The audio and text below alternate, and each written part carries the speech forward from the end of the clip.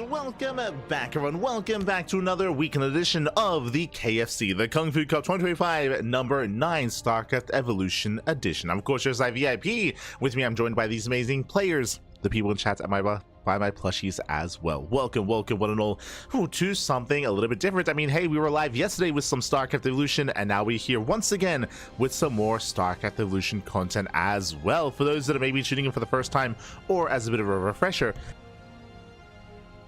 of course, this event is hosted on a mod. This is not your typical StarCraft 2 tournament. This is a StarCraft Evolution tournament instead, which does blend together Brood War and StarCraft 2 and does pit them against each other in a 1v1 format. Let's go. Now, as a reminder as well, when it comes to this tournament, this event is a little bit old.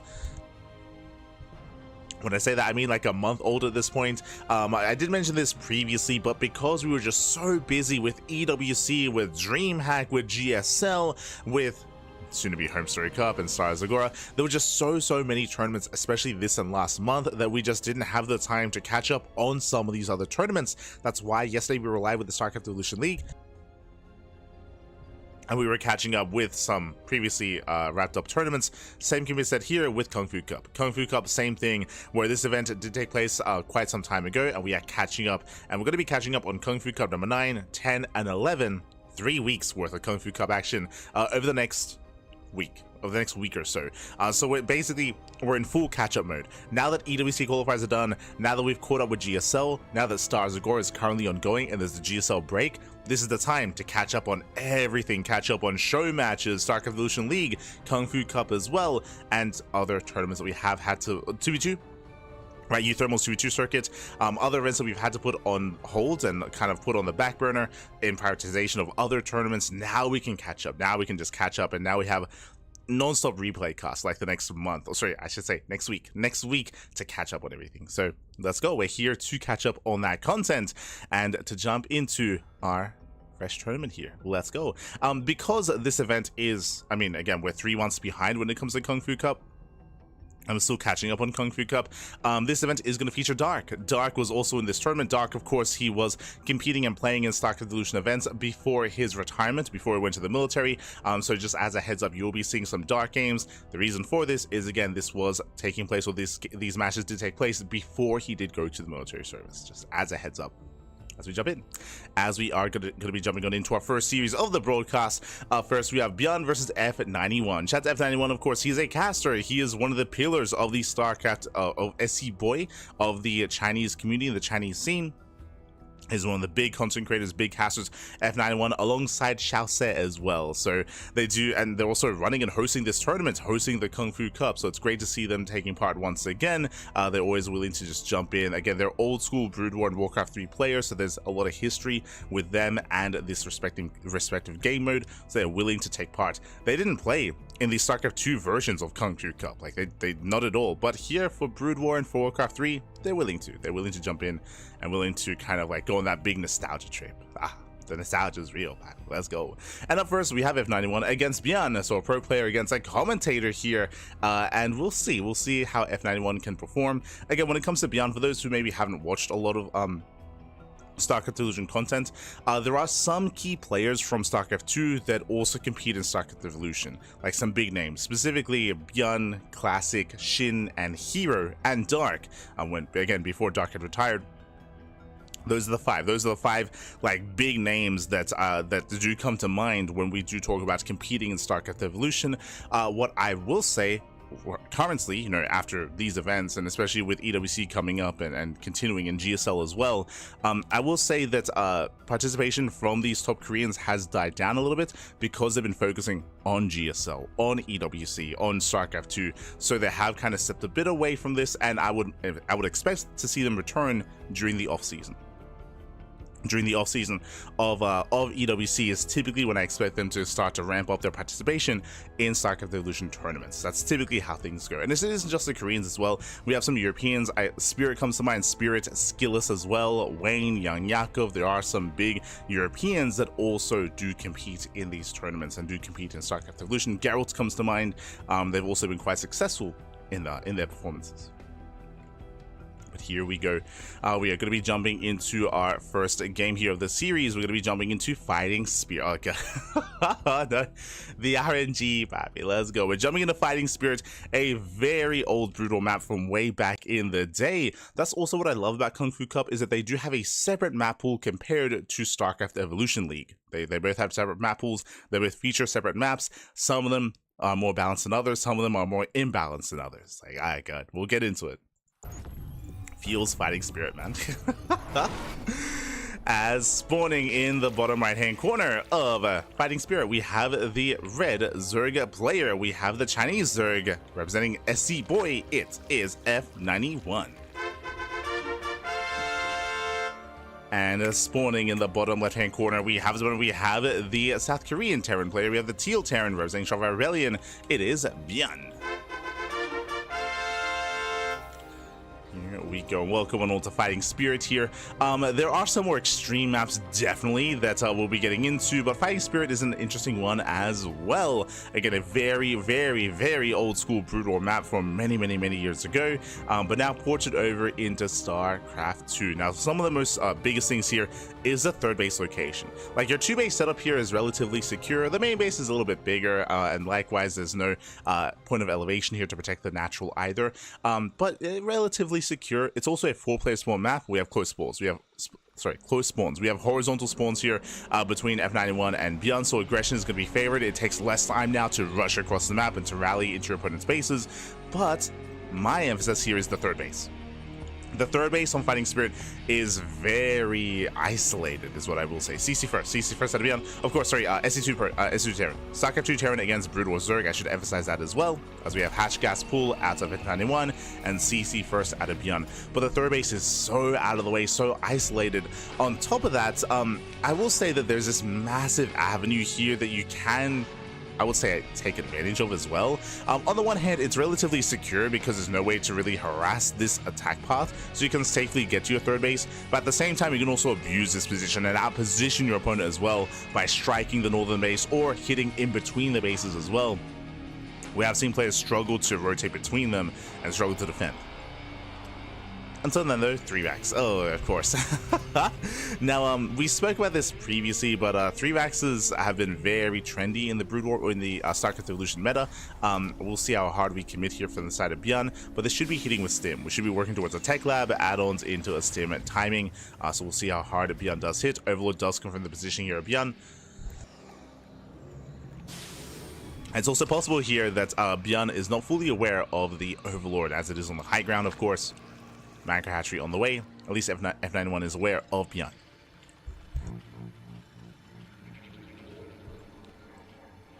Here we go.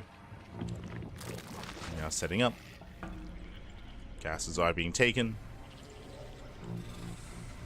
And we are working towards Stim. There's a Tech Lab. Again, Tech Lab is on the way. Going to be rushing into that earlier Stim timing. As we said, Lindsay, a big shout out to Air Orange in the chat. Thank you so much. Thank you so much for subscribing for 33 months. Almost 3 years of support. That is crazy, man. That's crazy. Thank you so much. Thank you so much. We do appreciate the support. As always, Air Orange, as always. Hope you enjoy the content. Hope you enjoy the casting. Hope you enjoy the StarCraft. And thank you so much for the many years of support. Thank you. Thank you. Do appreciate it. Oh, so we do have F91 going for earlier gases, does invest into Ling speed and is going into Ling Hydra. As a reminder, Hydra Tech is hatch based, not lair based, so a faster hydrogen here to get into Ling Hydra as a composition. And we'll see if he's able to piece together what's going on. He does see the bunker, he does see the Massive Marines, he does see no Hellions, so he knows that this is at least a 2-on-1. We know that it's a 3-1-1, but he knows that it's bio heavy, at least with the Overlord.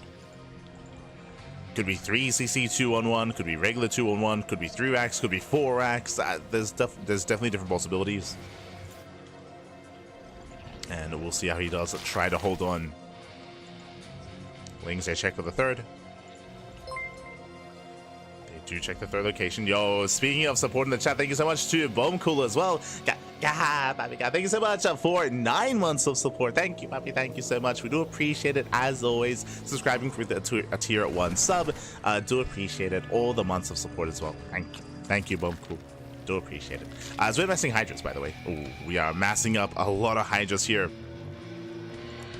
So Hydra production well underway. F91, he's choosing not to drone, by the way. He's not droning, he's not saturating his own natural. This does scream 2-base all in. 2-base all in, we're rushing into Hydra speed. There is no lair either, so we're not going into lair tech, we're not going into lurker. It is just pure Hydra with Ling support, as we did finish Ling speed. So Ling speed is going to be a factor. Behind this 3-1-1 setup here out of ByuN. Again, he's got his Mass Marine to work with. And here we go. We're soon going to pull the trigger. Ling production has begun. And again, that should be to reinforce. And ByuN has seen nothing, by the way. ByuN, he doesn't even know where his opponent is. Like, no SCV scout, no Reaper scout, no Hellion scout, no scouting at all by ByuN. He's just playing blind. And here comes the all-in. Now, to defend against this, there's no tanks. Again, factory production is non-existent. The factory is just used to make add-ons. So ByuN right now, he's very, very vulnerable in a sense. I say vulnerable, does have a bunker, does have plenty of Marines. Can ByuN pull off a defense with Stim?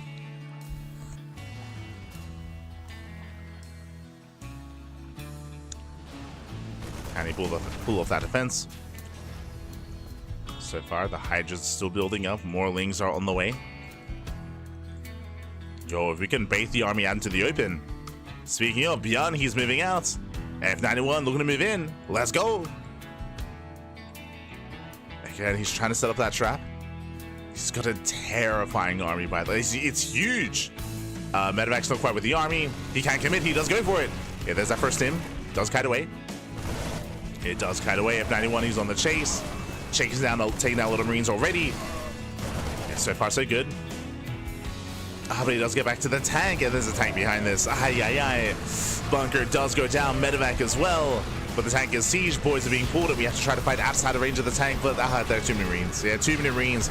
Mass Hydra like this, they don't do well tanking, they're so fragile, they're all going to go down, and with that ByuN, he will take the fight. Shout out to the MVP tank, of course, and ideally, we did want to surround. Ideally, we did want to surround the army out in the open, but we failed to do so. And again, pushing into that siege position, pushing into the natural was not it. That was not it. That was not the play. Bled out far too much, I'm afraid. So look how many? 23 Hydras. 23 Hydras went down. Oof. And that was it, right? That was the all-in then and there. The all-in failed, and now there's almost nothing left. There's almost nothing left at this point. Yeah, Lings, they evaporate. GG gets called, and ByuN, he will take game number 1. Whew. GG. ByuN will take a lead. Again, F91, I do think that he had a really good opportunity. Like, I do think that ideally he wanted to fight head-on, and ideally wanted to try to catch the army out in the center of the map. Unfortunately, he wasn't able to get this around. Unfortunately, ByuN was able to stim back home. Stim back home to the safety of his bunker, safety of his tank, and you could see how brutal it was watching all those Hydras trying to break that siege position, even if it was only one tank. Wait, one tank is good enough. It's like, the strength of that army is trying to swarm and overwhelm the Terran force out on the map, out in the open, and wasn't quite able to pull that off. It was all or nothing. It was kind of a one and done deal there for F91. With that, ByuN will claim the game, and now we're getting into game number 2. We'll see if F91 can bring it back, yo, as we load into Lost Temple. Oh boy, there's a lot to get into. a lot to talk about here, as we are going to be jumping in. And now, of course, the roles are going to be reversed. Now it's going to be F91 as SC2 Zerg, and of course, ByuN as the Brood War Terran.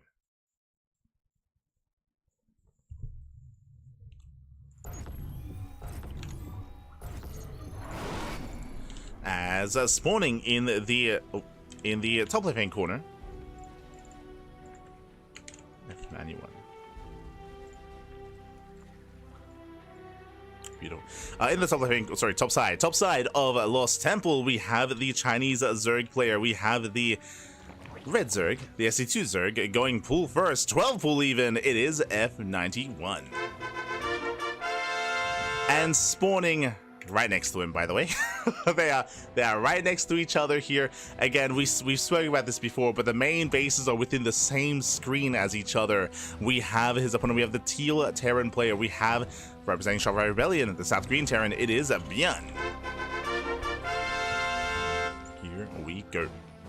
Now, when it comes to this kind of setup here, and when it comes to this dynamic, we have seen ByuN kill players with just his first Reaper when he plays SC2 Terran. This map, I would say, is not very balanced. The big issue is this. When you have close spawns, and as you can see, you can spawn right next to it's a 4-player spawn map, but you can spawn right next to each other. The Reaper cliff and the rush distance by ground is incredibly short, so rushing like this makes sense. Like, I do favor what F91 is doing, going pool first, so 12 pool into gases, into a fast roach horn, into a roach roll in. Meanwhile, ByuN does open racks expand. We do see F91 is searching for his opponent. He's checking here the first location, then of course the second location, but really he's right next door. Oh boy. And we'll see if ByuN can survive this. Like, I do think that this is a very solid build on this map. I mean, there's RNG, of course. For all he knows, it could be diagonal spawn, right? Like, we could be across the map from each other, but we aren't. So this is the best chance here for F91 to bring down ByuN. Let's go.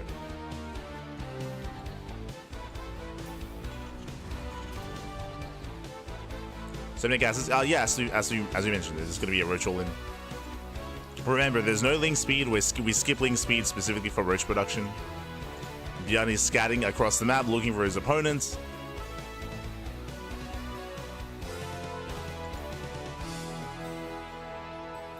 Here we go, the roaches, they are moving out. And again, it's going to be all or nothing here for F91. Behind this, we do have a 3-rack setup here from ByuN. No safety bunker yet, as he doesn't really know how much danger is in. He hasn't seen anything so far. I mean, last game he didn't scout. This time he is, but alas, the roaches, they will soon arrive. Bunker is on the way, and we have to focus on those marines as quickly as possible here. We'll deny the bunker, but we got to keep going. We got to keep going. Time is of the essence. Likewise, has to be careful not to be surrounded by the SCVs. Speaking of, the boys are being pulled, and they're hoping to try to surround the army. Okay, it's going to be all about catting. It should be. Takes out 1, 2, 3, 4 Marines. We'll take down every single Marine. And again, has to make sure he does not get surrounded. For now, does attempt to pull away. More roach is going to be, oh no, he gets surrounded. Yeah, 1 roach is going to be going down. Likewise, there's 2 Marines left over. The rest of the roaches, they're still waddling in. They're still coming. Oh my god. 1 Ravager is denied. Denies the Ravager. We still have more roaches waddling in as well. Oh, there's the Vile. Ooh, does connect. Yeah, takes down 2 SCVs. Another roach goes down. Yeah, and F91, he's running out of steam here. He's running out of roaches. Gets surrounded. Yeah, he gets surrounded once again. Behind this, just trickling roaches across the map, and it just is barely not enough. He had a good start, but the surround was brutal. That's what he was hoping to avoid. Or to how many Marines? 3. Soon to be 5. 5 Marines. Ravagers now morphing in. They are spotted by ByuN. ByuN is aware.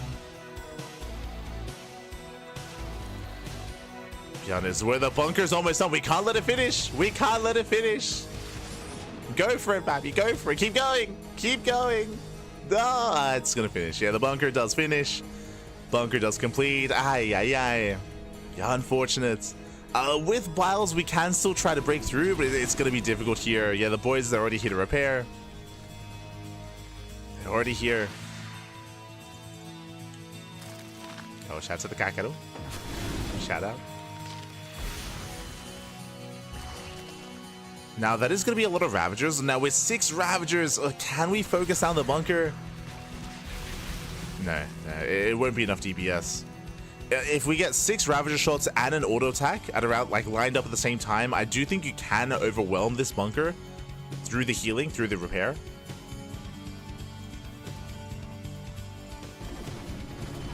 There we go, does commit in. And the bunker, oh, does go down. Again, does line up those auto attacks. And with that, we can still pull this up. Oh, Roach falls. Takes down a Roach. There's what, 5 Ravagers left. Time to expand? No. Now is not the time to expand. Like, there's no drones. Like, there's no drones here. Expansion would kill F91. That is not the call to make. And again, as the game goes on, it's getting worse and worse here. Now we have medics. Now the academy is done. Stim is on the way. Second bunker is now complete. And again, the build had potential. Like, straight up, 100%. The build had potential, especially given the spawn locations. But unfortunately, barely not able to pull it off.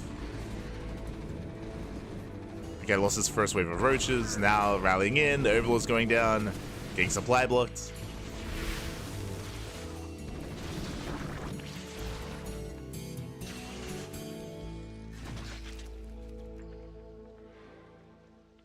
And once Stim finishes, then ByuN can break out. Like ByuN, he will soon be able to break out and try to stim this down.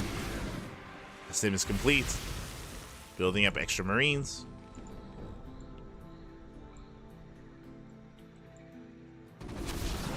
And he goes for it. There's that stim. He gets one Roach, he gets one Ravager, gets another Overlord, denies high ground vision.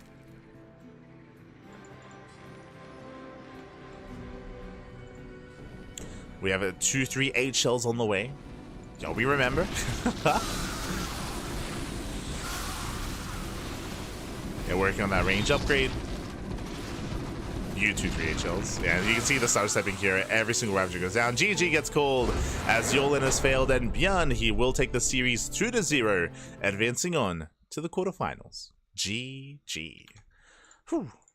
GG, well played. And again, it looked like either F91 was just out of lava or he was supply blocked, but there was a time there where he was in the middle of the all-in, but he was backing up a lot of resources, a lot of minerals, a lot of gas. He wasn't quite able to sustain his own income for a time there and really commit to the all-in, and alas, in the end, he just did barely not have enough to break ByuN, but it was close. It was close. It was definitely, again, I think there was potential given that, especially considering ByuN didn't scout, and we had close spawn locations as well. Like, everything was lining up. Like, that was like best case scenario for F91.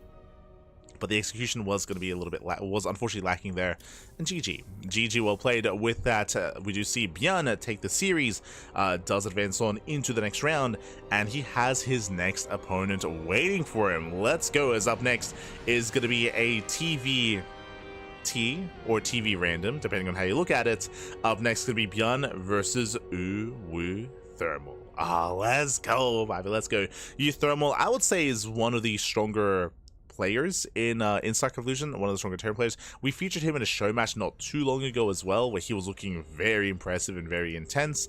uThermal does come up with his own builds very often as well. I do think that this is going to be a close one. I'm hoping for, regardless of how this goes, a game 3. Whether this goes the way of ByuN or the way of uThermal, I'm hoping for a game 3.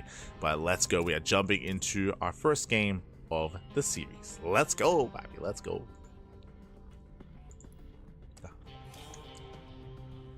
Jumping into game 1.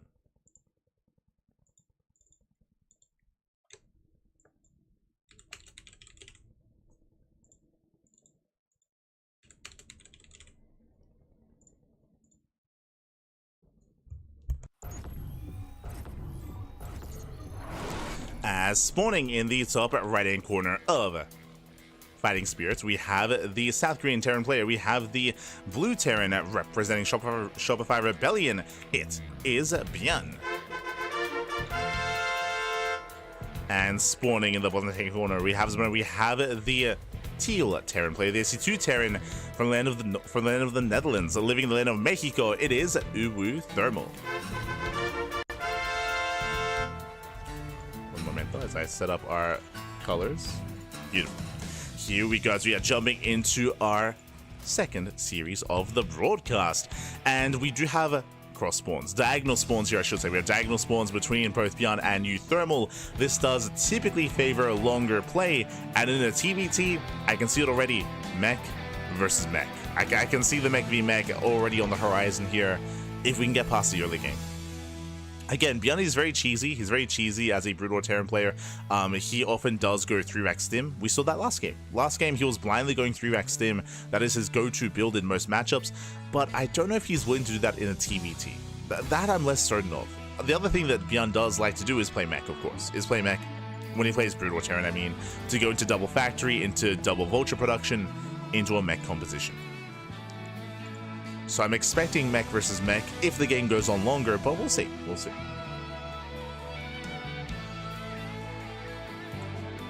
As we do see uThermal, he does scout top left, looking for his opponent. Remember, this is a 4-player spawn map. So racks, double gas opener, faster factory out of ByuN. Sorry, I should have pointed that out. Meanwhile, single gas opener. So uThermal is going for a more economic start. ByuN is going for a more tech-heavy start. Ooh, and there it is. Again, we did mention that he does like going double factory vulture. There it is, double factory vulture on one base. Hyper aggressive here. and the game may just end. Depending on uThermal's setup, I'm going to be concerned. Like, this vulture timing is brutal. It can hit real hard and real fast. And again, we'll see if uThermal's going to be ready for this. Now, he is going for the high ground CC. Remember, this is a faster command center, more economic start from uThermal, but it's going to be on the high ground, so it's going to be safe. SCV Scout is denied, but he is now aware of the location. So uThermal, he knows where ByuN is, Reaper's moving out, and it is crucial that he scouts those factories. Here we go. As Reaper does dive in, spots the floating racks. There we go. Does spot the factory. Does spot the researching machine shop as well. And the Reaper does pull away. Doesn't see the second factory, but he's seen enough. Like, he does see the floating racks. He does see the first factory and the research. He also confirmed no expansion. So he's more or less aware of what's happening. So in chat, is this live? Well, thankfully our bots did answer your question. If it wasn't clear, the answer is yes. But as the bot did state, if we're ever, I mean, we never do reruns, so we're never not live, I suppose. Sometimes there's a delay to the stream, but here there is no delay. Of course, there's a command for that if there's a delay. And if we ever do a replay cast, then it is in the title of the stream. So it says right there whether or not it's replays. It's all there. Chat is the bot. Meanwhile, ByuN, he's trying to figure out where his opponent is. We have the Rack Scout bottom right, we have the Marine Scout top left, and ByuN, through the process of elimination, he does determine where uThermal is. Behind this, we do have our bunker on the way, we have Cyclones in production. Again, here comes that early vulture timing. Very late CC here by ByuN. So this is not an all-in, but this is very committed here. He's going into ion thrusters, he's going into spider mines as well, and the goal here for ByuN is to bust into a mineral line to wreak havoc. And without a bunker, it's going to be a tough hole, but the bunker does complete just in time. Yeah, the bunker is done. Marines, they move into tank. Ooh, does spot the bunker. ByuN, he's rushing past. Yeah, it does rush in, does rush past. Cyclones are ready. Nice body blocking. Very nice. And with that, ByuN is being shut down completely. Does he get into the mineral line? He does not. Oh, Spider-Mine 1 does borrow. And it looks like he'll get maybe one SCV. He gets one. One SCV goes down. Only one SCV. Very clean defense here from uThermal, losing one SCV for what? One SCV for 7 vultures. Whew. And again, that could have been so much. That could have been game. Like, that could have been so much more worse here. Like, vultures, they annihilate mineral lines so quickly. So uThermal does defend. He moves out with his drop. At the same time, vultures are going back in. Yeah, do go back in. Still riding forward. They do get one SCV. They get 2. They're looking to get 2 SCV kills. Our last Marines have to be so careful here with their spider mines. 3 SCVs going down. And we'll get another vulture. 1 vulture left, but mining is denied. You can see just the power of even 2 vultures and how much mining they can deny. At the same time, Cyclone Drop comes in, but tanks are ready for this. uThermal needs to find some damage. Oof, and this is brutal. 6, could soon be 7. Goliaths have arrived. They zone away the drop, and this has not been worth it. Basically, these 2 Cyclones could have been at home, and they would have shut this down, and we would have 2 base mining, and we would have 8 extra SCVs, but uThermal took the risk. He took the risk, he went across the map, and he got no damage. He got no damage, so in the end, even though uThermal initially had a really solid defense, in the follow-up, here he struggles, and now ByuN takes the lead. Remember, ByuN, he just now finished his natural. Like, his natural is so late, but he's caught up. He's now caught up economically. Now he's mining freely from 2 bases. And again, he's embracing mech, which is what we expected. We have the academy on the way. That's going to be for the Comsat station for scans. And we're going into just mass tank Goliath. Again, the army's on the way for +1 vehicle weapons. Meanwhile, we're expecting mech out of uThermal. uThermal, oh, he rushed into a fast 3rd CC. So very economic. So on the one hand, uThermal, he was ahead economically. Now we're evening things up, but now we're looking to get further ahead again with a 3rd CC. Scan across the map confirms the mech. More importantly, as the drop is denied, I was going to say confirms the starports as well. Starport is spotted. Kill the depot. As they're just cleaning up the main. Anyway, he'll split. I was blocking the compensation. Ah, that's smooch. So I had to make room for the compensation so that ByuN could actually scan. Let's go. Feel SimCity, man. As ByuN is going for a Goliath drop. Ooh, scanned, I believe, did get a glimpse of the third TC. So ByuN can delay. Behind this, do you see uThermal? I was waiting to see extra factories. No, he's playing Biotank, not playing mech. So it's going to be Biotank out of uThermal. It's going to be mech out of ByuN. Okay. Goliaths have arrived. They're getting a lot done to the CC. Okay, we have to respond. CC's getting low. We counterattack. Okay, uThermal, he just ignores it. Moves that across the map. I mean, ByuN is getting his third base on location. Very greedy play here by ByuN. And uThermal, can he deny the base or really just go straight for the kill? I mean, there's a lot here. There's 5 tanks. I understand that there's Ravens. Boys are being pulled. SCVs are going down. He's all in. uThermal, at this point, he's all in. Sure, he got a third CC, but it doesn't matter. Doesn't matter. Not anymore. He is committing. He's losing too much back at home. And the goal here is to disable every single tank, but there are so many of them. There's 6 tanks. There's not enough disables. Again, that was 10 SCV kills. Did I say 6 tanks? Getting up to 8 tanks. Ay, ay, ay. Ravens are good, but not like this. Drop back into the main. Is cleaned up. Likewise, Wraith will zone away.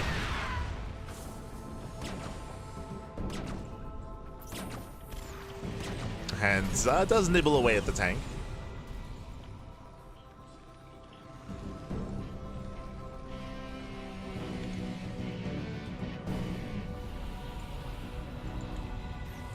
Thank you, Daddy. Don't be weird.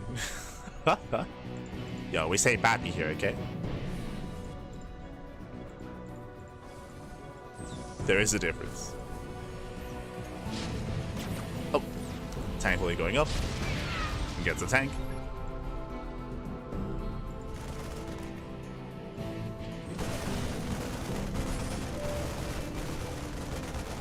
So far, started stepping in.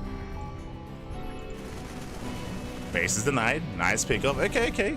So uThermal, he's not able to break this location, but he does deny this. Did I say deny the CC? Does he get a kill? Oh my god.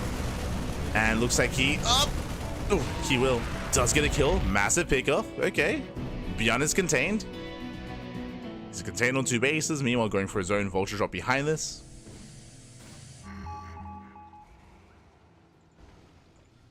Does drop behind. Likewise, I do see uThermal getting his base fully operational. But the vultures are coming, and uThermal, he doesn't really have much in position here to defend. Yeah, he does miss a drop. Spider mines are set. ByuN does have position. Oof. Oh god, and he has to go through the mines. He has to go through the minefield. Meanwhile, SCVs are going down. Getting 3, 4, 5, 6 SCVs. You can see how quickly they fall. Yeah, 7. 7 SCVs going down. Getting up to 8. Getting up to 9. And 9 workers at the same time does break out. Okay, breaks out of the contain. Oh, and uThermal, he will lose that contain. He will lose his Ravens. He will lose his tanks as well. ByuN, he breaks out uThermal. He's in trouble. Okay, just commits. What does he have? Okay, we have 9 tanks. We have 9 tanks versus 3. That's a lot of tanks. ByuN is moving out.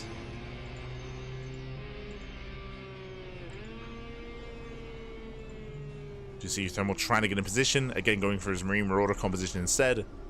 He's lost all of his Raven. I mean, sorry, he's kept 1 Raven alive at least. 1 alive. So ByuN is rotating. He's rotating over. uThermal likewise is able to keep up. Does what the army is aware.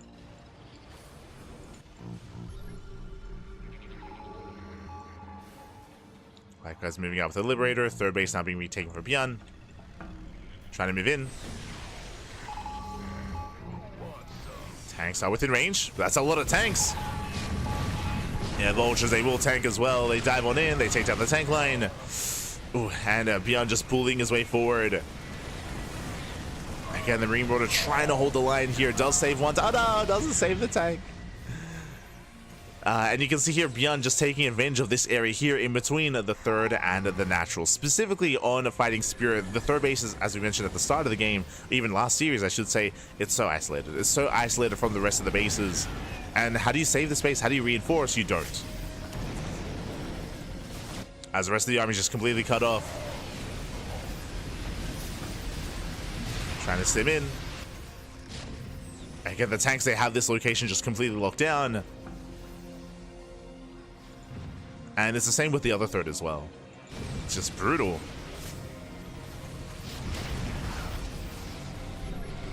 As Goliaths are waddling in.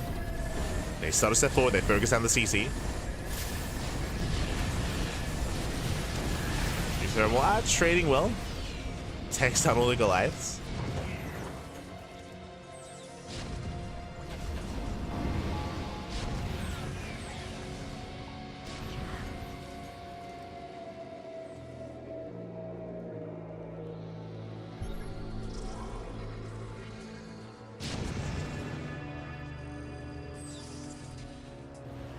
You won't go for the dream roll. I mean, no anti-air. True. No anti-air. Okay. Drops on the tanks. Nice clean up out of uThermal. Yeah, very nice moves. Takes down 1, 2, 3. Takes down all 9 tanks. Very nicely done. Likewise, he does, I believe, save the CC. Yeah, he saves the command center. Does save the SCVs. Okay. Nice crisis management here out of uThermal. We'll lose 15 workers in total. That is true. But now the worker counts are evening up. And now the tank count is reset. We have 2 tanks in the center. We have Mass Goliath instead. uThermal back in this. Oof. Does run into the army though, and he has to fight out of range of the tanks. Trying to rush past. And he will.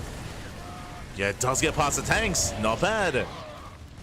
Does get on top of the ramp. Likewise, Tim's on in. Boys are being pulled. uThermal, he's going to be cleaned up, but how many SCV kills does he get? Again, he's just trading as best he can. He's going to get 9, 10, 11 SCVs. Just 11. With that, uThermal takes a worker lead. We're just trading back and forth at this point. We move out, kill a middle line, back off, then the opposite happens. It's been very back and forth.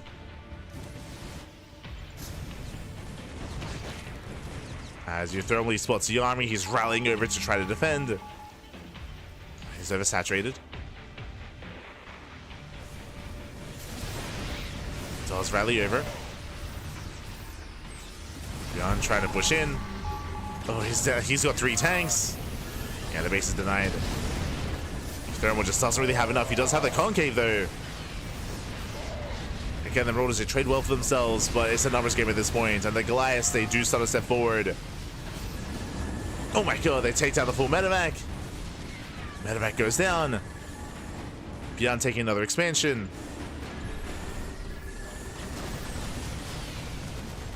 uThermal just cannot quite hold on here. Once again, forced to pull away. Mind Jolt's gets a tank. Not bad.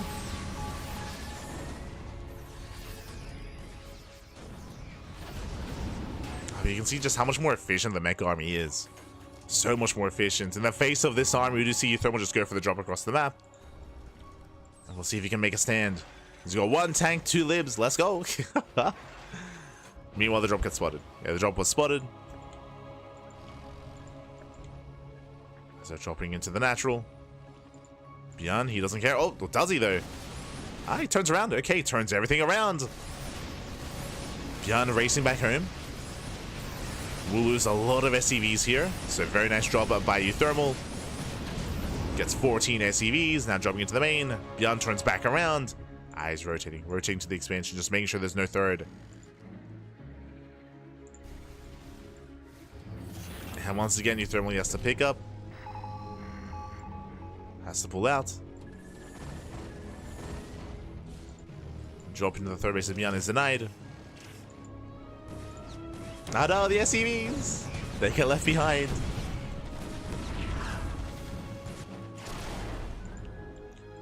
But so far, uThermal doing a great job of just catching some like key units here and there. Like a tank here and there, a mineral line. Now dropping into the main base. It is mined out.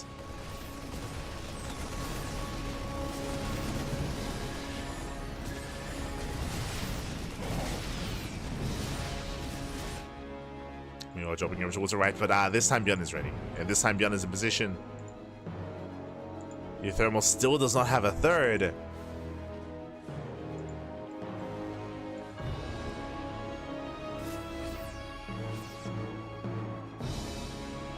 He's now stimming in. You see ByuN just mass scanning everywhere. Oh no! Oh my god, brutal mine connections! The spider mines! Yeah, they shut down the drop. And with that, ByuN, he has this. He saves his bases. He's on 4 expansions. Not quite full saturation, but 4 bases nonetheless. And, oh god, the vultures, they annihilate the mineral line here. Again, the worker count is decent for uThermal, but he's not mining. The reality is he's just no mining. He's on 3 bases. And here comes a ByuN. He's meching it up. GG gets called, and ByuN, he will take game number 1. Whew, GG. ByuN does take a lead in the series, but again, a very intense back and forth. We had a back and forth here. It was a really rough start for uThermal. Winding it back, if you remember, uThermal, he had a beautiful defense against the double factory mass cyclone early game aggression out of ByuN.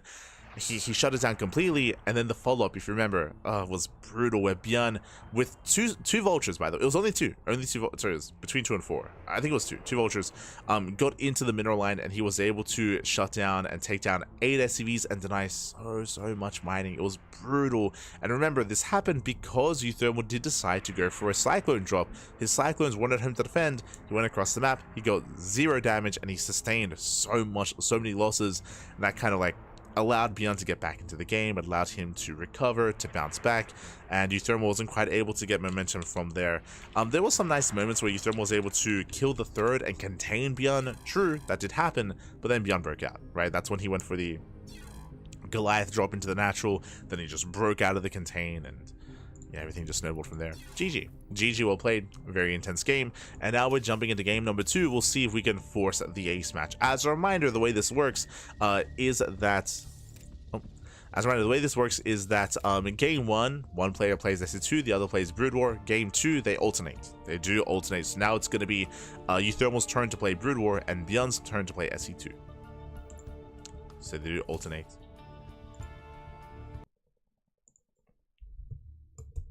We go.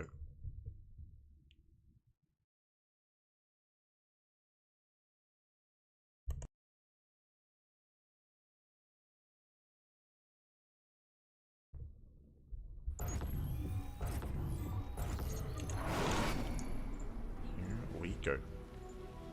As spawning in the bottom right hand corner of Sylphid, we have the South Korean Terran player, the Blue Terran representing Shopify Rebellion, leading the series 1-0.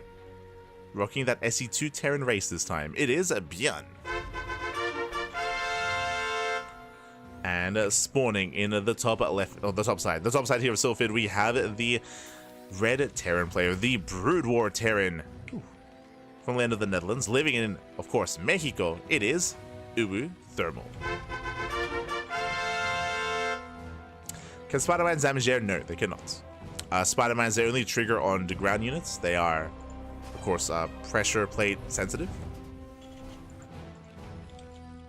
That's why spider mines don't trigger on SCVs, or they don't trigger on other vultures, or other floating units like Reapers, and I think sentries count as floating units. Ooh, hello. As this should be a 3x stim timing. We spoke earlier that ByuN is quite fond of 2 builds when he plays Brood War. It's either 3x stim or double factory mass vulture. Here, I believe we should be working on a 3rd Rax as well for that stim timing. But we'll see. We'll see. Maybe this could be a 2-on-1 variation. Regardless, this should be early stim out of uThermal. And welcome one and all to Sylphid. Sylphid is a 3-player spawn map, so you can spawn in top side, bottom right, and bottom left. Currently, the players are not aware of the opponent's spawn location. There is that academy that we spoke about. Again, the way that Brood War works is that there are add-ons, don't get me wrong, like the machine shop, for example, but there are no add-ons for Raxes. Instead, to research stim, you do need a separate building. But that also means that you can actually create Marines unimpeded, as you don't have to waste time making an add-on instead. So stim is going to be available here to uThermal. Likewise, this also does give access to medevac production and firebat production as well. Sorry, medic production, not medevac. But this looks like a 2 racks instead. Not 3 racks. Okay. that is going to be hitting with less Marines. So it's going to be less dedicated here from uThermal. Less dedicated.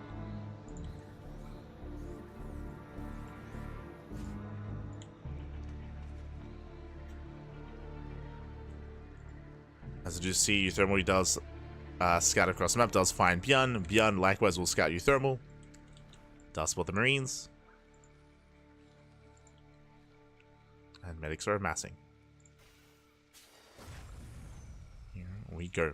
Now ByuN, he's fully aware of the location of uThermal, and he's here outside waiting for the move out, trying to confirm what's going on, and he does not see the extra Marines. uThermal, he does pull back intentionally, and he'll expand, and here comes a move out. Oh! Ooh, late reaction out of ByuN. He will lose the first Reaper. Nice catch here from uThermal, and now it's go time. Now it is go time.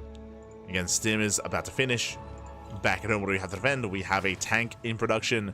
We have some Marines on the way. No bunker? Oh, this is going to be a tough hold. This is going to be a tough hold here for ByuN. The bunker just now begins. This is a late bunker for ByuN. The army's almost here. It's going to be close. It's going to be close. The boys are going to have to be pulled. The tank is halfway complete as well. And uThermal cannot waste his time. He cannot waste his time at the natural. He has to go straight for the main, straight for the kill. Okay, he's going for the natural instead. I mean, that is seconds, precious seconds that was spent there. Tank pops out. Can he get on top of the tank? Gets one volley. Ooh, gets one volley off. And again, that volley wouldn't have gone off if we had just gone straight into the main. And then he could have maintained this position. It all came down to that Stim on the CC. Not like this. And with that, ByuN holds.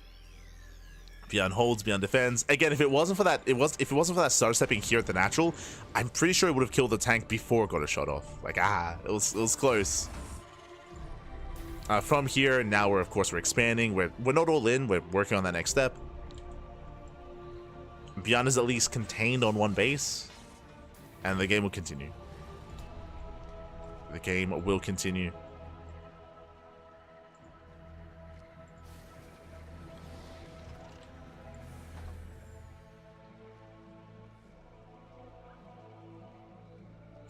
Now, even though I do believe that uThermal could have killed the tank, could have denied the bunker, could have killed SCVs, could have done crippling damage, to be honest. Even though that didn't occur, we're not in a bad position, but this is scary. ByuN is going for a drop, and there's not much of an army at home to defend. There's a scan. He sees the army's missing. He sees the army is missing. You can see uThermal is racing back home. So thankfully, uThermal does notice. He does scan. He does realize what's happening. He does recognize that ByuN's army is incomplete. So he's racing home. Ooh, ByuN does unload in the main. uThermal, he has no vision of this. Now, there is no Stim, but I mean, Marines, they can still start to step in, and they will. We got one SCV. They deny mining. They do also kill the turret as well.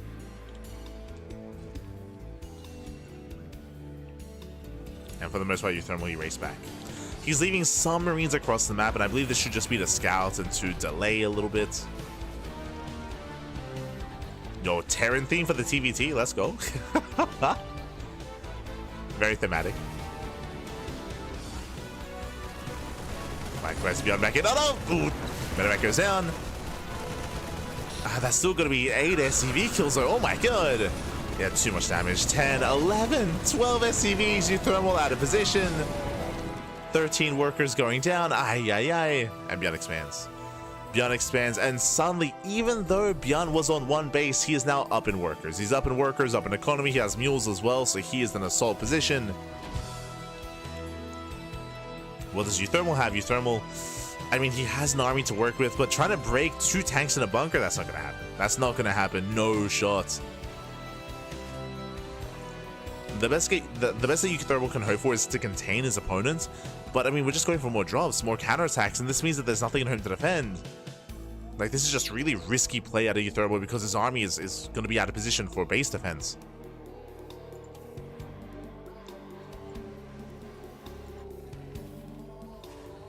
Does have a turret. Does scan. Spots the tank, spots the bunker. Again, uThermal, he cannot break this. Liberator has arrived. SCV is going to be going down. And, oh god, we're switching into mech, I think. No, not quite. I'm a little bit confused. We do have Ion Thrusters on the way. We're getting to some Vulture support.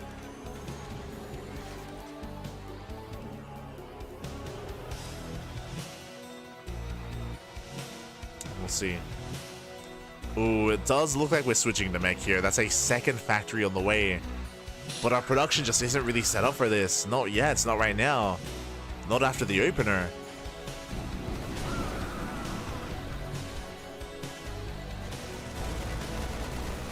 I mean, I do favor mech coming into the mid game when it comes to Brood War Terran against SE2 Terran, but the problem is how we're getting there. It's going to be a little bit shaky.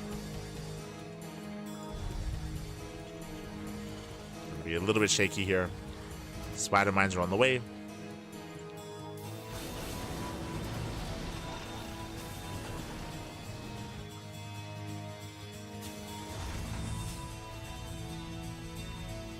And ByuN, I mean, he's getting further ahead here in terms of supply because of the economy. ByuN can soon work on a third CC.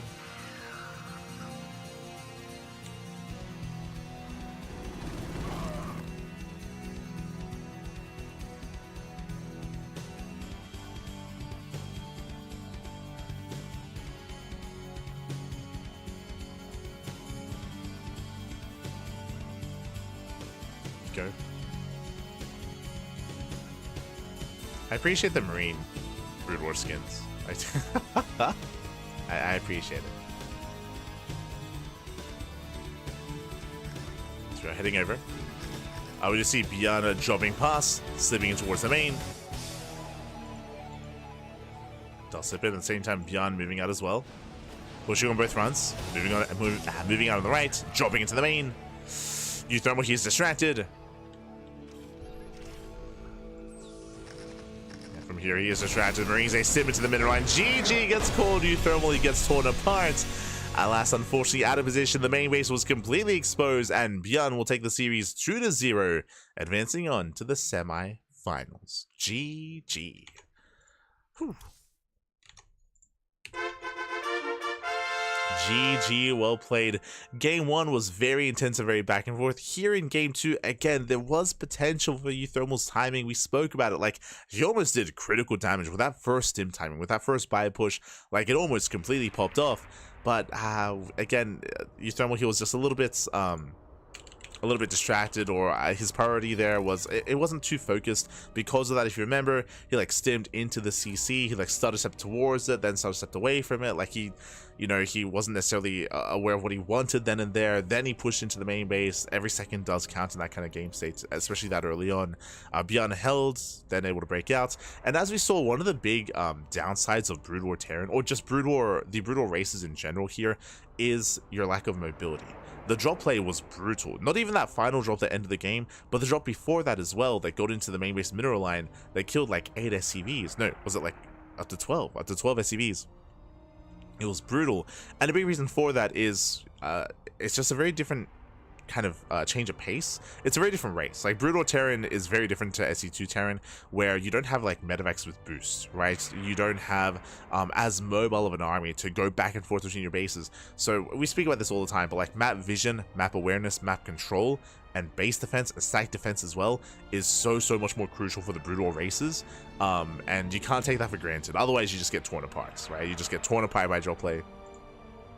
You get torn apart by the more mobile SE2 Terran army. GG. GG, well played. With that, ByuN will claim the series. He will advance on to the semifinals, and the question becomes, we're stepping in. We're catching up on the rest of our matches. Let's go. Okay. Un momento here. Un momento as we are catching up.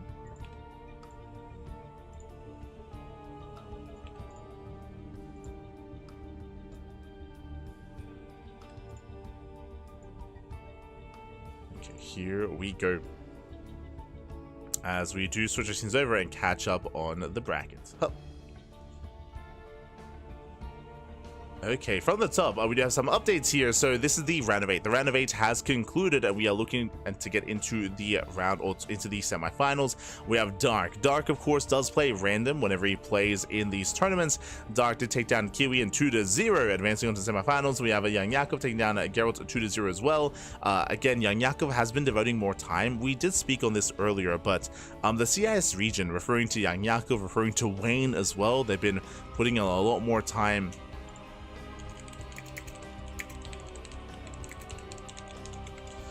Putting in a little more time and devoting a little more energy here to StarCraft Evolution, so it's been great to see them devote that time, whether it's again YoungYakov, Wayne, Bratok as well, Mindo VK. Speaking of, Bratok does fall to Firefly here, and of course ByuN did take down uThermal as well. So that is going to be the quarterfinals wrapping up, and from here we head into the semi-finals. Oh, here we go.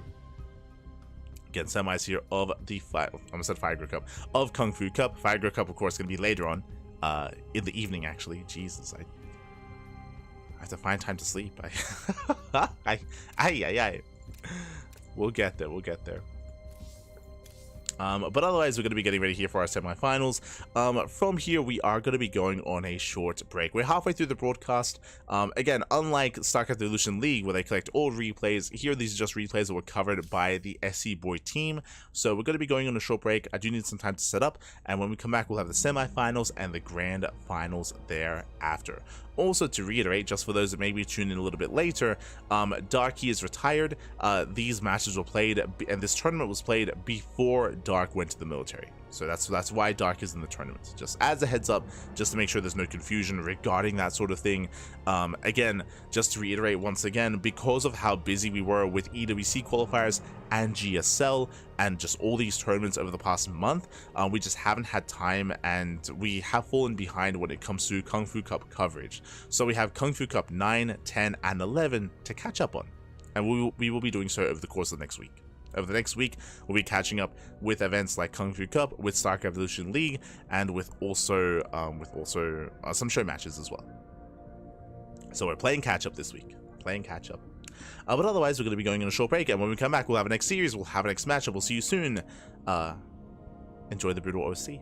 Enjoy. See you soon.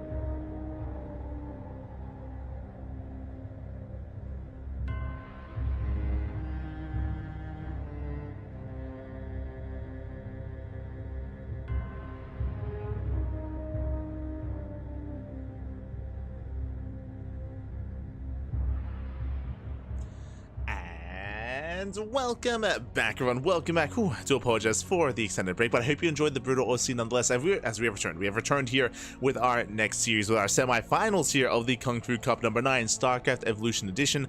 I should also emphasize StarCraft Evolution Edition because there's also the Warcraft 3 version of this tournament as well, which we haven't actually covered in quite some time.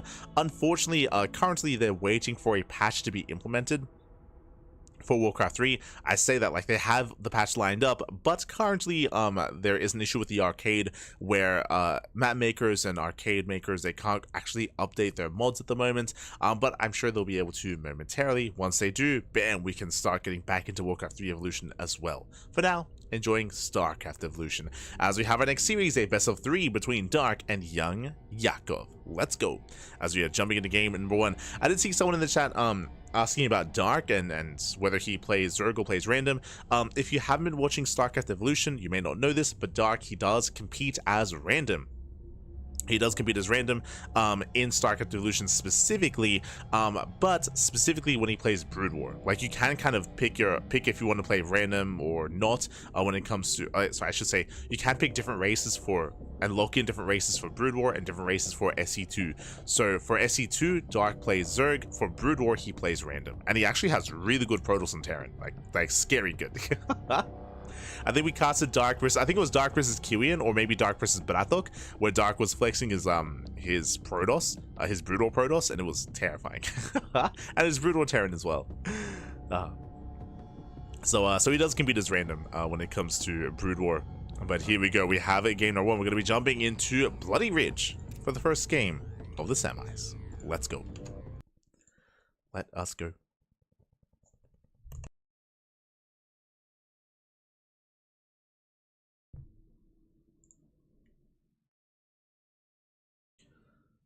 We are going to be loading in.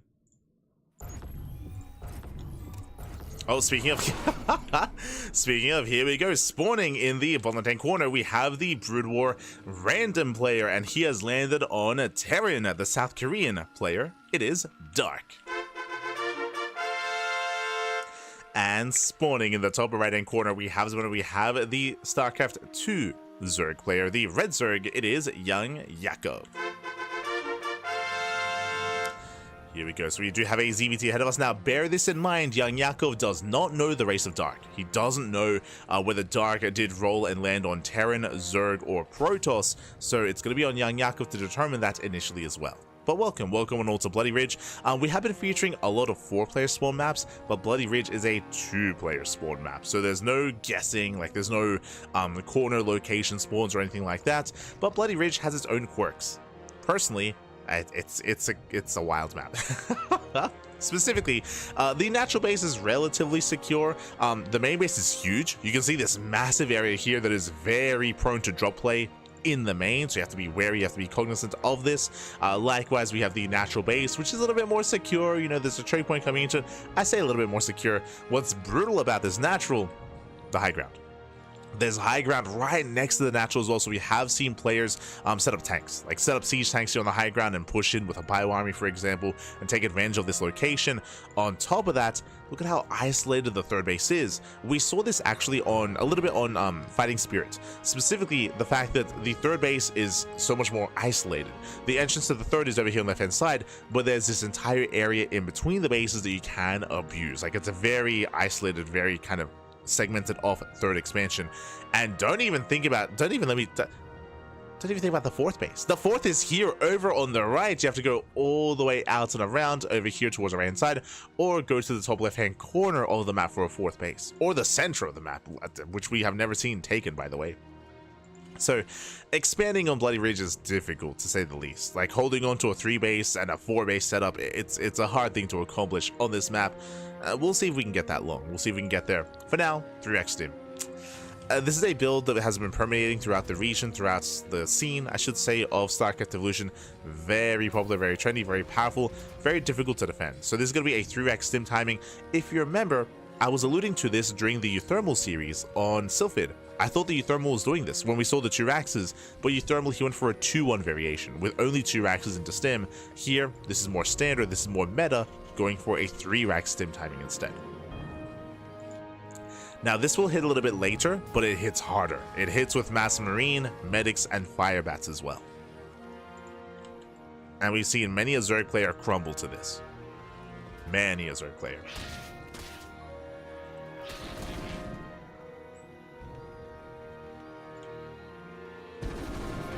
As Yakov is going to be shut down. He does least scout, he does get eyes on the saturation, is aware of the marine production, has some information to work with, and I'm sure YoungYakov has played against this in the past as well. I'm sure he has. Age. Not so young Yakov. Smurge. He's like 20 years old, okay? He's like 21. So he's in his early 20s. He's okay. He still has that hope in his eyes. You know, he still has that joy. It has not been stripped away yet. I want to believe. And just saying, he's 21 years old. 21. Which also shows us how young he was when he first debuted as well, which is crazy. Yakov. Meanwhile, he's aware. He does see the Mass Marine. He is supply block. Ooh, brutal supply block, and he's going for a Roach defense. We have 2 Spine Coolers, Roach Horn on the way as well. Is setting up for that defense. It's inevitable that he'll become jaded Yakov. I want to believe. I want to believe. He can make it, baby. He can make it. You know who was already jaded? Eba, he's gone, baby. He's Eba at this point, with all the smoging that he's done about Protoss, he is ancient Eba now. God.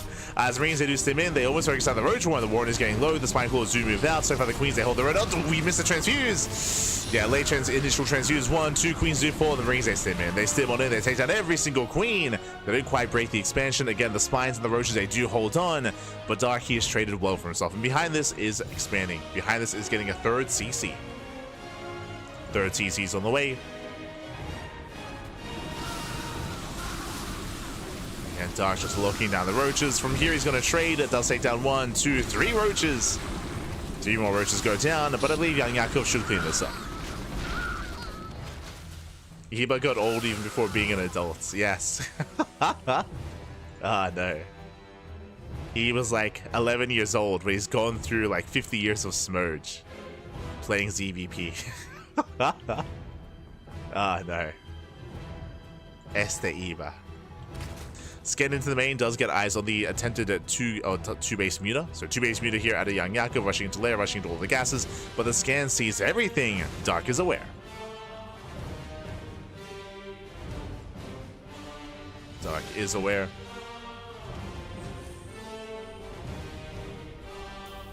Still youngish Yakov. It's young adults Yakov. Aye. Do you have the rescan? Again, Dark just confirming that the Spire does complete. No cancel. No cancellation on the Spire. Dark, ooh, being baited out. It's gonna be baited out. Has to pull away. Behind the 7 meters in production, Dark will attempt to expand and claim the 3rd. Emphasis on attempt. We'll see if we can hold on. We'll see if he can preserve the expansion.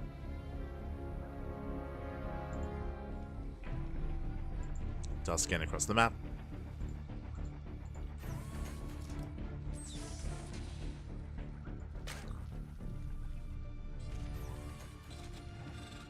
Does scan, does confirm. And Dark, to help deal with this, they're just focusing down and throwing down his turrets. We have a Radiate on the way as well. So building up to a Radiate, throwing down those turrets, securing his bases. Yakov looking for a way in.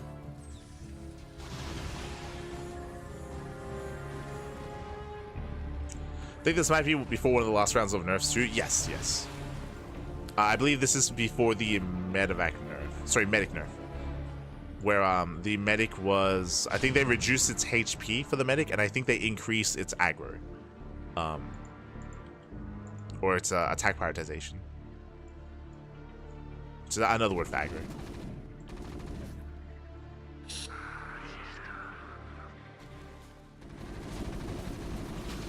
As from here, we do see Dark, getting caught in half. Not bad. Marines are going to be going down. Still trading against the mutas. 1, 2 mutas do fall. But decent cleanup here from YoungYakov. He does deny the third, containing Dark on 2 bases. Is going to be contained. Likewise, Dark mass scanning, trying to figure out, and yes, we are still on 3 bases. Yakov still only on 3. As we do irradiate, oh my god. Yeah, oh no, the brutal irradiate here on the mutas, and every single muta goes down. The irradiate is brutal. Ay, ay, ay.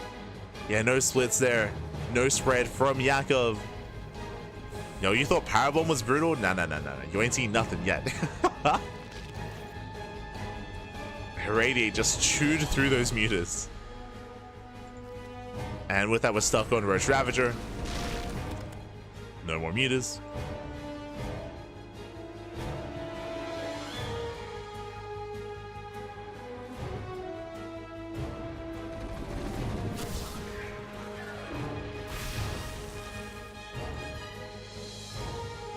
Terran's out there thinking like, why did we de-evolve? Why do we no longer have a radiate anymore? True. Oh no. Deemed unsafe. Speaking of, hunts down the Infestor as well. Does hunt it down. Lands the irradiate. And I believe that will kill the Infestor, right? Yeah, does kill. Does have enough DPS to kill an Infestor.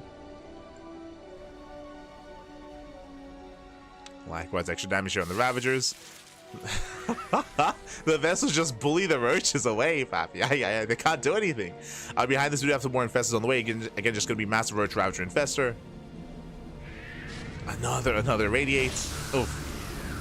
Now, this is something that we've seen a lot of, is that you kill your own units. Oh. As Marines, they do stim in. Now, just to go over the mechanic a little bit here, is that a Radiate does expire when the unit dies, unlike Power Bomb. If you compare one spell to the other, Parasitic Bomb persists even after the unit dies. It persists in the air. Here, a Radiate doesn't. So you just saw YoungYakov kill his own Roach, kill his own Ravager to stop the damage. So that is a common tactic here when you're up against a Radiate, is to just kill your own units.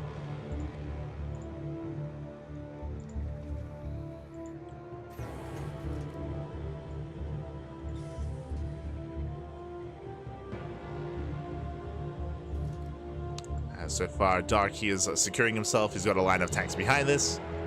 Mass Marine.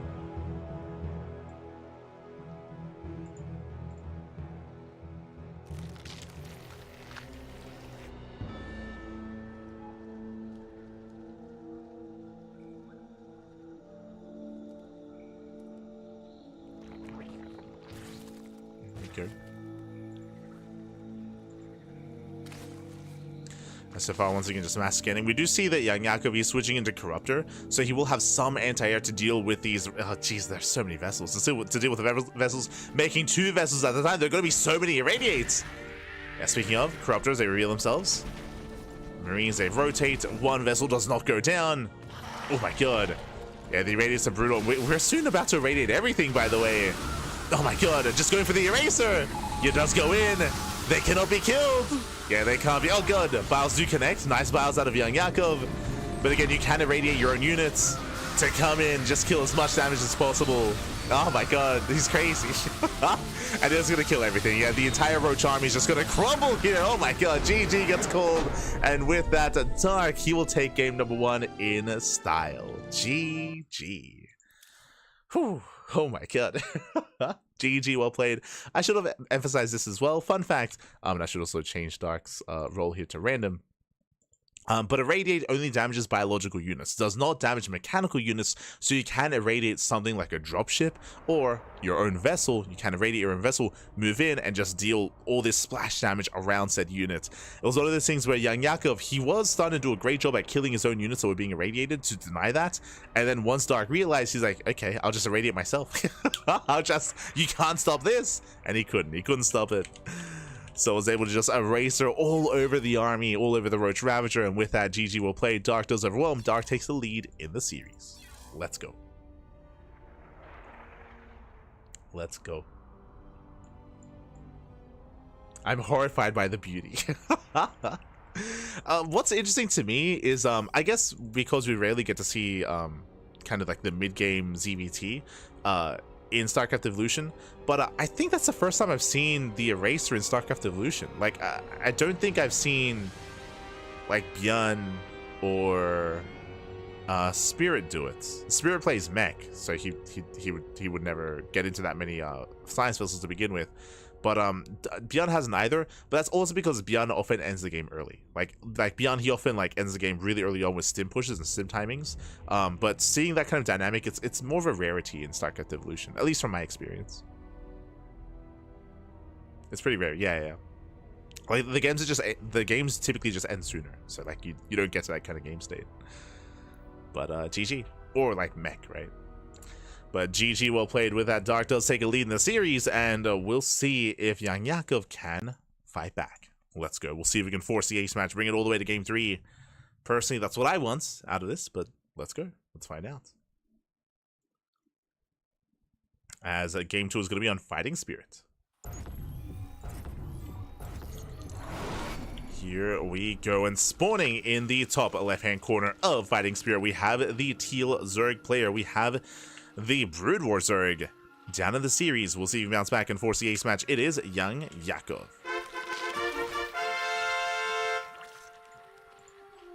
And spawning into the bottom right-hand corner, we have his opponent. We have the Red Zerg player with the Red Zerg, the SE2 Zerg. It is, leading the series 1-0, it is Dark. Now, as a reminder, Dark, he only plays random when playing Brood War. Here, because he's playing SE2, he did pick Zerg. So there's no ambiguity as to what YoungYakov is up to. He knows that Dark did intentionally pick Zerg here. But again, I feel like game 1 showed us that, again, like Dark, he definitely has the prowess to compete and to compare and to pop off as Brood War Terran. That was crazy. Like, Dark, he was having fun towards the end with the science vessels. He was having fun. It's like, man, this is crazy. This is cracked. Why don't Terrans just go mass science vessel more often? Oh, no. True. As we see YoungYakov, hello. All right, scouting. 4-player spawn map. So 4-player spawn map here on Fighting Spirits. So you can spawn in top right, bottom left, or bottom right as well. So we can see YoungYakov, he does scout towards the top side and towards the south side, and doesn't quite find Dark yet, but now is aware, right? Now he knows where Dark should be. Yo, are we going for a ninja base? We are! Oh my god. Going for a 3-hatch setup here. So it's going to be a hatch gas pull into a 3rd hatchery. Very greedy build here by YoungYakov, and very cheeky on a 4-player spawn map. Okay, I was curious why the drone was moving out, because you don't, like, drone scouting is a rare thing here in StarCraft in general. So now it makes sense going for the ninja base. Going for the ninja expansion. So very greedy build here by Yakov. And we'll see if we can get away with it.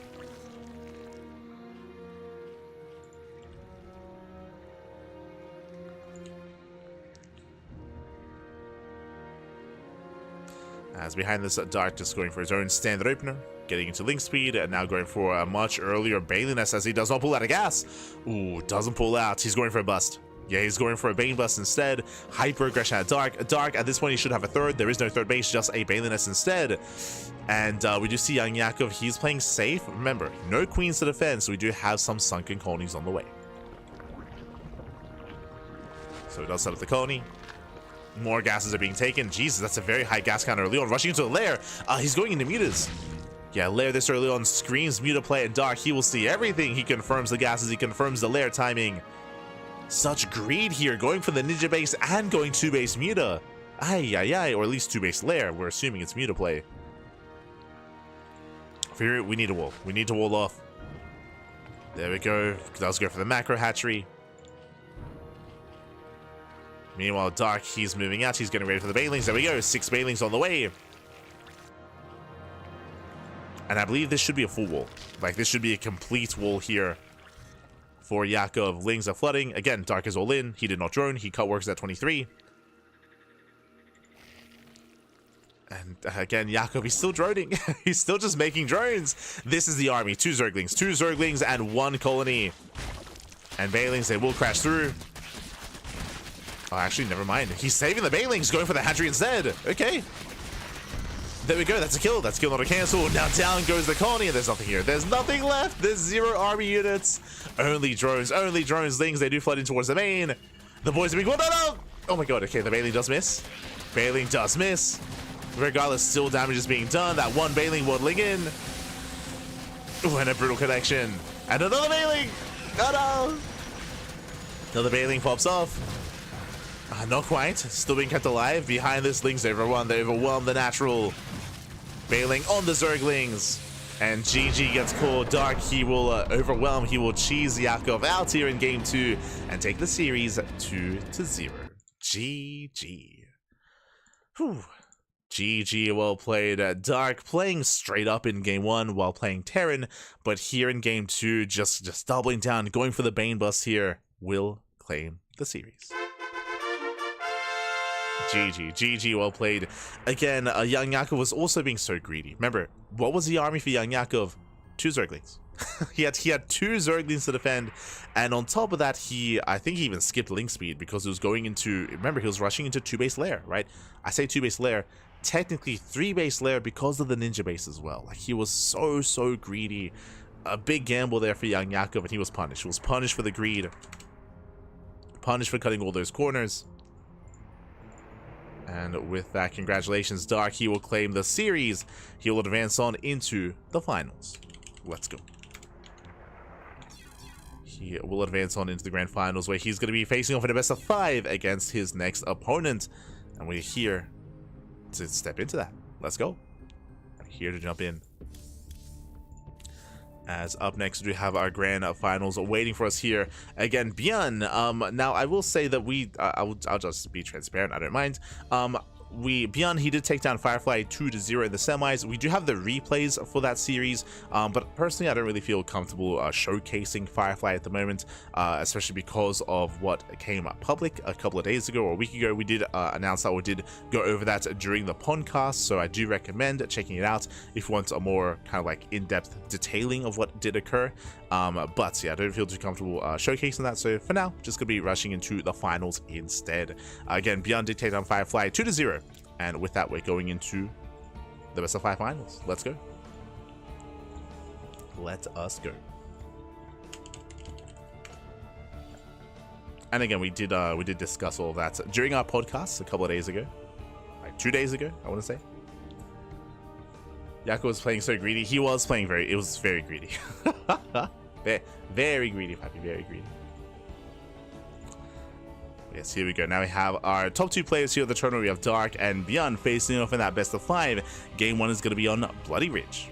Let's go. Yeah, jumping into Bloody Ridge. And depending on the length of this finals, we might also... I do have replays here for a best of 7 show match as well, which we can also go over after this tournament broadcast. We'll get there. We'll get there.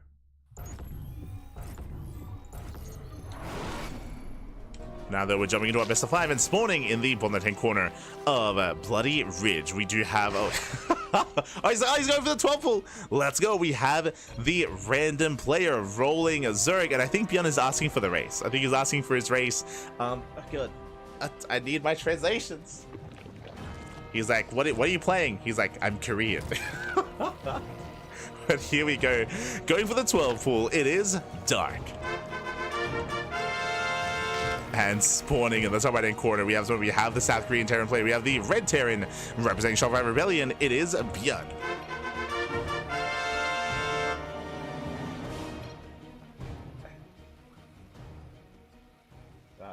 All the banter. Hold on.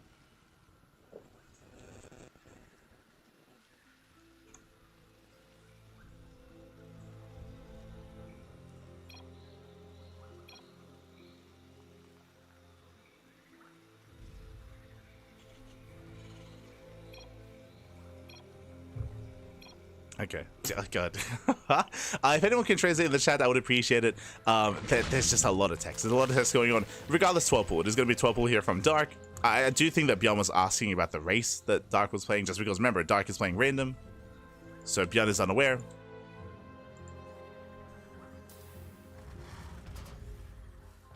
Oh, sorry, so ByuN is unaware.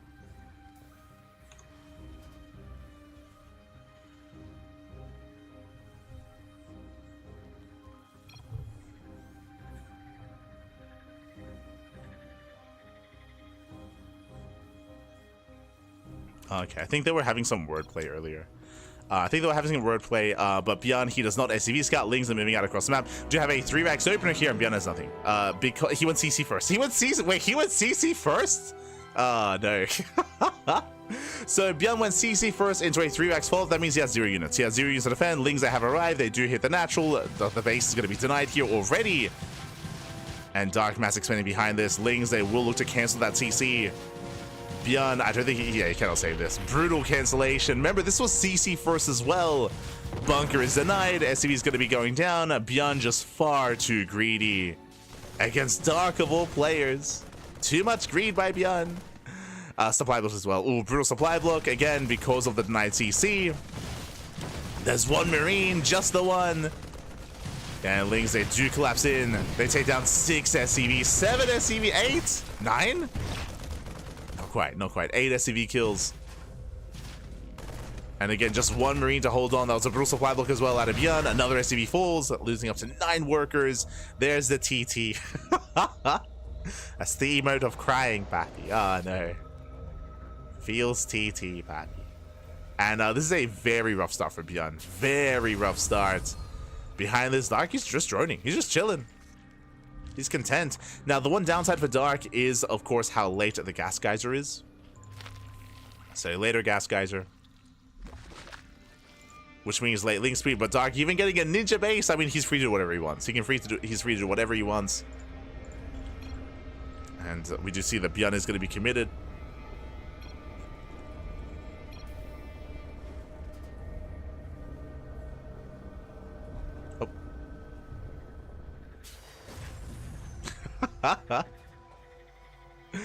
ByuN, he just asked, where are you? Basically, the Overlord here saw the move out.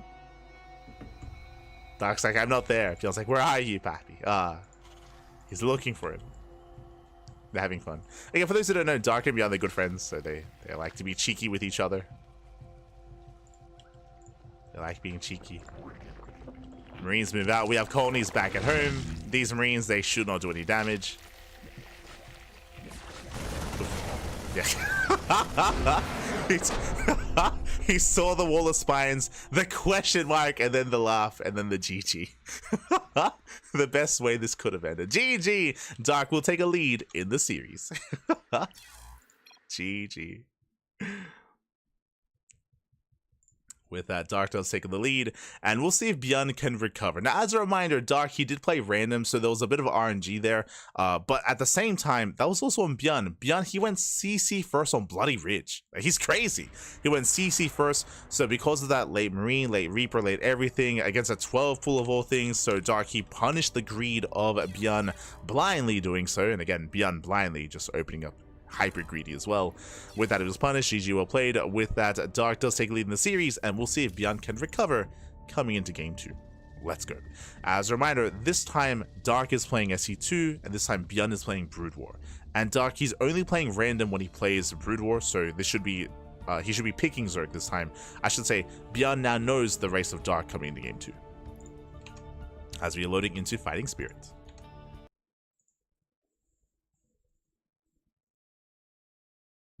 Go. ByuN didn't sign up for that. Oh no. Not like this. But I'm sure there's going to be more banter between the two players, so I'll do my best to try to Google Translate as quickly as I can.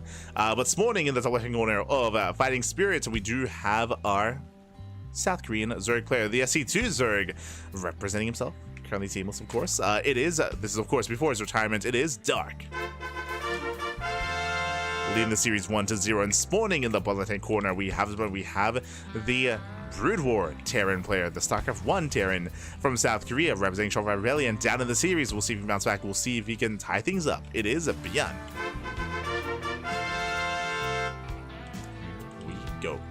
Now, as we settle into this is of course another 4-player spawn map, so you can spawn in any location. This time Dark is going hatch first. So this time hatch, gas pool, standard open out of Dark. Likewise ByuN, we do expect him to 3-rax. Like, we expect a 3-rax out of ByuN. So we'll see how he sets up on the low ground. Ooh, CC first. CC first, CC first out of ByuN. I would say it is safe to go CC first here than it was on Bloody Ridge. The rush distance by ground is longer. I mean, it is longer depending on the spawn locations, I suppose. But the chances of Dark going 12 pool 2 games in a row is quite low. Oh. Is he asking, where are you? Where did you spawn? Hold on.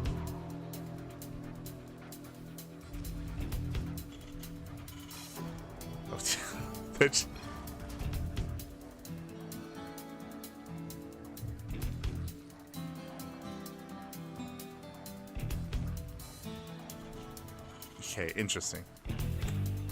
I'm not entirely aware of what they're talking about, but I think ByuN said that he was going to go to the gym after this, and then Dark was like, oh, you coming to X place? I think they're talking about GSL qualifiers? Is that what they're talking about? I'd appreciate better translations in chat.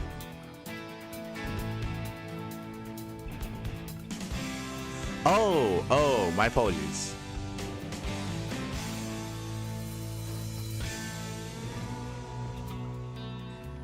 Are they talking about? God, they're using such specific verbiage. It's hard to say. Hard to say.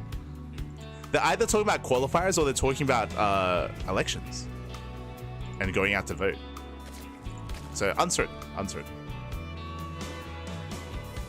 Meanwhile, yo, shout out to Riddle Skin in the chat. Thank you so much. Thank you so much.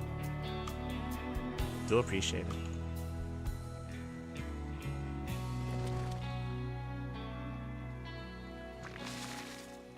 Yeah, he's asking what time like voting is, and he's saying at 10 in the morning. So they're just having a conversation, like they're like completely unrelated to the game. They're just having a conversation. So, okay, fair enough. None of it is related to StarCraft.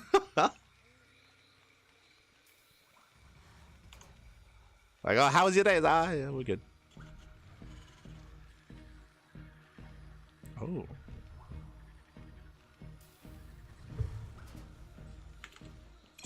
I think Dark is saying that that this map is reminding me, because fun fact, if you didn't know, Dark he's link flooding, by the way. God, I'm a little bit distracted. I think Dark, he was saying that because he used to compete as Terran. He used to be a Terran player. He wasn't always Zerg. He used to play Terran back in the day. And he's saying that like this map reminds me of when he did compete as Terran. I believe that's what he's saying. Meanwhile, Bane Bust. Let's go. Yeah, here we go. Does commit in. We have the bunker ready for this. But the bunker is going to be surrounded. The bus will bring it down. Remember, there's no stim yet. There's no stim. Nice target flying on the banelings. He gets one, he gets two, one barely connects, and Dark will overwhelm. He will overrun the army. He shuts down every single marine.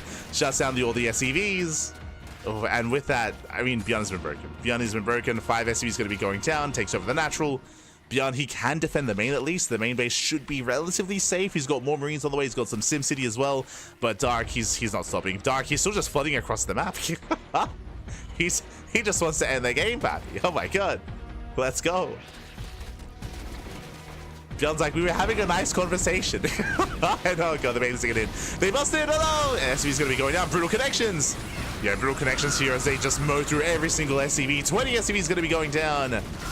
The main bus does overwhelm, does overrun. Again, ByuN, he never scouted. He had no idea what was going on. Both games so far, 0 scouting out of ByuN. Both games, he's had no idea what's been happening until it's been too late, until it's already in his face. Will ByuN ever scout?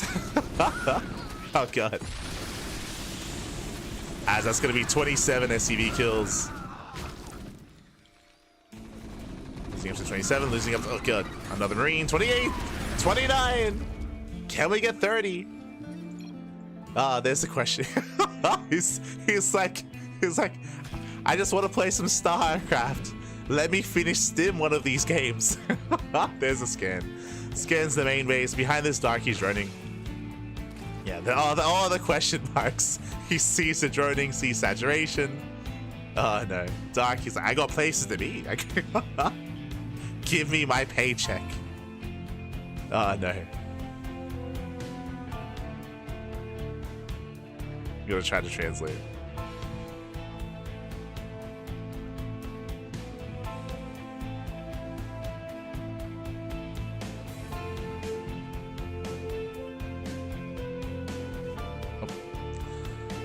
As yeah, ByuN's in a rough position. Well done.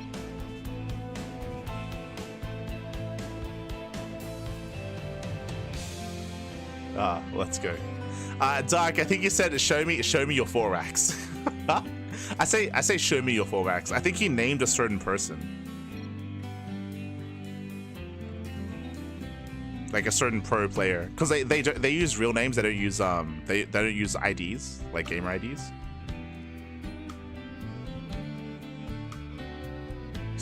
He said non-bay 4x, non-bay. I don't know who non-bay is. I don't know what that means.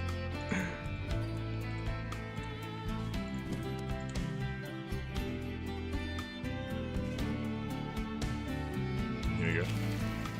Johnny's moving out.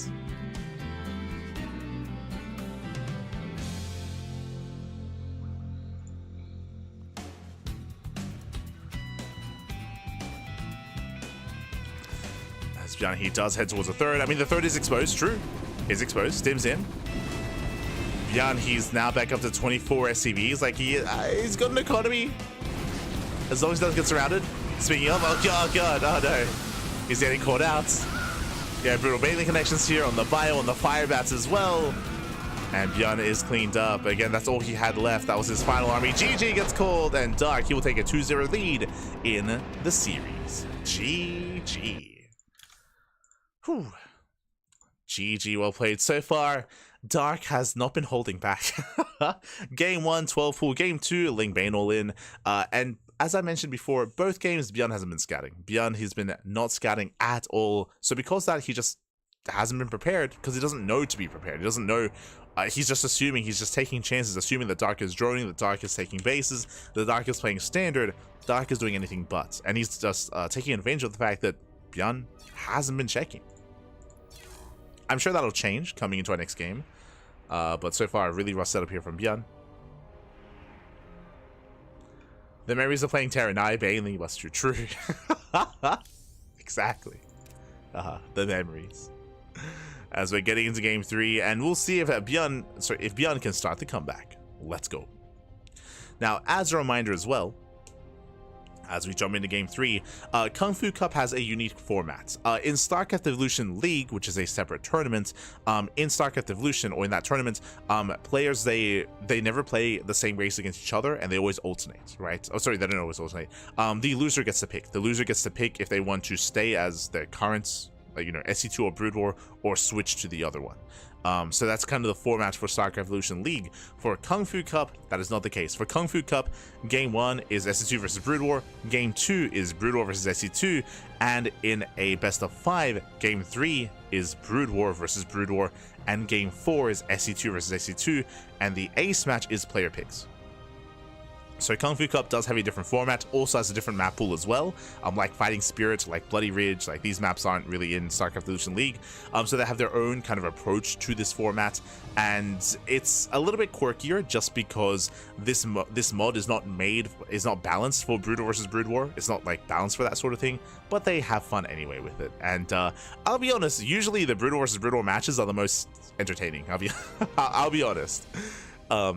As they're typically a lot longer as well. Like, we typically embrace like the mid game to the late game with Brood War versus Brood War, as opposed to these shorter games. But we'll see if that's the case as we are loading into a pseudo island map. One of my favorite maps in StarCraft Evolution. We're loading into Monty Hall.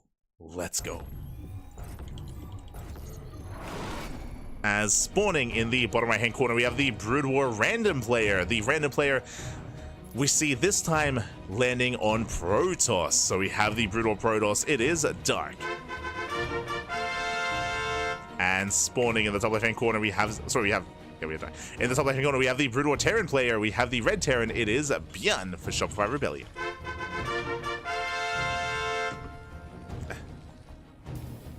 Hold on. What are they saying? Are they talking about what they had to eat today? Are they?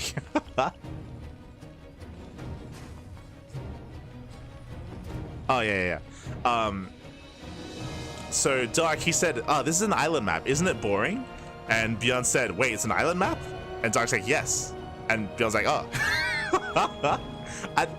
Maybe ByuN hasn't played too much on this, but this is a quote-unquote island map. What that means is, as you can see here, we are fully walled in. We're fully walled in here in our main, and you have to mine through the minerals. So it's not really an island map, but it's like a pseudo-island map, just because of the minerals, of course. Meanwhile, we do see that Darky does expand here on the right-hand side.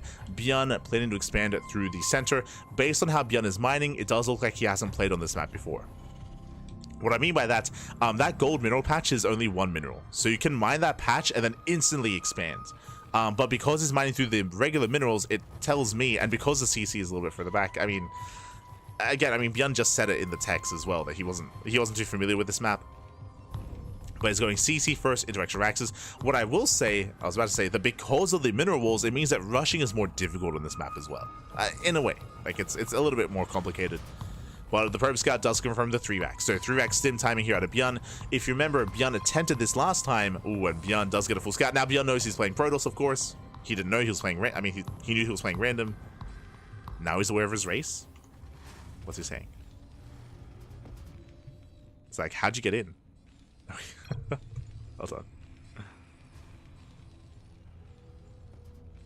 Yeah, that's what he said. ByuN, he just said, how'd you get inside? That tells me, again, he didn't know about the gold mineral. Yeah, so again, this gold mineral patch, it's only one mineral, so a worker can squeeze in. So Dark, he's telling him about the map, which is nice. He's teaching ByuN.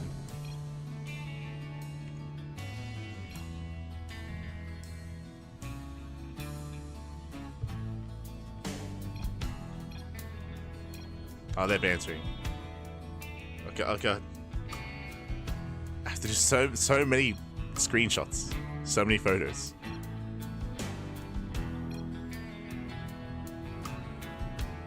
I think Dark asks, like, what's this Marine doing here? And ByuN's like, I'm just passing by. Dark, like, haven't you already tried this? Referring to the 3x stim. Now, when it comes to 3x stim, this is a really powerful push. Like when it hits with Marines, medics, and of course the sim timing. ByuN did try this earlier, but he was killed before he could really get this going. But this time Dark is double expanding. Ooh, very greedy. Dark going for the gate expand into a third Nexus. Very greedy build here by Dark. Now, a couple of things. Dark, he has opted not to mine the center patches, and he, of course, scouted where his opponent was. So Dark, he knows that ByuN expanded the middle, so he's expanding on the edges instead, which are safer because, again, there's no base here to abuse. And you can see the Dragoon is here as well. The Dragoon is here to make sure that ByuN doesn't mine through these patches. So this stim timing is really strong, but how do we pull this off? Like, how do we be aggressive? Because ByuN, he hasn't mined through these patches, and he hasn't mined through these patches, so the only way it crosses through the center, but there's nothing in the center. And there's no way in. So like the only way to pull this off is if you pull the boys, because you have to pull the boys to mine through these patches, but that's what the Dragoons are for. So this is showing the inexperience of ByuN on this map. Like, I don't think ByuN realizes what's happening. I mean, he hasn't seen it, he hasn't scouted, right? Like, he hasn't scouted. Unlike Dark. Yeah, ByuN, he arrives, he's like, oh, that's a bit awkward. He moves in, there's just a full mineral wall here. He does get a Dragoon. Late reaction. But that's all he can do. I mean, does get a Dragoon, which is nice, but Dark, he gets away with so much greed. Like, again, Dark, he rushed into a third, and ByuN can't do anything about it. Like, he does pull that boy, there we go, SV's on the way. But how many, like, he has to do so many trips. It's 30 minerals. I should also emphasize, for those who haven't seen this map, this gold mineral patch is one mineral, but only an SCV can fit through. Like, only a worker can fit through this. A Marine cannot. He doesn't know. ByuN, he doesn't know. See, he can't fit. No. Dark, he saw. He was like, mate, your Marines are too fat. They're too thick. They can't fit, Bappy. Oh, no. ByuN, he hasn't played on this map before. Aye. So Dark gets away with so much greed. Like, Dark has been cheesing game 1 and game 2. Game 3, this just shows like the experience of Dark and the inexperience of ByuN. And Dark is just being so greedy as a result. Behind this, going into Master Dragoon, into Reaver production.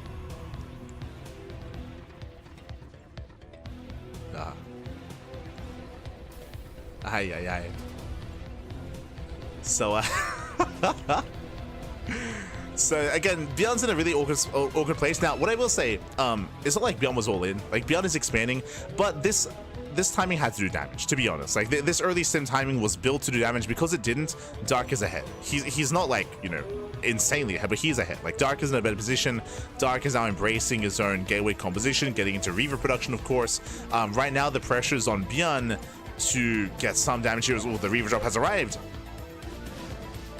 Reaver drop going for the depot. Interesting. Gets a Marine. Oh. No shuttle speed. That is risky, by the way. Shuttle speed has not been researched, so this shuttle is actually more vulnerable than it should be. But he gets an SCV, gets a Marine. Nothing major yet. Again, because there's no shuttle speed, he cannot get into the mineral line. Like, that just won't happen. Stargate. Ooh. Stargate's on the way. Getting ready for Sky Toss. Yeah, ByuN not paying attention. 3 Marines go down. Nice pick off here with the Reaver.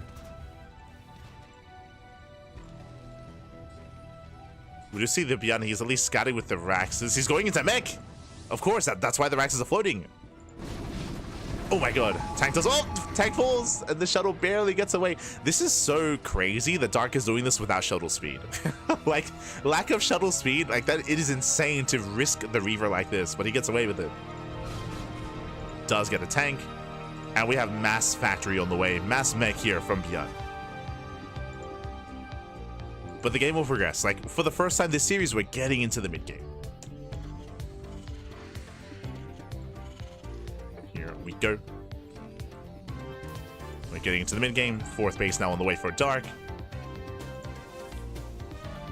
Behind this, Fleet Beacon for Sky Toss, Temple Archives for Storm, but we have Mass Stargate on the way. Throw them down. They were almost there. There's a scan. Scan sees everything. Almost everything. Scan runs out. But the scan did get eyes on the Temple Archives, on the Forge, on the researching Cyber Core as well.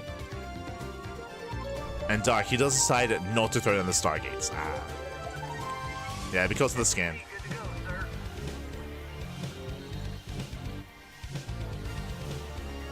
Or at least he delays. So Dark playing it safe. He respects the scan. ByuN is pushing on the right-hand side. There is some side defense to just buy some time. There you go. Carrier production has begun. 2 more Stargates. We do have. Is it called Graviton Thrusters? It's the Interceptor upgrade on the way. There are some of these like more niche upgrades that I just don't know what they're named. Is it No, it's not It's not Graviton Thrusters. It's something else, right? We'll wait for it. It'll say eventually on the right-hand side.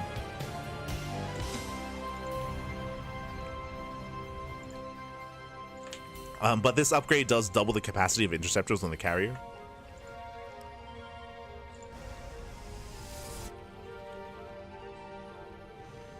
Here we go. As those break out. Oh, it's just called carrier capacity. There's nothing fancy. What's the upgrade called? It's just called carrier capacity. What does it do? It just increases the capacity on the carrier. Okay. I wasn't expecting that. Okay. Okay. Yeah, I appreciate it. Sure. Yeah. Nothing fancy.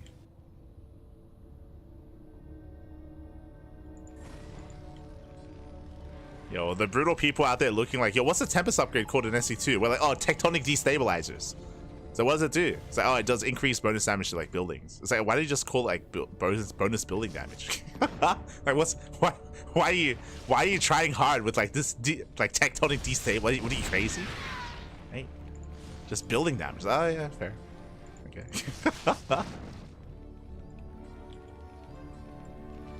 Ay. Oh. Oh, he gets caught out. Yeah, he does get caught out. Massive catch here. Getting 1, getting 2. Reavers. Very nice catch. ByuN laughs. Let's go. And again, as I mentioned before, Dark, he was doing this without shuttle speed. Like, that's what was crazy about that. What do they say? Dark's like, Marines are imba, papi. Well, let's see.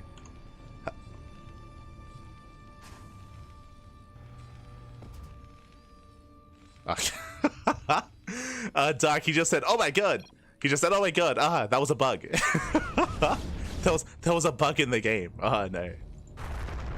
And ByuN was laughing. The game glitched out. Can we redo? Can we re? Yeah. ByuN's like, no, take it.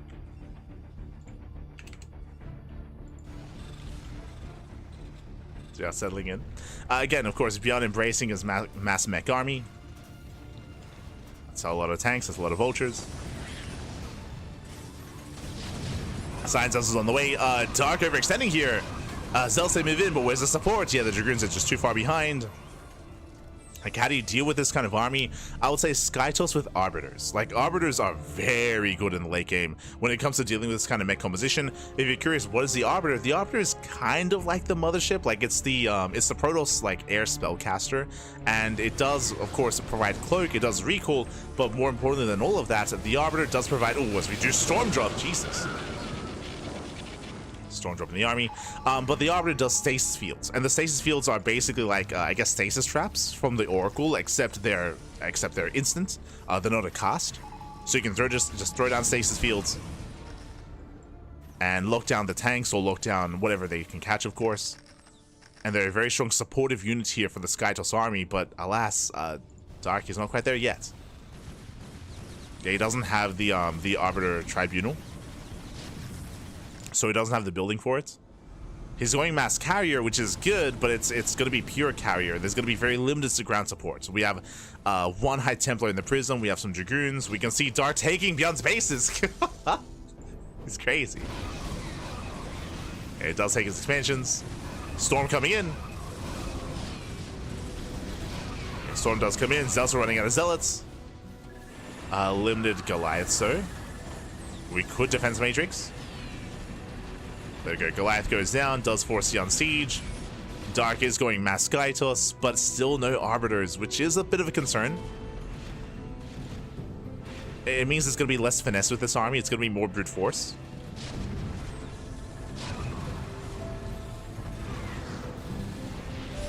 I mean, it still might work, by the way, we'll see. As carriers are pushing forward, you have the Defense Matrix. Yeah, nice Storm here on the army, on the Goliaths. Storm pops up. But the ground army does crumble. And now it's all about the Goliaths here. Are there enough of them?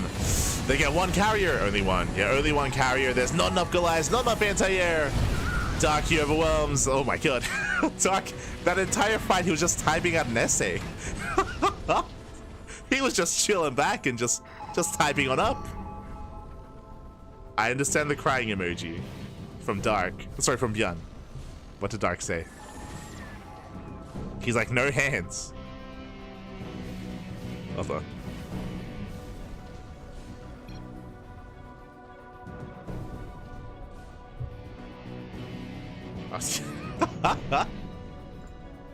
Oh no. He said pro gamer ByuN, I win. And then Dark was, then ByuN was like, crying emoji.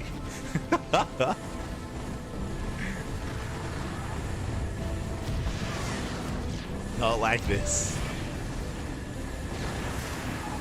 And again, Dark, he typed that while he was moving in. Meanwhile, Maelstrom is on the way. Let's go for the Dark Archons.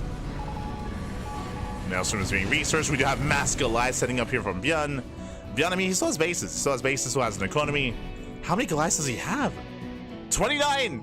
He has 29 Goliaths. This is where I am concerned about the lack of support for these carriers, by the way. Like Goliaths, if you get 29 of them, they're pretty good. Ooh.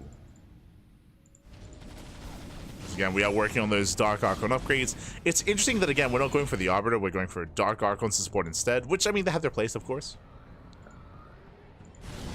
Have their place. Yo, time to mind control an SCV. kappa. So here we go. ByuN, he is gaining ground. He's pushing on the right-hand side.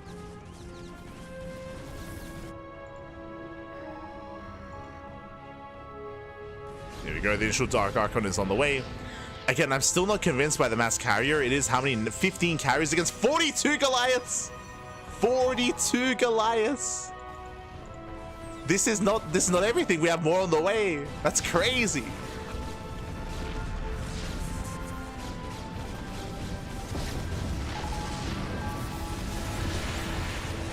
Yes, here we go. Does try to commit in. Ooh, yeah, brutal EMP. EMP on the carriers. That was from the science vessels. The carriers are very low. And yeah, you can see the Goliaths, they hold their own. Again, we do need something else coming in. And Maelstrom can help. Maelstrom, for those who are curious, is Dark, he's like, hey, what's going on? What? I meant to win this game, Bappy. No. Let's go. The Mass Goliath is crazy. What even is a carrier? I'm trying to get that final translation. Oh, he's asking, he question marks. He's like, why didn't Maelstrom work? Hold on, Maelstrom, I believe only works on biological, right? Yeah. Oh, Dark, now it's his turn not to know how things work. True. So he just tried to Maelstrom Wikipedia. I believe Maelstrom is only biological, right? Maelstrom StarCraft. Yes, only organic units. Yeah, it does nothing. Dark, misread. He didn't know.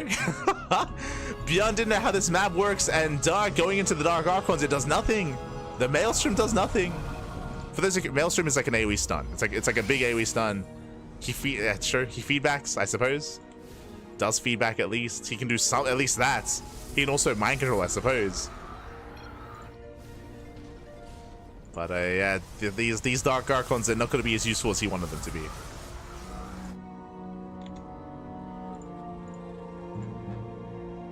Maelstrom is by, yeah.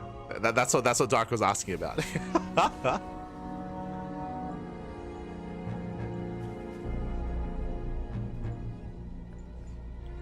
So dead supply. Now morphing in High Templar, getting into Storm. But again, I still stand by saying that Arbiters would have been a better supportive units than either Dark Archon or High Templar. You could argue Zealots as well against Mass Goliath, right? Have Zealot reinforcements or Zealot support could work as well. I mean, Storm is gonna be okay. It'll be okay. As Goliath's having a hard time rotating. Mineral line goes down, and from here we can rotate from one base to the other. Base goes down. Oh my god. Base goes down. Carriers, they rotate. Goliaths, they're racing on over. They're stumbling in. Another CC goes. Jesus. Another CC goes down. Here come the Wraiths. Oh my god. Yeah, Mass Wraith comes in. And we'll be able to snipe. And no detection. Zero detection. The cloak. Oh my god. Observer comes in. Never mind. Observer has arrived. But that was how many? That was what? 4 carriers going down.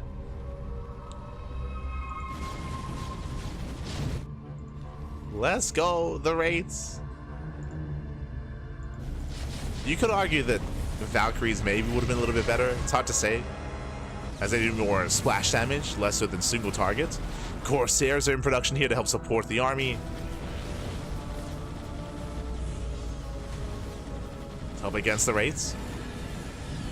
Harrier's moving in. Doesn't quite get the vessel. As another base goes down. ByuN's economy is so solid. ByuN has a massive bank. Storm drop. Storm. There we go. Yo, I love the storm animation in Brood War. It's so good. Look at that. Oh god, the storms. Like, just even looking at them, it just looks like it just hits harder. Look at the storms, man. They're crazy. They're cracked.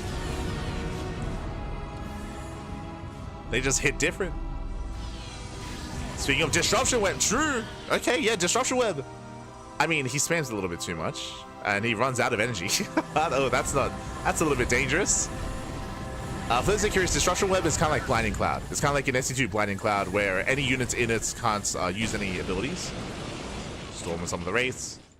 But Dark, he's a little bit trigger happy there, does spam them out.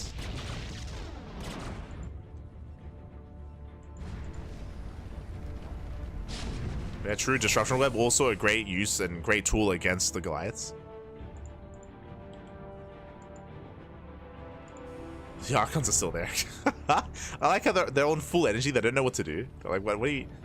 Mate, do it. Mind control and SCV. Oh no! Ooh, as Dark does miss rally, losing 4 High Templar. Yeah, 4 Templar go down, 0 storms. ByuN, despite the rough start, he can pull this off. Takes down 1, takes down 2 carriers. Yeah, boys being pulled again. Dark getting desperate. Dark, he's broke. Dark, he's out of money. He's running out of money, running out of resources. Ay, ay, ay. Yeah, as we do have some mind controls.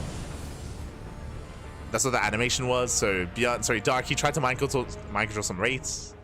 It kind of worked. But ByuN, I think he's done it.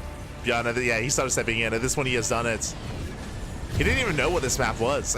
But at the same time, Dark also didn't know how the Maelstrom worked either. So, I mean, you know, there's... Information is key. And both players lacking information in this game. But in the end, ByuN, he doesn't need to know. He just needs Mass Goliath, papi. Let's go. Does move in. Oh no, the rally. High Templar. Oh my god. There's the first storm. Storms, they do slow down the army. They do get, oh my god, they do get some damage done on the Goliaths. Carrier's trying to move in. Another storm. We have Archons pushing forward as well. And show us those disruption webs. Again, Dark can be quite efficient with his army. Oh no, the carriers, they're going down. Losses that Dark cannot afford. Yeah, brutal losses there for Dark. Dark getting knocked down to, how many? Down to 3. Down to 3 carriers. That was 11 carriers going down for 55 Goliaths. He killed 55 Goliaths in that fight. That is insane. And there's still 27. Still 27 left over. We just keep pumping them out. Just more Goliaths.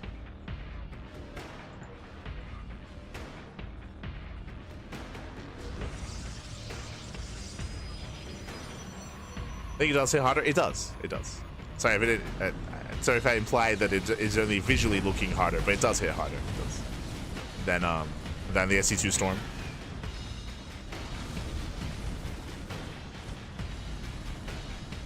Which fits the animation. And at this point, Dark is all in. At this point, Dark, again, he's just running out of bases, running out of resources, long distance mining, is pushing through the center. And Dark is trying to break through, but ByuN has a bank. Now, if Dark can get on top of the production, nice destruction webs. Let's go. Does mind control. Yo, Dark has got some of his own Goliaths. They're online. Oh, ByuN, give them back to me. Give me back my Goliaths. Oh, no. Not like this. Oh, my God. I mean, nice storms at the choke point. Brutal storms. Oh my God. Yeah, ByuN just kind of push into this. We got the storm and disruption web combo. More storm zoning. I mean, Dark, he's trading quite well for himself, considering he's down to 2 carriers, by the way. Like, he doesn't really have many carriers left. The damage is almost purely from the storms, and he just doesn't have enough. He does not have enough here. At the same time, Zella run by 18 SCVs. ByuN, he was distracted. 19 SCVs going down. Dark, he pulls away. Again, he's just running out of carriers. And again, it's still like his own income is quite limited.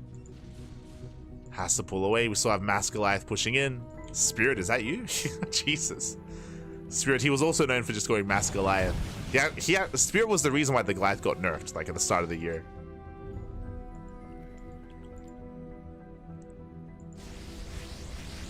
Mass Goliath coming in. Meanwhile, jeez, that's a lot of High Templar.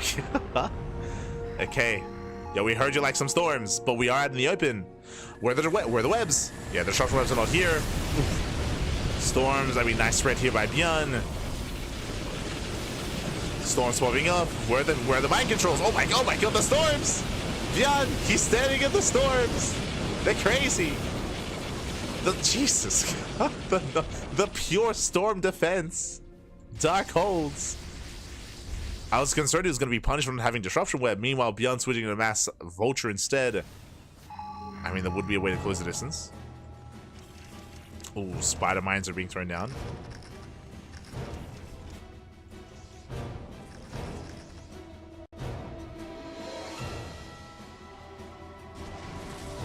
As Elrond will slip in. Economies are low for both players, but there is a minefield. Now, you can actually use the Archons to clear this up, to just like tank some of these spider mines.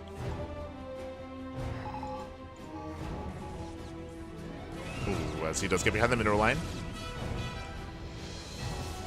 Does Dark notice? Uh-oh.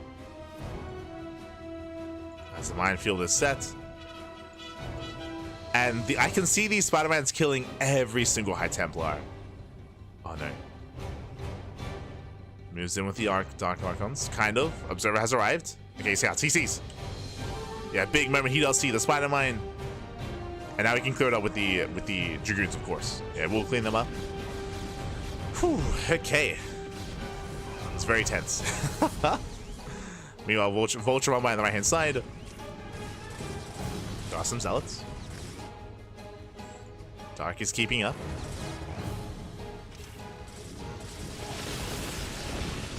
Storm does graze the army.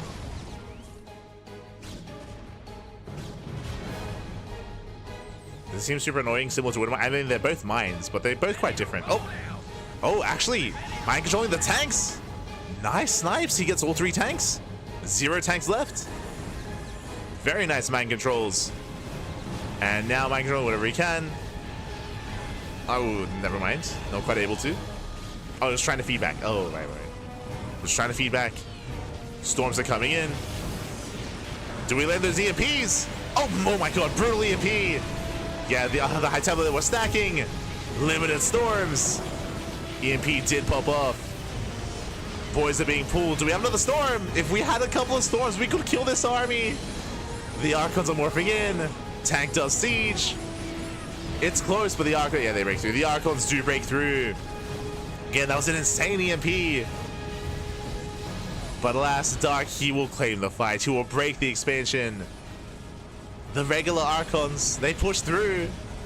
There's that disruption where GG gets called, and Dark, he will take the series 3-0, flexing not just his Zerg, not just his Terran, but his Protoss as well. GG. Whew. GG, well played. A very intense, very back and forth game. Remember, initially, like, ByuN had a really rough start. He didn't realize it was like a pseudo island map, and he went for a stim timing that did 0 damage. He killed 1 Dragoon. He missed his timing. We saw Dark able to just mass expand and get a massive economic lead. We saw ByuN trying to switch into mech, and it was a bit of an awkward transition into mech as well. We saw that Dark had a big power spike with his carriers. But he had his own mistake, he had his own misread. Remember when he went into mass Dark Archon and he tried to mass Maelstrom the army and it did nothing. And he was like, what? He was like, what's happening? Why is nothing happening? And Bill's like, Papi, these are not biological units. It's like, oh. So then suddenly we had like the mass cyclone, and with that the carriers were shut down. Remember, there were like 20 carriers that went down to like 4 carriers. Very clutch rate back and forth, a lot of Zealot run-bys, a lot of Vulture counterattacks, the storm popping off as well. We saw some mind controls, which is a rare sight. That was a beautiful game and a really nice display of so many different aspects of like Protoss and Terran as well. Like even ByuN, like he was able to pop off even in the final fight with the EMP, right? He EMP'd almost every High Templar. That was a juicy EMP out of ByuN. But remember, in the lead up to that fight, he lost all of his tanks. Remember, the mind control sniped the tanks, which forced ByuN to kill his own tanks, and he lost them all before the fight occurred, so there was no tank line to work with, only tank reinforcements, so there was like a lot of layers coming into that, but really clutch, really intense from both players. GG, well played. Crazy.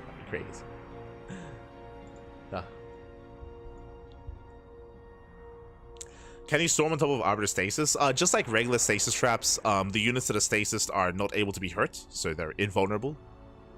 So I guess you could storm, but it wouldn't do any damage. With that GG, well played. Congratulations here to Dark, as he will claim the series 3-0 and become KungFu Cup number 9's champion. Congratulations here. Again, especially because ByuN is known for being very dominant in StarCraft Evolution, and once again, it's one of those things, we said this before, that it's very unfortunate that Dark, you know, he retired in his prime, right? I mean, obviously, you know, he lived his life, and, you know, he's got a family now, and military was coming, but I should say it's a little bit bittersweet that, you know, he steps away when he's so good at the game. Whether it's StarCraft Evolution, whether it's StarCraft 2 as well. I always mention this, but if you remember, what was Dark's last tournament before he retired? It was the Pixel Festival number 9, if I recall. It was either number 9 or number 5. I think it was number 6 or number 5. I think it was number 6. And in that tournament, what did he do? He beat Serral. he beat Serral in a ZVZ, showing that, I mean, again, Serral, he's the best Zerg player in the world. So for Dark to pull that off was very impressive performance, a very impressive feat just before military service. So again, Dark showing that he's, I mean, he was the best Zerg player in South Korea before leaving, and we spoke about this. Now there's a power vacuum in South Korea when it comes to Solar and Rogue and Shin, and like who's currently vying for that kind of best Zerg in Korea at the moment, and still I would say is undefined. But yeah, like Dark is a really good player, really solid, and really impressive play here from Dark. GG, well played. Taking down Dark in the finals. Here we go.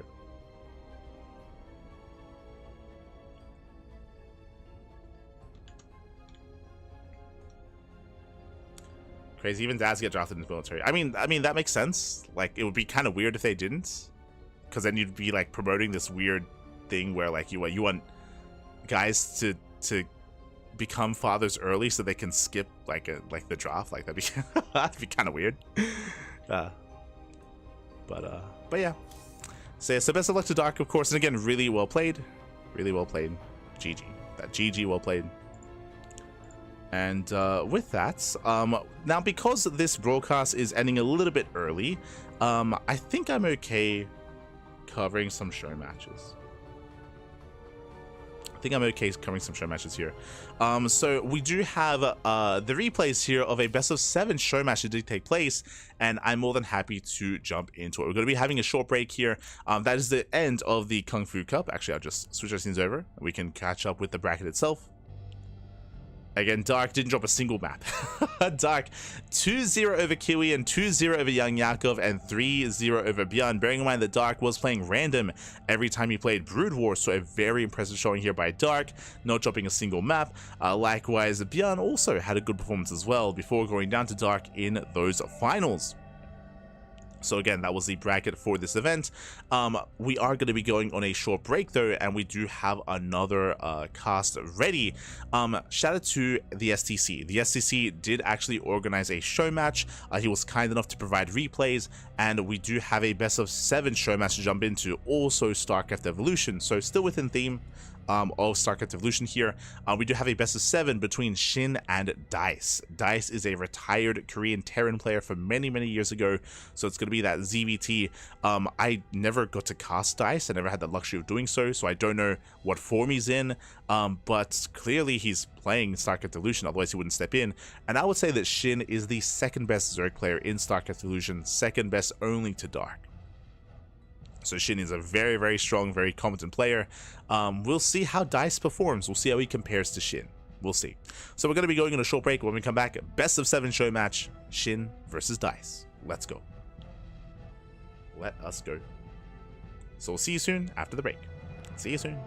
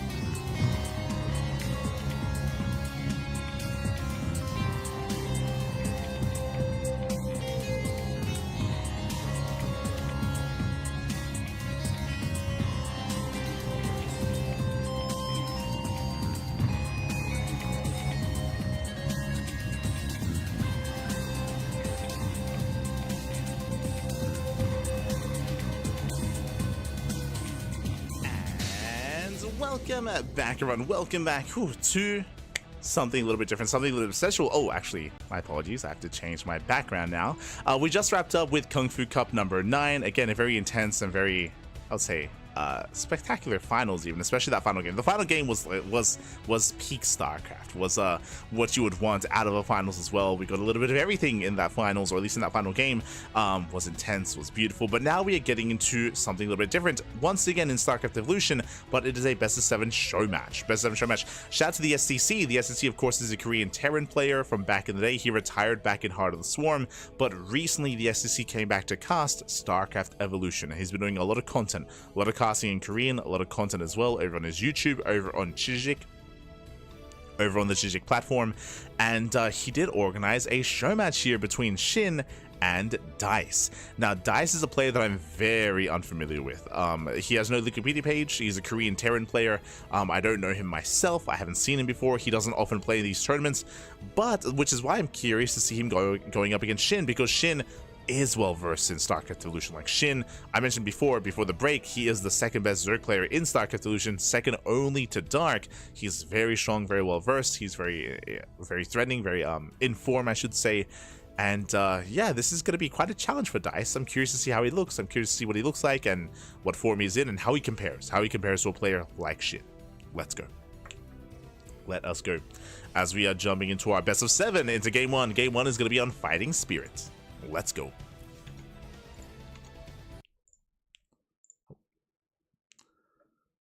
Are going to be loading into that first game. Into our fresh best of 7. Oh boy.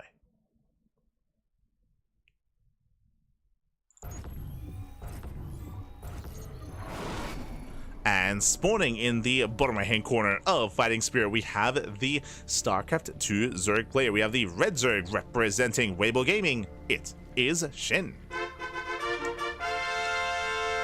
And spawning in the top left hand corner, we have the Brood War Terran player. We have the blue Terran. It is from South Korea, Dice. Again, a player that I have not seen compete or play in any tournaments so far, but clearly has been playing StarCraft Evolution, and yeah, we'll see how he can shape up. We'll see how he can compare to Shin. For the time being, though, we are going to be opening up. Now, first things first, when it comes to the build of choice, we will soon find out how well versed is he.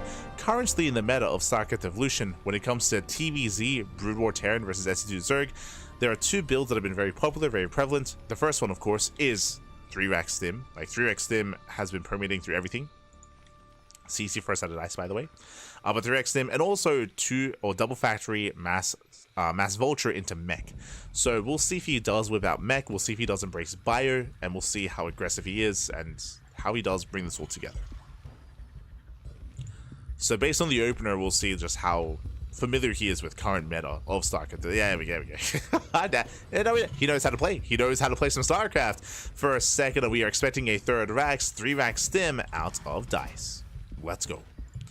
Behind this, we do see Shin just opening up a hatch. Ooh, hatch pool going gasless. Okay, bold move. Delayed gases out of Shin. Overlord scout towards the left-hand side to check the bottom left-hand location. Overlord towards the right-hand side as well. We are looking for the spawn location of our opponents. Remember, 4-player spawn map, they don't know where each other are. Here we go.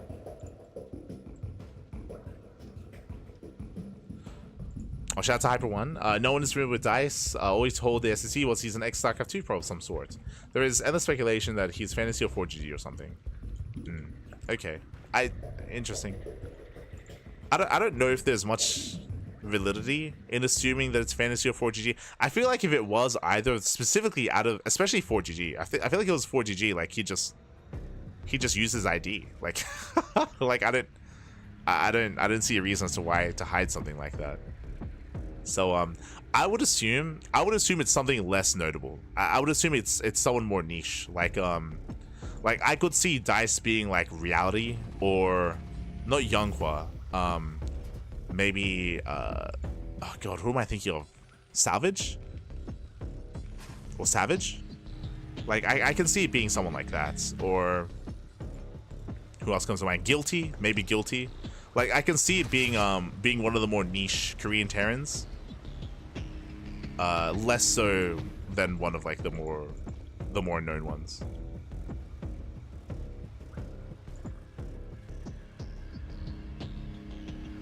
What am I thinking of? Not Salvage. What's his name? Salvation, that's it. God. I was like, Salvage doesn't sound right. Savage not right. Salvation, that's it. Like Salvation or Guilty or Reality. Or ByuN. Like I would assume there's like more weight behind something like that instead.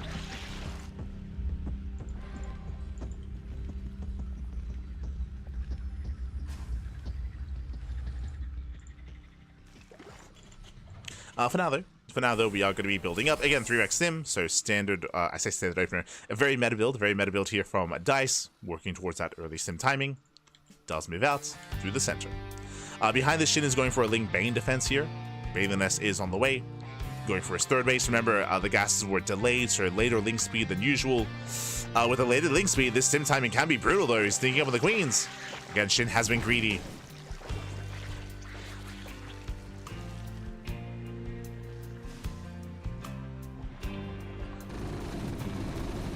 I would not assume alive. I would not assume alive or keen. I think they're too modern.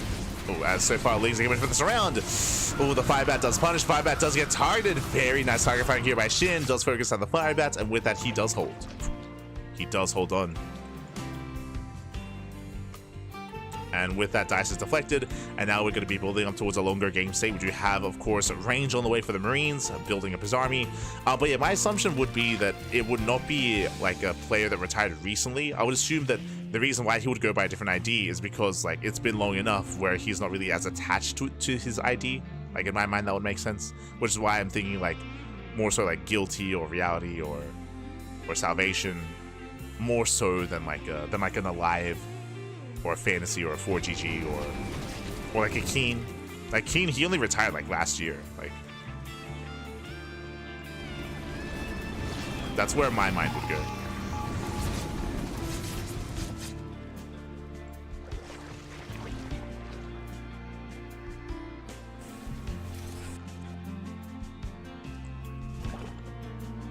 Oh, that's how I would speculate.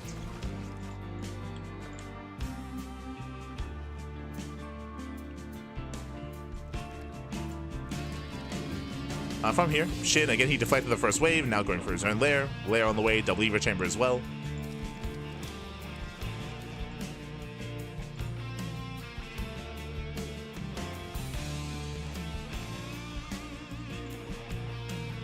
It's nice, it does move in. So fast, steaming into the mineral line, catching out a couple of workers. Shin, for more or less, is in position. He will deflect, he will hold on. It will deflect once again, catching out the Fire Bat. Very nice pick off.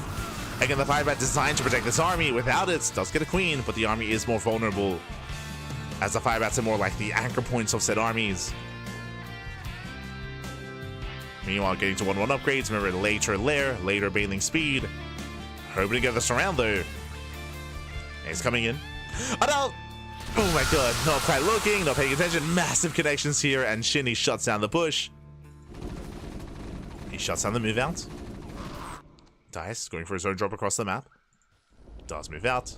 Shin gets a ply block with that Overlord, at least for a moment. So he is slowed down. I miss Salvation. I was a big Salvation fan. He name changed. What did he go by before Salvation? Oh god, like it's been years. Or maybe Bravo. Yo, I was a big Bravo fan as well. I loved Bravo.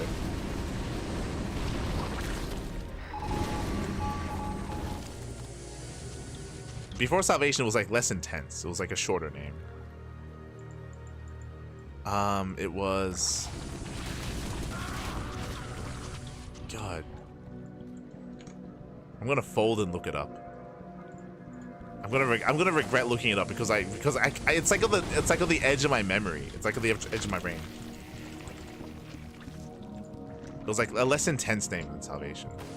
Forte, that's it. God, I do like I was thinking like Alive or Reality. Like I was thinking like a short like single word phrase.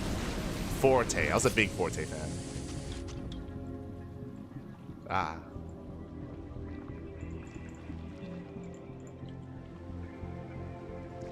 Big fan.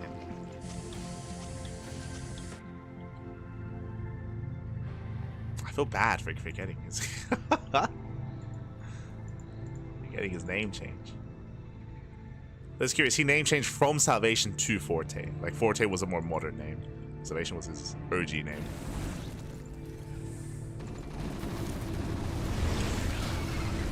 Meanwhile, Shin does collapse in, does catch out the ByuN army. Nicely done.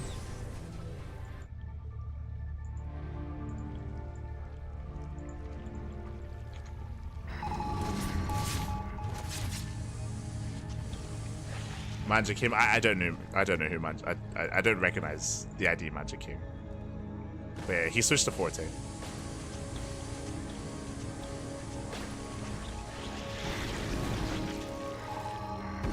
And he has a really nice photo on Wikipedia. We actually know the person that took that photo. They were a big Saka fan in Korea who was a photographist that took a bunch of player photos at GSL.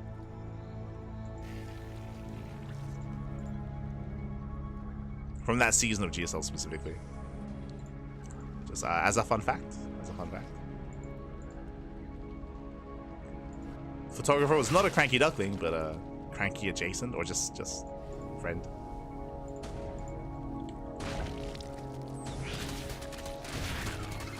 As Shin does catch out one of the tanks. Dice committing across the map. Ooh, massive irradiate. Oh my god. Yeah, late reaction there from Shin. Now, the brutal thing about Irradiate here is how low HP Lingbane is, so the punish is brutal. Couple of seconds can spell the end of your army. And again, even though Dice's aggression has been shut down, Dice has been able to freely expand up to 3 bases. Shin himself, as someone is droned up, has a decent base gun himself. We'll see if he can keep up with this push. As some Lingbane, Bailings, they push too far forward. Yeah, no connections. Shin, he was a little bit premature there. Instead of going for a counterattack. Yeah, going for a massive counterattack. Spine-Crawler goes down. Shin moving in. Ooh, Bailings on tanks, not ideal. Wolves on away. Very nice stepping here by Dice. Yeah, Dice, he shuts down this counterattack. He will clean it up at the same time, pushing on the right-hand side.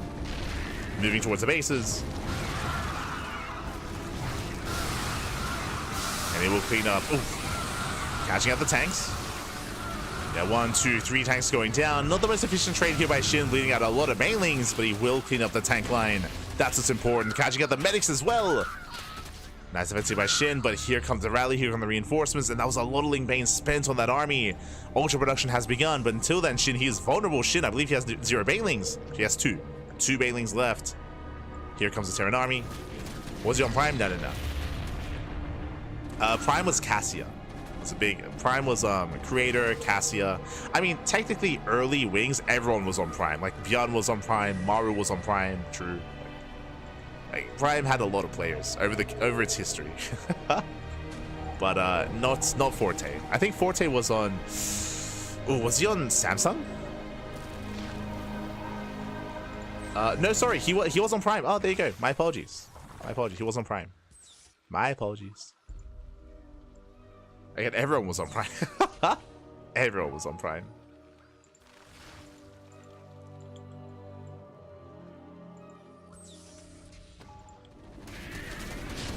Ooh, we're radiating the Lings. Shin does pull away. And once again, another radiate, just making it a little bit more awkward here. The Lings do fall. And Shin, he does hold. Does take the supply lead, now moving out.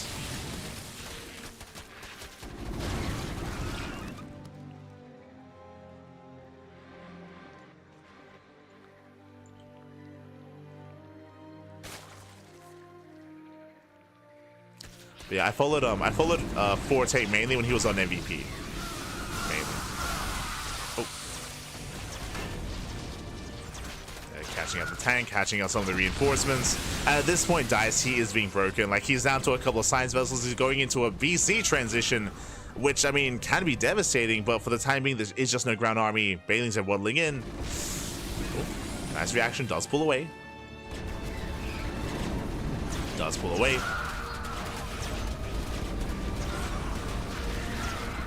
Seeing Ultra, they do rush into the bases.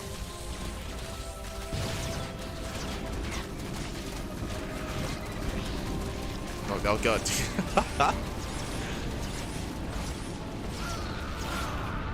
Yes, even though technically the Ultras are going down, that's still going to be 18 SCVs.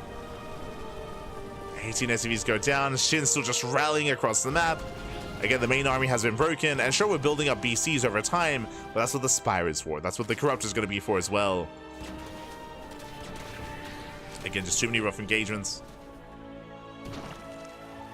from the side of DICE.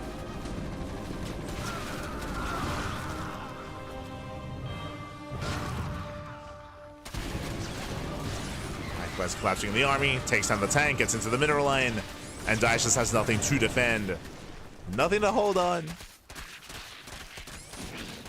It's just torn apart. Overall, we did see some really nice micro moves here out of DICE, for sure.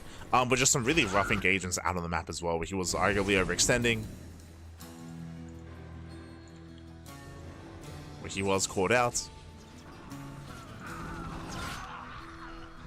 With that, we have Yamato on the way.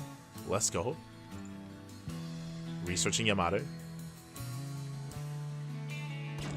Character production has begun, going into Infestors. We have Neural on the way as well. Again, this is just a hard counter and to shut down these BCs. They're the only real thing that are going to be threatening Shin. Otherwise, Shin is looking very comfortable. Very comfortable.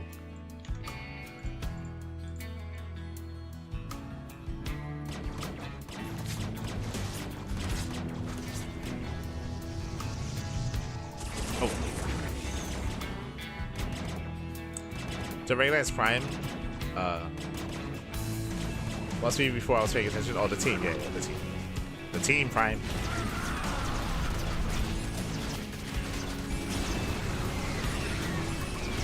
So Ultras, they bustle through.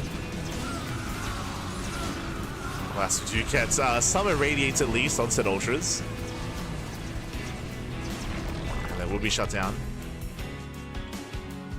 But overall, DICE is on his last legs. He's down to 48 SCVs. He's supply blocked as well. Still just focusing on his mech or on his ship upgrades, doing what he can. But it is an uphill battle here for DICE. Very uphill. And Shin, he wants those. I was gonna say Ravens. He wants those vessels. Does want them. To get a couple of radiates. Ooh, we stack. Oh god. Yeah, the split is a little bit late. So late splits here, but overall, gets one, gets two. Takes down 3 and soon to be 4 vessels. As one of them barely gets away.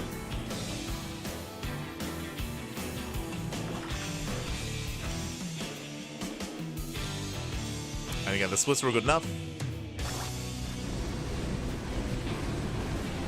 They were good enough.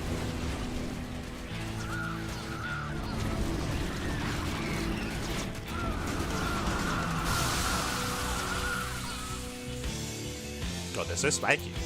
I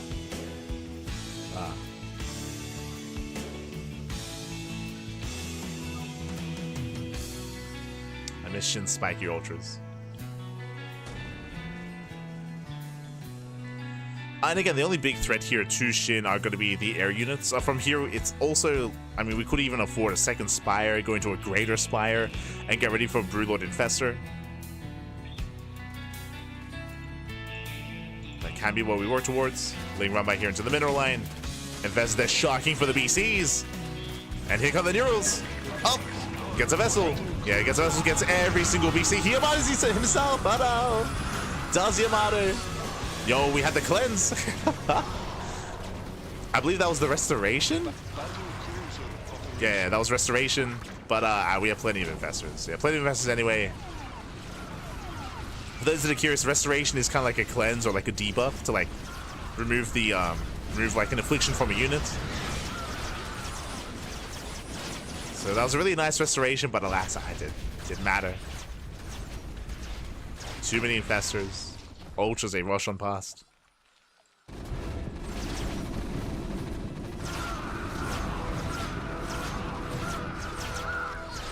And again, that was like Dyson's. It was his final chance. His final fight. GG gets called, and Shin, he will take game number 1. Whew. GG.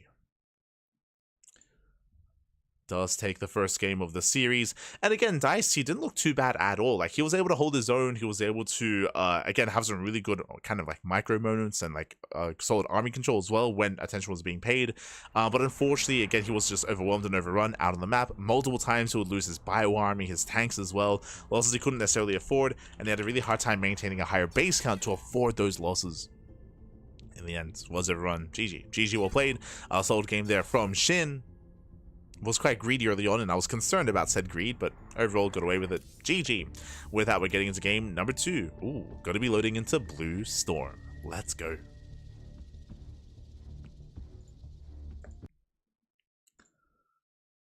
Loading into Blue Storm as a game number 2. And as a reminder, it is loser's pick. So the loser will decide whether they play Brood War or SC2. So it is up to Dice what he goes for. It is going to be up to Dice. And spawning in the top right hand corner here of Blue Storm, we have our South Korean Zerg player. Now the Brood War Zerg. Ooh, leading the series 1-0. And we'll see if he can extend that lead. It is Shin. And spawning in the bottom left-hand corner, we have the red Terran player, with the red Terran player himself, the South Korean Terran. It is Dice. Here we go.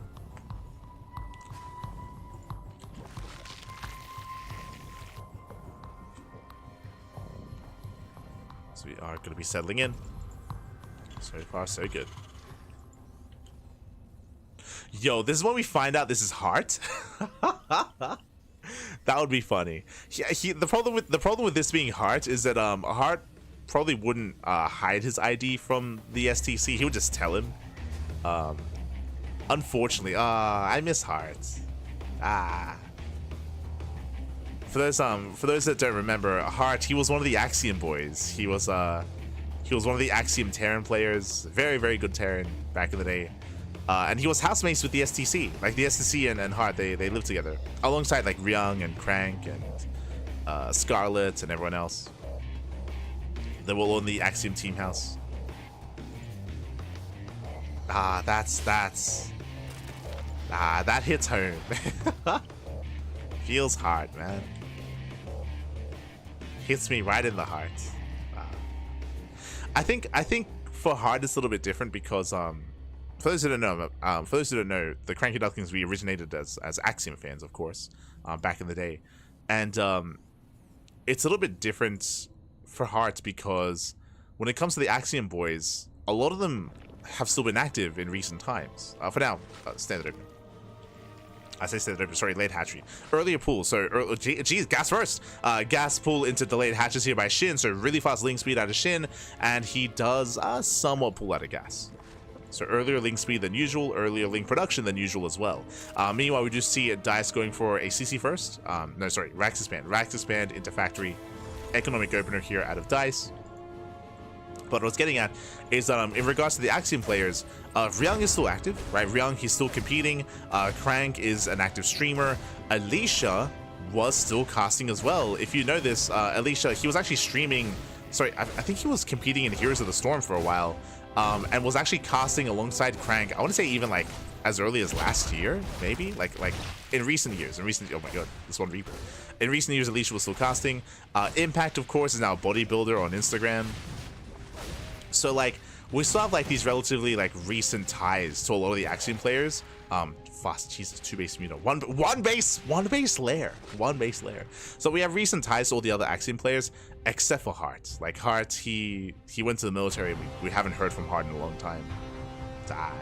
It hits in the heart, man. It hits in the heart. But again, insanely fun. This is crazy. Shin going 1 base layer. Behind this, Lings, they counterattack. They do hit the middle. They try to bust into the main. So far, SimCity is solid. Dice going for a 1-1-1 into a Hellion follow-up. And I worry that Shin won't even be able to defend against the Hellions. There we go. Side defense is on the way. Sunken colonies in production. So Shinny pulls away, he pulls away, he's droning on up, and this should be 2-base Muta. Like, we should be heading into a Spire. As a reminder, Hydra Tech is hatch-based, so there's no need to rush into a lair for Hydras. It must be for either a Spire or something crazy like a rush into 2-base, I don't know, like 2-base Hive. There it is, there's a Spire, 2-base Muta. So 2-base Muta here out of Shin. Dice checking his vision. He doesn't know. He missed the lair. He missed the lair timing. He barely didn't see it. The Reaper was further back. Hellion's poking in, but the colony is in position. You can see Dice rotating over towards the right-hand side. You mean Pimpact? Exactly, exactly. Ah, Pimpact. He's beautiful right now. Like, he's looking really good. Hydrogen is revealed. Again, that is meant to be a fake out. But yes, Pimpact back. Ah. He started as a meme, and then that meme became reality. True. Ooh, as the Liberator has arrived, no anti-air yet, no anti-air. Remember, there's no queens, no colonies, no Hydras either. Liberator just getting free damage, and Dice, he will scout, he will check, he will confirm the Spire. He sees everything. We have a couple of Hydras on the way. Liberation on top of the base, forcing out some Scourge. Oh god, but the Scourge, they're being sniped. Oh no, the Scourge. The Scourge is going down. Oh god. Now he's rushing into Lurker Tech. Oh god, that was so much damage. That was brutal. So many Scourge went down. And again, Shin is being punished for being too greedy. Like, 2-base lair like this, too greedy. The punish is brutal. Finally, the Liberator's gonna go down.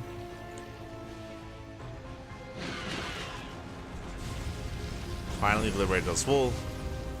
And Dice back at home, he's just chilling on 2 bases, getting a 3rd CC. He's up in economy. He's up in workers, up in resources. He saw everything. Now there's no potential for mutas. Now going into, again, laying a Hydra Lurker Scourge. Turrets are on the way just in case there is muta tech. Meanwhile, we're rushing into the Queen's Nest. Okay.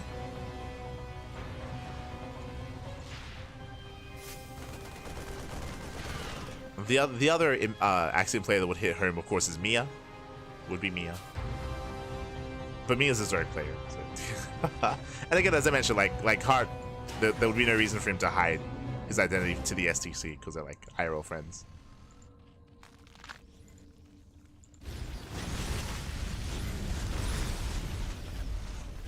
But I do miss him. For sure. As Dice is pushing forward to have some lunkers in position. It's 4, soon to be 5 lunkers. Lings, they come in from behind.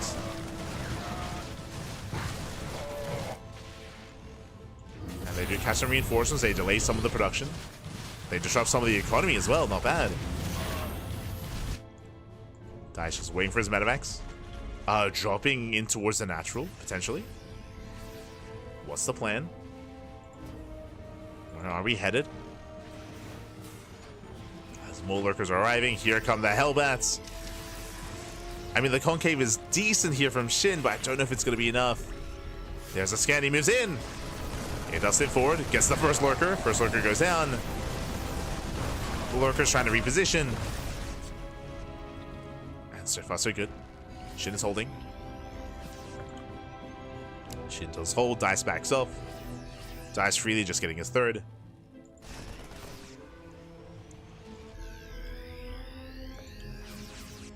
Third base up and running.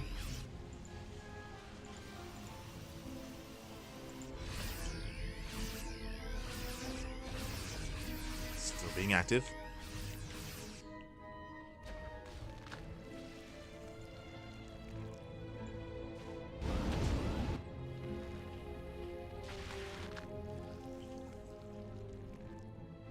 And right now, because of the really rough early game, Shin is just stuck contained. Oh god, brutal. Brutal mind shot. But Shin is just contained. He's just contained on 3 bases. He's just trying to turtle up, trying to recover. Shin is still behind. Like, Shin is still in a rough position. He needs something to go his way. Does try to sneak up, but oh. Can't quite sneak up on Dice.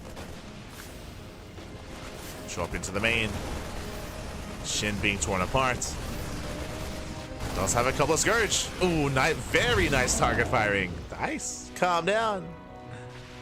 We spoke earlier, we did see some really nice unit control in game 1. Like Army Micro and unit control. Seeing it here as well.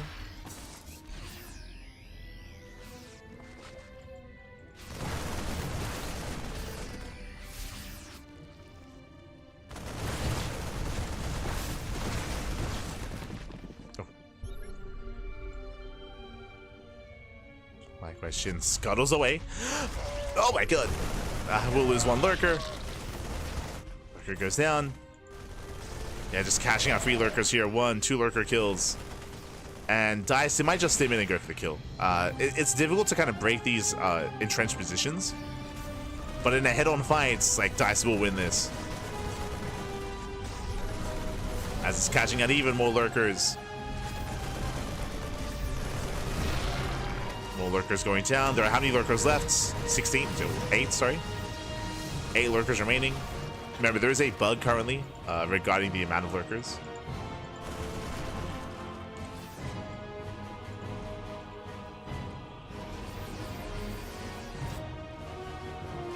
As there are 4 loaded up. Oh no, he doesn't have Overlord speed. No, feels Overlord speed, man. But it says 18. I think there's around like maybe around like 11 lurkers.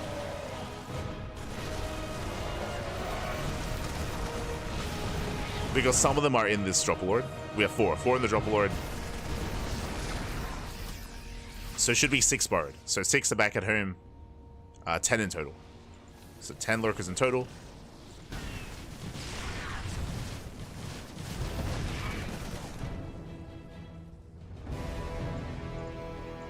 Just trying to keep up with the rotations.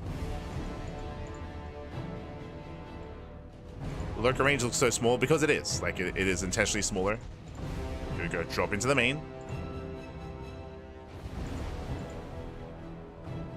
Does go for the drop into the main. At the same time, June drop into the main base of Shin. Shin out of position. Does drop into the production. Nice setup. Likewise, trying to break in towards the natural. Shin, likewise, his main base is exposed. Yeah, the drop does unload. Dice going for the kill, going for the main. Shin is forced to race back home. Lurker's doing some damage in the main, but only some.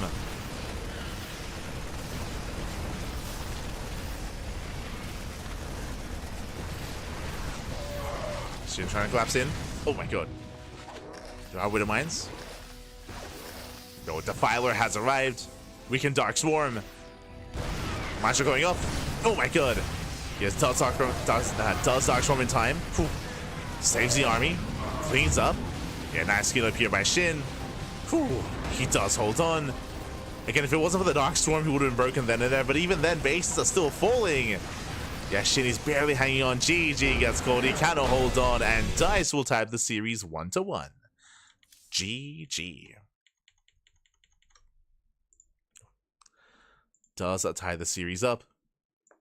Again, Shin just had a really rough opener. As a reminder, winding it all the way back, Shin, he opened up 2 base lair. Technically, 1 base lair, 2 base Muta, and Shin, he was punished real early on by the early push, by the early Liberator as well. He was losing drones, losing mining time, losing Scourge. It was a really rough start, and because of that, Dice was so comfortable getting to a 3 base economy and gaining map control. Like, Shin never had map control that game. He did go for some drop play and went for some run buys, that's true, but for the most part, like, he was struggling to be active on the map and struggling to really have any kind of presence on the map as well.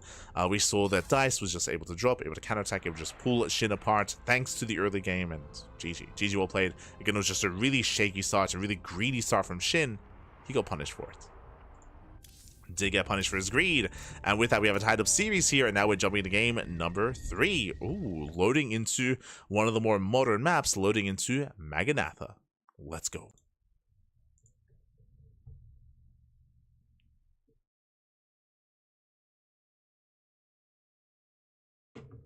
We go.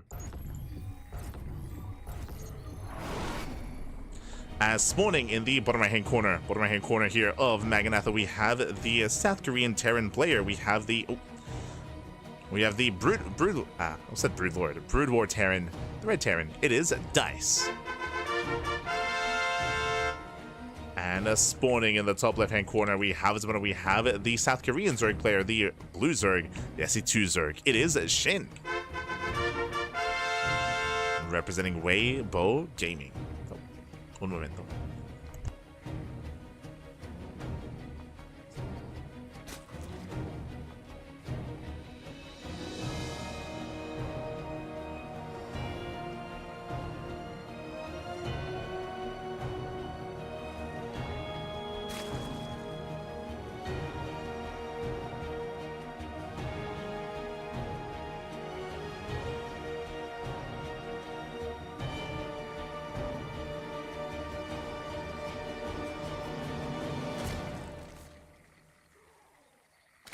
Okay, we're back. My apologies.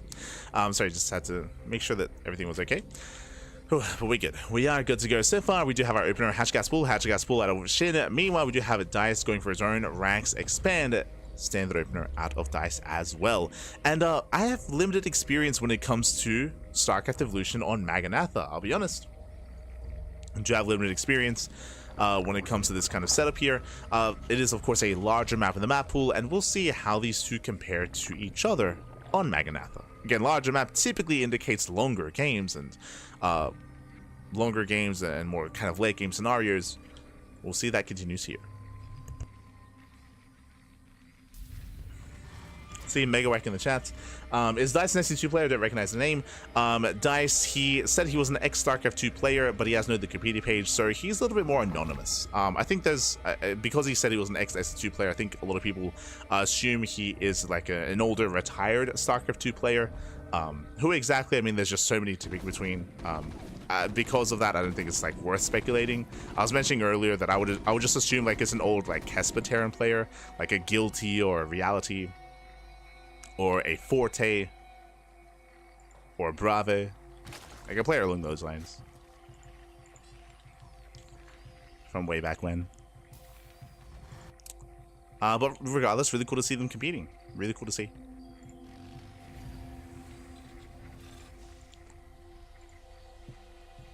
As we are settling in.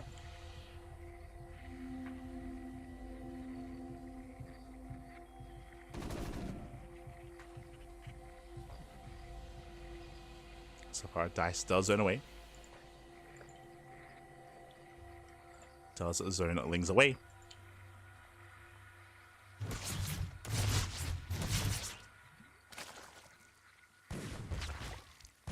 Oh. Where's catching out a drone?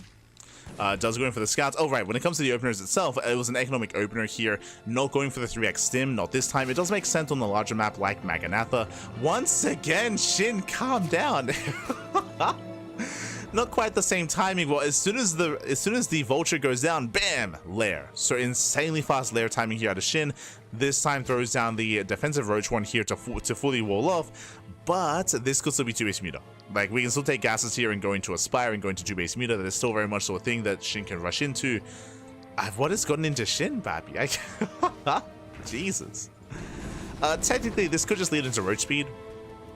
And lead into a roach-based opener. That's also viable here for Shin. Also viable.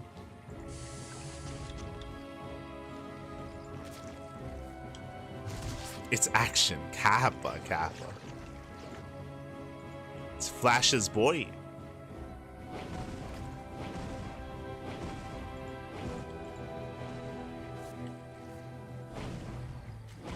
Gerald is going to be shut down.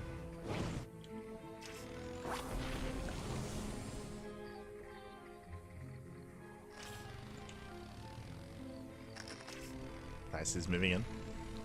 Behind this, Dice is going to be going to a bio composition, not into mech, so we have extra Raxes on the way, not extra factories. Setting up a couple of spider mines for map control early on, but nothing too committed here in regards to vultures. Meanwhile, the lair is done. 4 gases were not taken, only going up to 3 gases, which means we are committing into roaches, not into spire, not into mutas. So he's going for a roach heavy composition instead.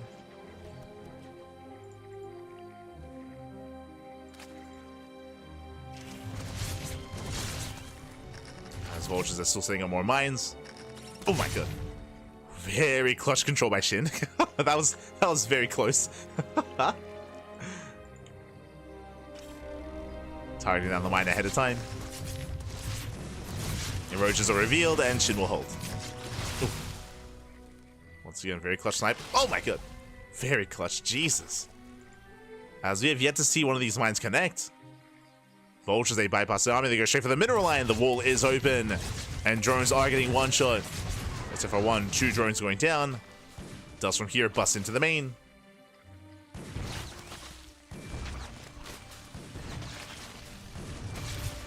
Getting to 5 drone kills.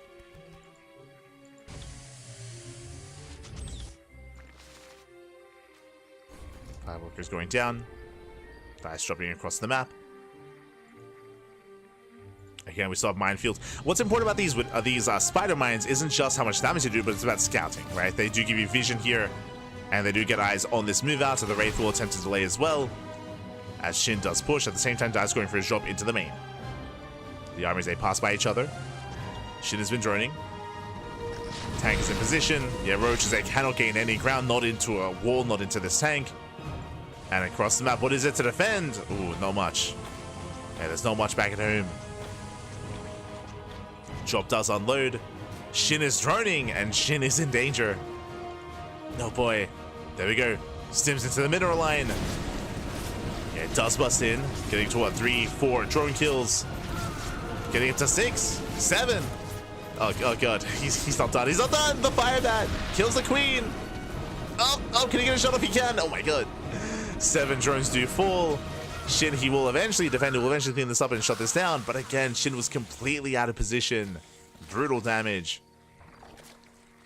Behind this, looks like he opens Roach, but is switching into Ling Bane. We have Link Speed on the way, and this is most likely leading into Ultra Tech. This is a very common style in SE2, in current SE2 ZVT, is opening Roaches into Hive, into Ultras. There we go, Hive is on the way. We expect to see +1 melee after +1 range to switch into that kind of more melee Ling Bane Ultra composition. That is what we're expecting.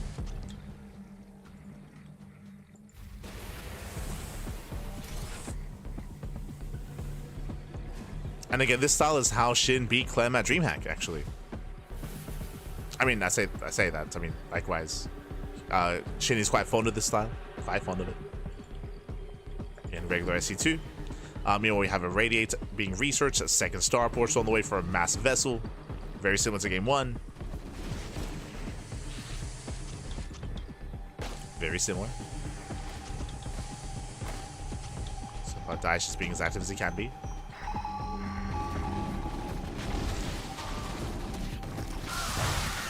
Just being active.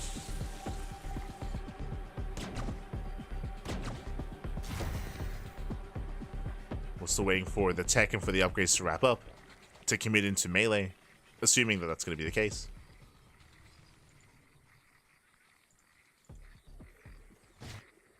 And there it is, Ultras. So the reason why we brought this up, and now we can actually talk about it, Shin has been doing this for the past 6 months. Like, he's been very, even before that, I suppose, but very fond of going Roaches into Ultras. It's a very safe way to play ZVT, especially in current StarCraft 2 meta, especially in the prevalence of 8 Raxes and early game aggression from Terran. And of course, especially in the wake of the Baneling nerf as well, that does make Link Bane openers more vulnerable. So it is just a safer way, more secure way to play. And the scary thing about this, of course, in StarCraft 2 is that because we're rushing into tech and rushing into Ultras, often the Terran player isn't ready with Ghosts. Likewise here, is DICE going to be ready for the Ultras themselves? So far, unscouted. So far, unseen. He did spot the Infestation Pits, but he might just assume it's just Infestors. Yo, let's go. We have Optic Flare on the way.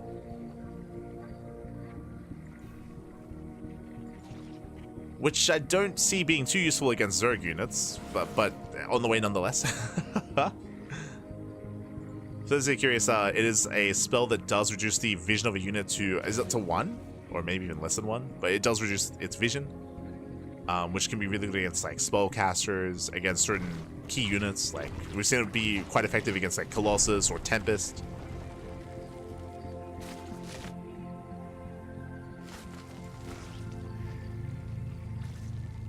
Or Oracles, for example. I can see them doing well against specifically the Vipers. along those lines. As the armies once again, they pass by each other. We have Dice coming in on the right, so we have Shin moving in towards the left. And do we go for the base trade, or do we trade bases here? There are tanks on the low ground, but the natural base is exposed. Shin, he responds, he races back home. Shin, he does race back. Expansion goes down, and can he catch out the army? Up, Dice, can he get away? Can he get away? We do irradiate some of the banelings.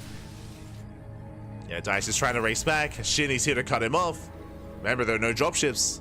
Not with this army. And Shin collapsing in a little bit too soon. Oh, yeah, the Lings, they move in too soon. We do get a blinding cloud. And here come the banelings, and we completely sandwich the army. Ay, losing everything. Yeah, the army does crumble. Nice catch here from Shin. Do get the irradiate off, though.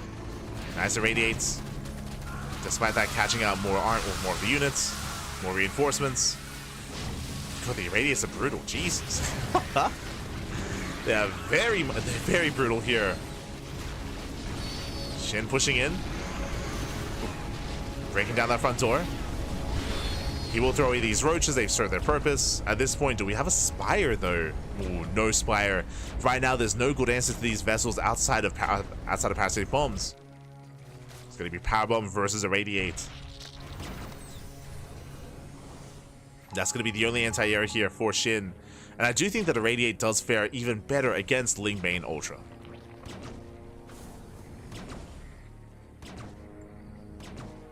Because of limited anti-air, we can even just erase her, right? Like we can just irradiate our own vessels and just go in. You know, BC production has begun.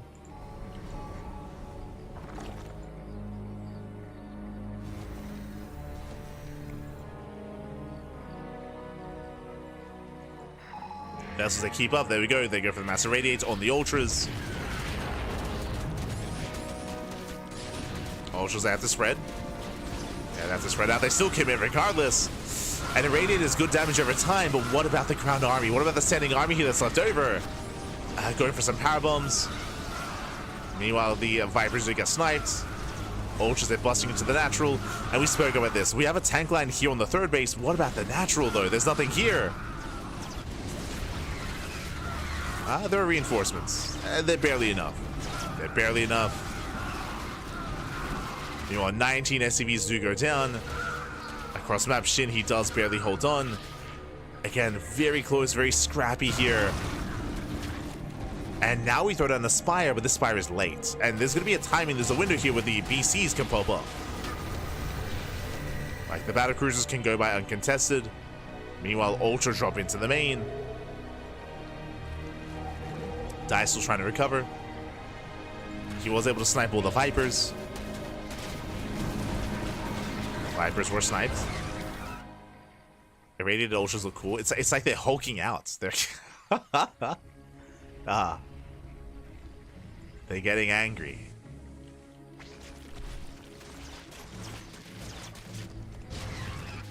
So they go dropping into the main. SCV's going down, catching us out of the production. Ooh, escaping is not going to be an option. It's going to be difficult, I should say. Yeah, likewise, more Ultras towards the fourth. Nice defense matrix. Oof. But the last the Ultras, they still break through nonetheless. And that's a lot of BCs. But the Corruptor should be on the way. It should be. As likewise catching out more of these tanks. Lings, they bust in as well. Oh my god. Does accidentally borrow. Bit of a misclick. I think it was trying to borrow these units in the main to save them. As we get another 18 SCVs. Corruptor production has finally begun. There's some Corruptors on the way. I mean, shout out to Dice for just cranking out so many workers. He still has 73 workers. That is crazy.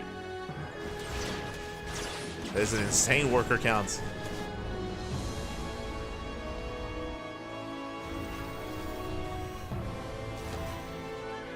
And the drop play continues.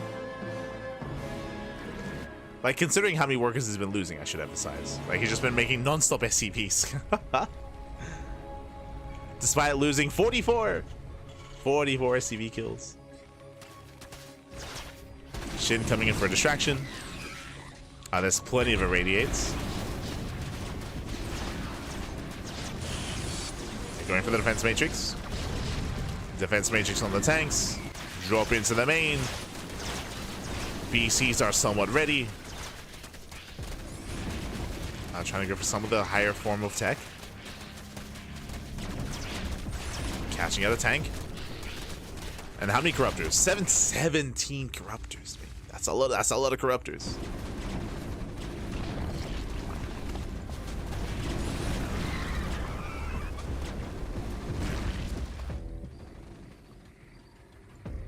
Corruptors are on the way. And again, Dice has just been stuck at home. He's just been stuck defending the entire time. It's barely been active.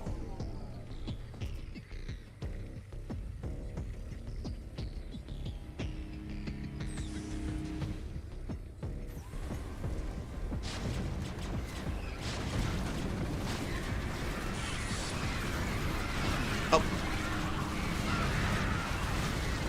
Yeah, as we just see some irradiates popping off. And so far, it does hold the line. Again, from here, I'd assume we would need, yeah, Neural. There we go. Neural's on the way for the Infestors. So going into Corruptor, Infestor, Ling Ultra. Dice, I mean, he's doing a really good job at just turtling up. He's just turtling up here. Securing his third. Trying to secure the fourth base. Has been difficult, but he's getting there. You know, with the bunkers, with the tanks, with the depots as well. He's turtling well. With a very efficient mech army. Soon to be.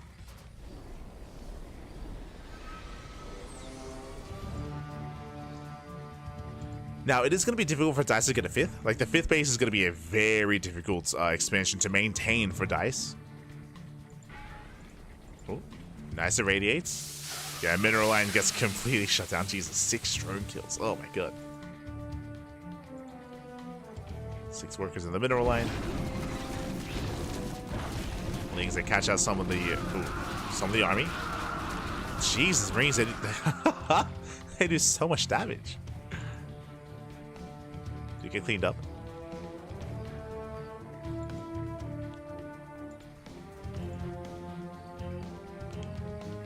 From here, we're up to how many? Up to 24. 24 corruptors.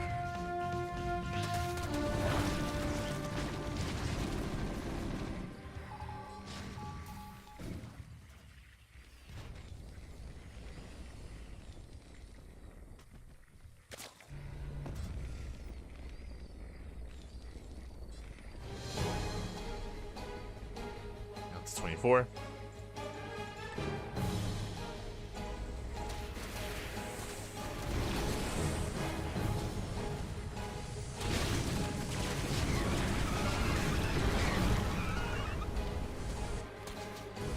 You know, we spoke of the 5th base, and it's getting up there. The 5th base is more exposed now. This is an area that Shin can start to push into. Ooh, but the Valkyries do punish Irradiate as well. I mean, Dice is maxed out with a pretty intense army. Now we get the Viper. And a head-on fight, I think I might favor Dice. I mean, it'll depend on the engagement, right? It'll depend on the spread. It's going to be on the Corruptors to spread to avoid Irradiate damage and to avoid the Valkyrie damage as well. Otherwise, Dice could dominate the air fight. Likewise, Infestors, it's going to be on them to Fungal or to Neural the BCs. This is so risky. Bearing in mind that the vessels are detectors. Jesus. Diva every time. God damn it, Shin. But he has to be so careful here with these Infestors. If they get caught out, that can be game. Nice Fungal. And nice Fungal growth. Once again, just locking down the army. Likewise, here come the Valkyries. Yeah, Brutal Radiates. Radiates popping up here on the Infestors. Fungal tries to lock down the army.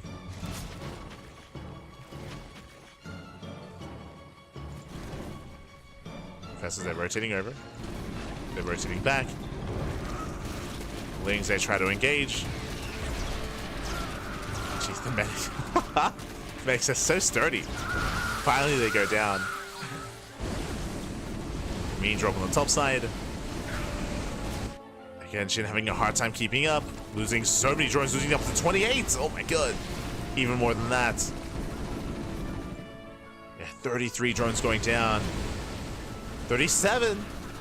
The fire bats, they cracked. Yeah, Shin just getting torn apart. Shin has to re-drone, resaturate. Shin's next base is also going to be a difficult one to hold on to. Does abduct. Gets one. Oh god.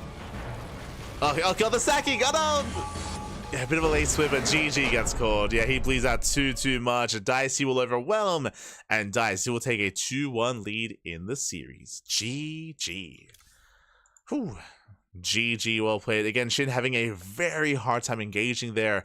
You could see like he was trying to abduct, but the vessel's actually quite sturdy, so they could tank a volley from those corruptors. Likewise, trying to split and trying to avoid radiate and Valkyrie damage while also trying to spread out your army, trying to engage, also dealing with BCs.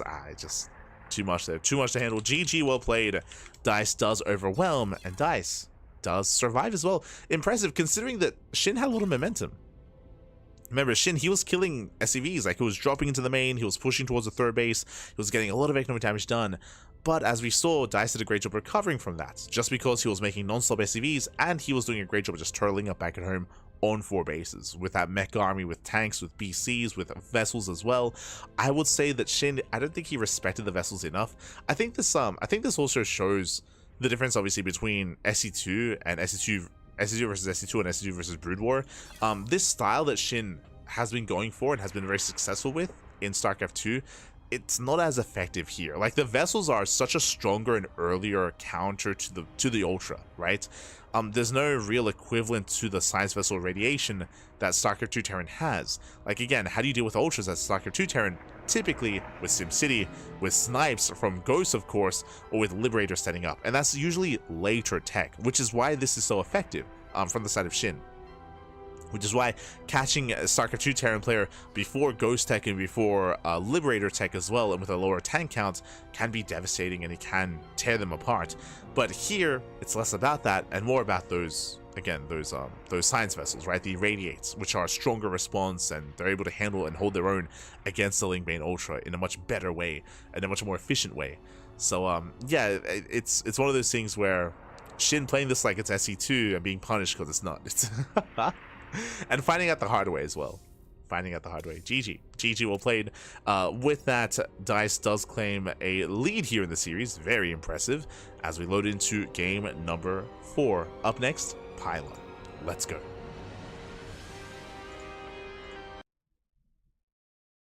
Here we go. Here we go. But again, it shows like this style and this composition from Shin being less effective here, and we'll have to rely on something different, or not rushing to Ultra in such a way. It's not as it doesn't look as strong or as potent against Brood War Terran. But here we go. We're now getting into our next game. The series will continue as this is a best of 7, and spawning in the bottom right hand corner of Pylon, we have the blue Terran player, the Brood War Terran. Playing Brutal once again, it is Dice. Leading the series 2-1, and spawning in the top left-hand corner, we have as opponent, we have the StarCraft 2 Zerg player, the Red Zerg, representing Weibo Gaming. Down in the series, we'll see if he can bounce back, we'll see if he can recover. It is Shin. Here we go. So, I'll be honest, I don't expect to see Shin going Roach into Ultra again. I don't see that being anywhere near as effective. I would imagine. I mean, to be fair, it's one of those things where Maganatha is more known for longer game states, and it is easier to turtle up on Maganatha, more so than Pylon. Welcome to Pylon. Pylon is a much smaller map, much more aggressive map, known for all-ins, known for pushes, known for shorter games as a result. So you could argue that if Shin were to play the same style but be more assertive, he might find more success here. This is a map where it is more difficult to turtle. It is much more difficult. So the map is, of course, a big factor, as it always is. So we'll see how our players do adjust. Both our Zerg and our Terran player.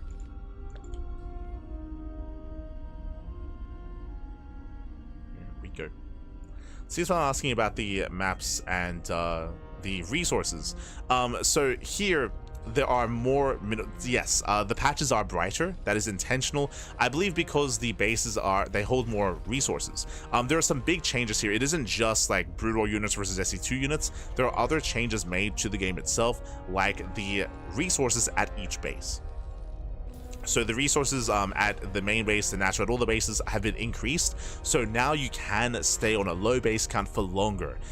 If you recall, this was changed coming into Legacy of the Void to try to incentivize faster bases and more expansions. Here, being stuck on 1, 2, 3, 4 bases is more viable in StarCraft Evolution, as there are just more resources. Likewise, when it comes to other changes, high ground is another big advantage here because there is now a mischance. In StarCraft 2, there isn't. There is no mischance if you're shooting from the if you're shooting from the low ground to the high ground. There's no mischance in StarCraft 2, but there is in Brood War, and now there is in StarCraft Evolution as well. So there is a chance to do 0 damage if you're attacking from the low ground. There's also a chance to do 0 damage if you're attacking into something like this, into tall grass. Tall grass, steam vents, like obscured vision.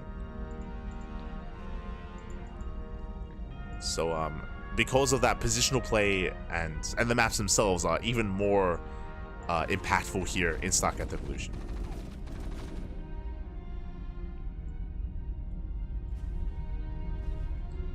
It's crazy. Science vessel needs more gas than cruiser. I would say that makes sense though, because I would say that a science vessel is probably more effective than a battle cruiser. Like, it's arguably a stronger unit, and it gains more value over time.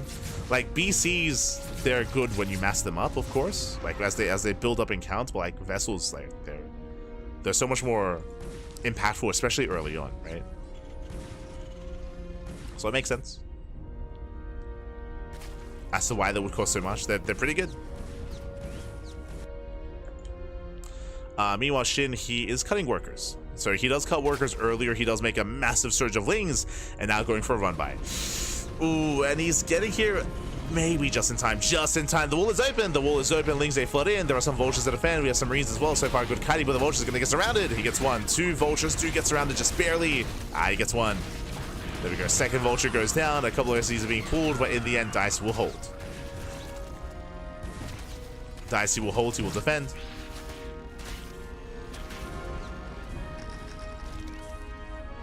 And this time, making it up. From the beginning this time. So he is going to be embracing mech, going into mass vulture. He has not researched ion thrusters. He actually went for siege mode first. That might have been a mistake, because he has no tank. So, ooh, that might have been a mistake here from Dice, to go into siege mode instead of ion thrusters, considering he's going mass vulture as well. Yeah, there we go. Now we have ion thrusters on the way. It is late. So late ion thrusters does move out. It is going to be easier to surround these vultures because of that. Speaking of it, speaking of, it looks like one of the vultures is going to get surrounded. Just the one though. The rest do kite well.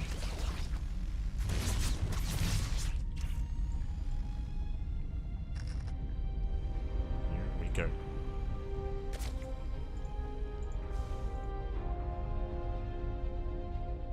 Brutal Plague, easy counter. What counters 10 plus vessels in Evo?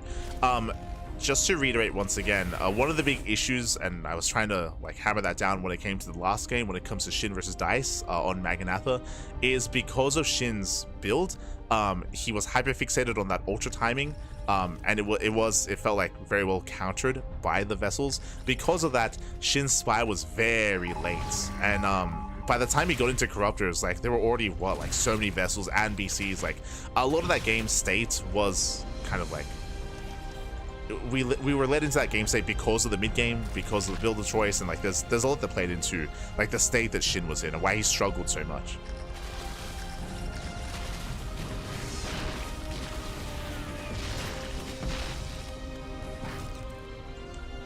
As adds up. Meanwhile, Shinny's all in. As a reminder, Shinny's all in. He's rushing across the map. Is rushing across the map here. Likewise, zoning back those vultures. Yeah, the third base is going to be going down. Behind this, there is a tank line at the natural, but not at the third. The third is going to be forfeit, and Shin, can he break the natural itself? Oh no! Brutal Spider-Mine. Spider-Mine does punish. Ravager's trying to move in. They will bow down one tank. But Dice holds. Yeah, Dice, he holds. He punishes the Ravager as the all-in is failing. And Shin, we have to start droning here. The lair only now beginning. This is a almost 7-minute lair. Such a late lair here from Shin. And now he's droning. And I will say that Dice is in a better position at this point. Dice, he holds, he defends. Dice, he's up in SCVs. Oh, does overextend. Oh, he should not be here. Yeah, Dice should not be here. Never mind. Dice had a good defense, but oh, he does overextend here. 5 SCVs going down, 6 SCVs. This should not have happened. 7 SCV kills, getting up to 8. Almost 8. Dice, he was just a little bit too excited. He was a little bit too excited after the defense. He took his third base too early. So Shin, he's still in this game. Things were looking rough, but Shin, he was just able to recover at least somewhat. Get some SCV kills.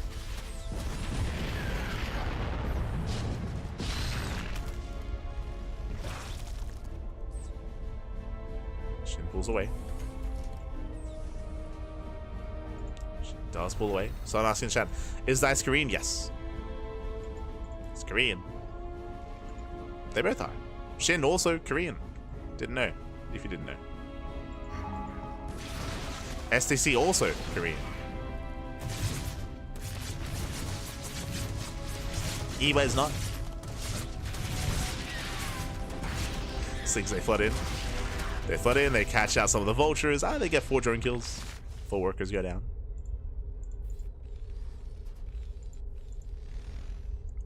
Do go down. A Dice from here can now establish his own third base. Third expansion on the way. Once again, he's just turtling up. And we have a bit of a shaky back and forth here. Like initially, Dice had a beautiful defense against the all-in, but then he expanded too soon. He overextended, lost a bunch of workers. So now we're in a more tricky kind of game state. It's a little bit more in flux. Shin going into Swarm Host. Okay. Interesting. We'll see how this works. So, a couple of things here. Swarm hosts in StarCraft 2 are very niche in this matchup. They do very well against a traditional form of mech. I'm talking about like Hellion Tank. Like against Hellion Tank, Swarm hosts are ideal because they do a great job at just bouncing back and forth, counterattacking, knocking down bases, and they can be really hard to shut down. But against Battle Mech, against a Hellion Cyclone Banshee composition, Swarm hosts can struggle. They can struggle because it's easier to find them, to shut them down ahead of time, to chase them down, and to punish the Swarm host. I'm curious to see how the dynamic changes when not up against Cyclone, but against Vultures. Vultures are also very active, they're very mobile, but I would say that they're maybe a little bit less effective when it comes to hunting down Swarm hosts than Cyclones would be. We'll see. As Locust Wave does pop off. Not many SCVs to kill, unfortunately, and we'll force the lift. Yeah, the first Locust Wave is meant to get damage done, and we'll get on top of some of the tanks. Does get one. Gets one, gets a second tank, so 2 tanks go down. It's an okay trade, but again, ideally, I mean, now there's no surprise factor. Now Dice is going to be more aware. At the same time, Shin, he just commits. Does commit in. At least tries to, gets another tank. Yeah, 3rd tank goes down, a 4th tank barely goes down as well. Shin, he's maxed out. Doesn't quite break through the siege line. But Shin, he's not stopping. Shin, he's not droning. He does take the high yield gas geyser. Shin maxing out on Roach Ravager. And his goal here is to just keep trading. Just keep trading. And he gets another 2 tanks. 2 more tanks go down. And yeah, I was curious, and I would say at this point that Swarmers, they can trade quite well here against this. What I mean by that is that the Vultures, they can't really threaten the army just because of the Roach Ravager, right? Cyclones, they can bully back Roach Ravager. Vultures cannot. Vultures cannot. The Roach Ravager, they do hold their own against the Vultures, which means the Swarmers are safe, which means we can just chill. They can just chill and just keep going for more Locust Waves. And they can just go for more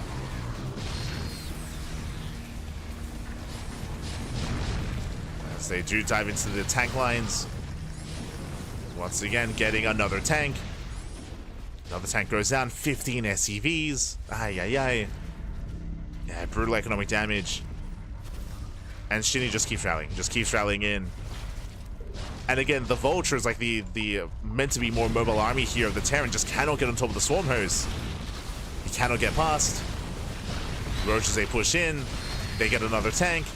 Nice irradiate here on the Swarm Host.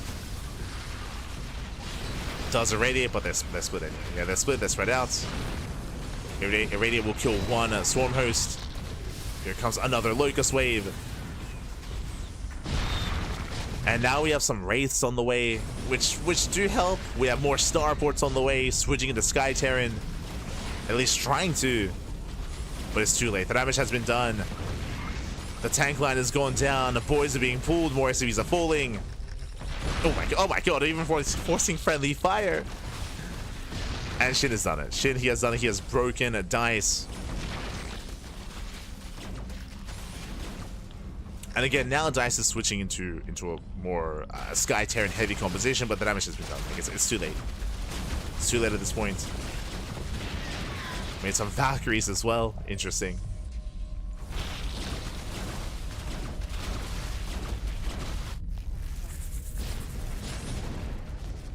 Locust, they do get into the mineral line. Getting more SCVs. 47 in total. And Shin just has to keep pushing. Just keep pushing in, just keep denying bases, denying mineral lines. Dice is on a 2-base economy. He's barely holding his own.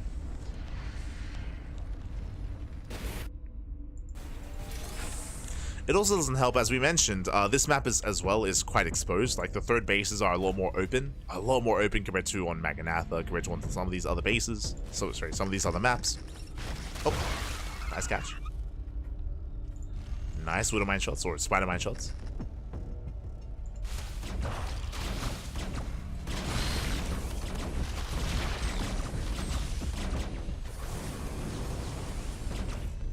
When can we expect StarCraft 2 versus Warcraft 3? That already exists. That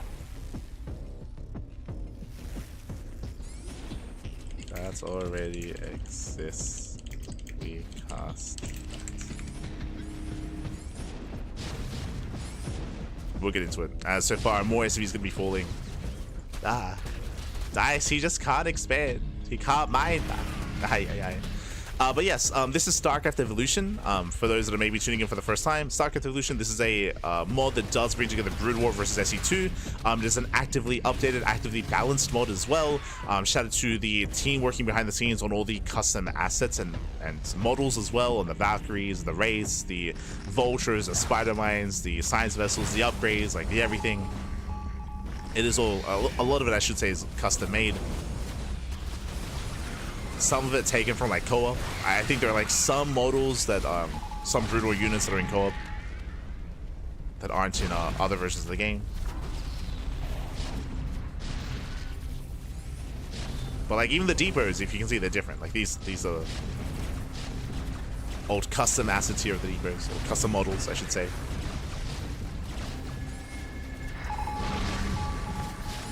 I'm right, someone was asking about Warcraft 3. Warcraft 3 Evolution is a thing, and we've casted that as well. We do cast Warcraft 3 Evolution. Whenever there's a KungFu Cup Warcraft 3 Evolution, that's what we cover.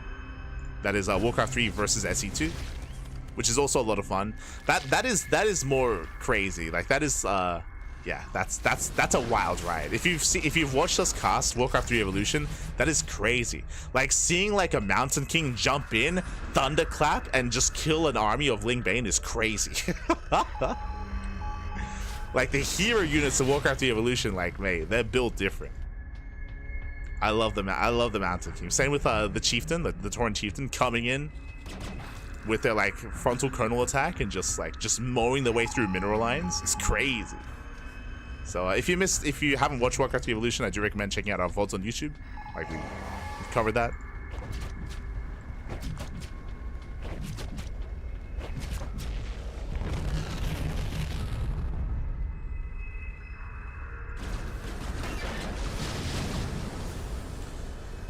SU can look like Brood War with the skin, but there are units from the original game. I mean, yeah, like for example, like this BC skin, like this is like, I believe custom made. Like the team working on this mod is very dedicated to their crafts, very passionate as well.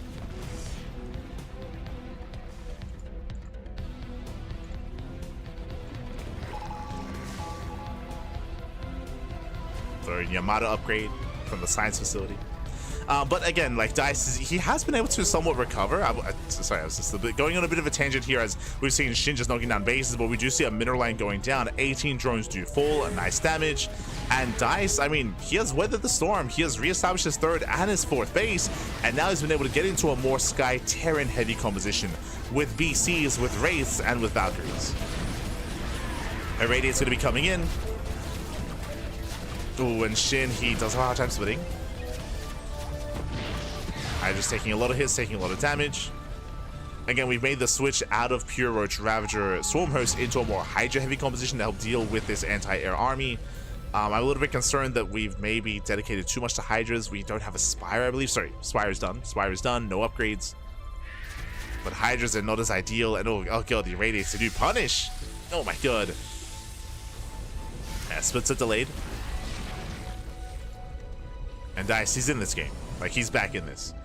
Of course, Shin still has that massive supply lead, that is true. But Dice, he was dead in the water. Not as much anymore. Likewise, Valkyries, they do punish the Locust Wave.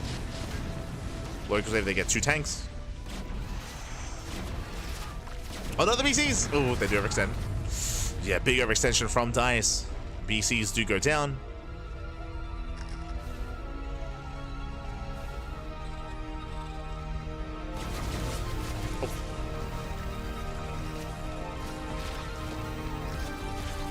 As again, I'm not too convinced by this mass Hydra now composition of Shin, but we'll see. 5% coming for the yoinks. They get one, they get 2 tanks. 3 tanks going down. Science Vessel as well. Here comes another Irradiate. Another 2 Irradiates. Oof.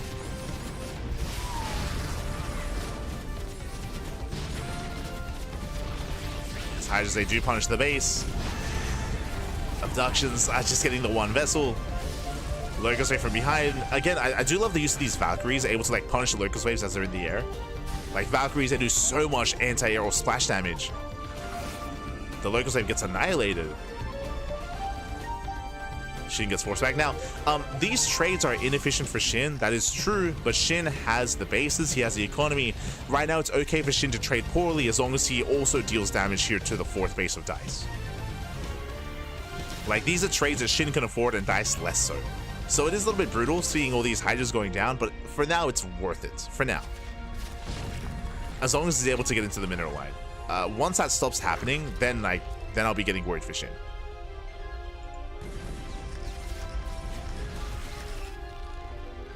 Because there would be a point where he trades too inefficiently.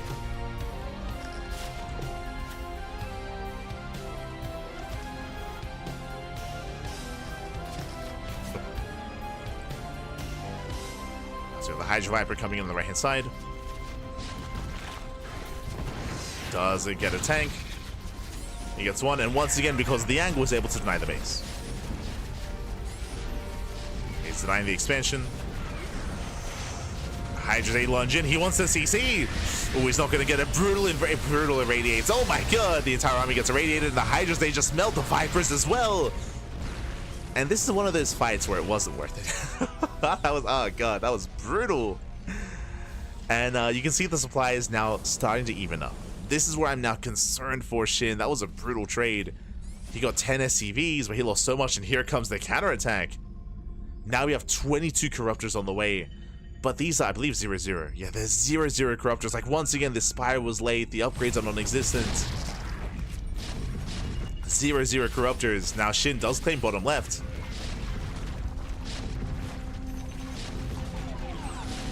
Does claim the expansion. Does shut it down. All these tanks are exposed. Here comes a Locust Wave. This time there's no Valkyries. Yeah, this time there's no Valkyries. These tanks are going to go down. Taking down 2 tanks. Hydra stays 9 expansion. Oh, it's getting dicey. See what I did there? Oh, God. Not like this. Does get another tank. Does force friendly fire. These tanks are so exposed on their own. Where are the corruptors? There they are. Jesus. Oh my god.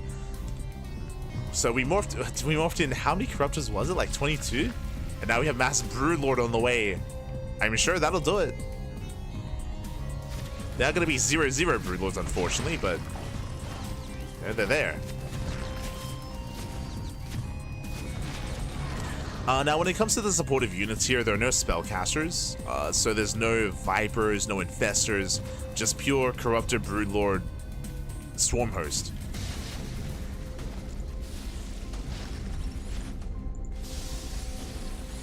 So again, the army doesn't really have too much finesse to it, but Shin can still pull this off.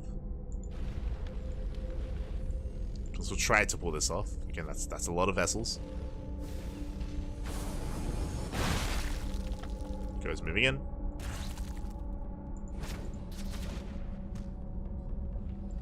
Does take some Michaels to the face. We have 4 more Valkyries on the way. Nice Irradiate here. This time better splits here from Shin.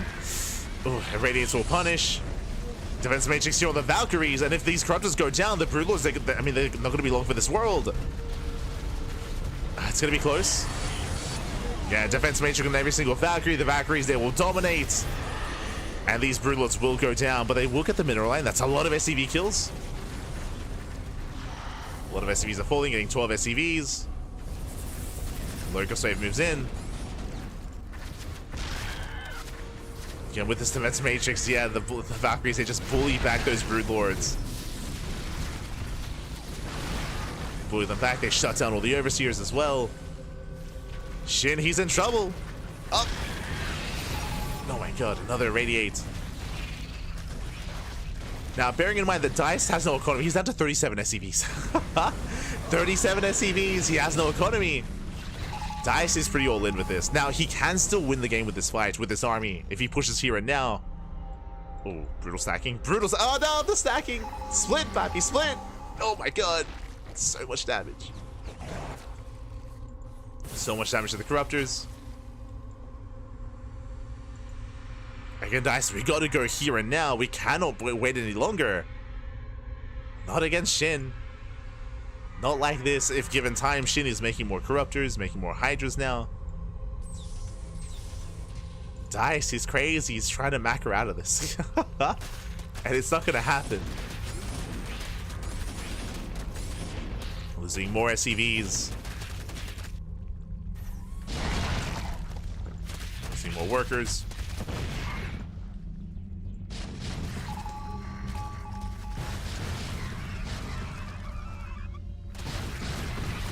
Things they collapse in. They will surround. Hydras, they lunge forward.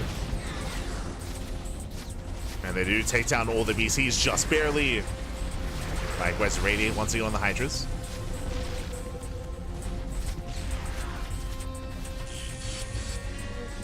Does a Radiate. Vlad's pushing forward.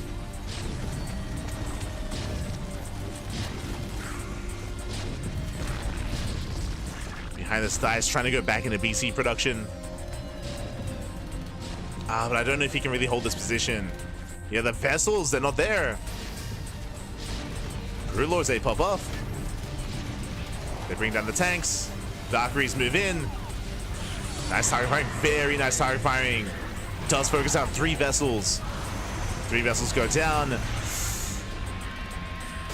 Likewise down to 3 Broodlords. Hydras are pushing through. Every Broodlord's gonna fall. As there's 1 Broodlord left. Yeah, just 1 Broodlord. But the Hydras, though. The Hydras, they're holding on. Remember, Valkyries, they don't shoot down. Gee, it's so messy. But Shin has done it. Shin has done it. He has broken the main army. He breaks through the 4th base, the 5th base as well. We're out of Irradiates. And again, the Valkyries, like, they can't really hold their own against Hydras of all things. But again, a very scrappy game. Very back and forth. It went both ways. Quite some time. Dice had a crazy comeback. Remember, there was a time in this game where he was down to 2 bases and Shin had like 5. But Shinny's done it. He's done it.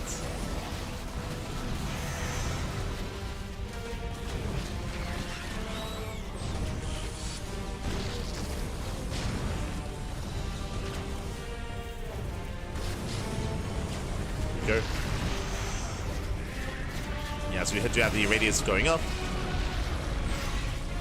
Once again, punishing the Hydras. It is going to be 43 SCV kills. And Dicey has come back from the brink already here in this game once before. Can he do it again? From this position, he shouldn't be able to. He shouldn't. But I will see. As we're floating over another base. We've been here before, but have been here before.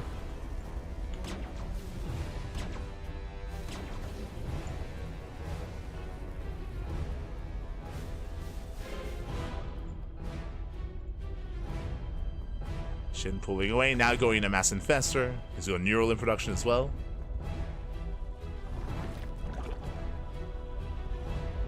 Let's go.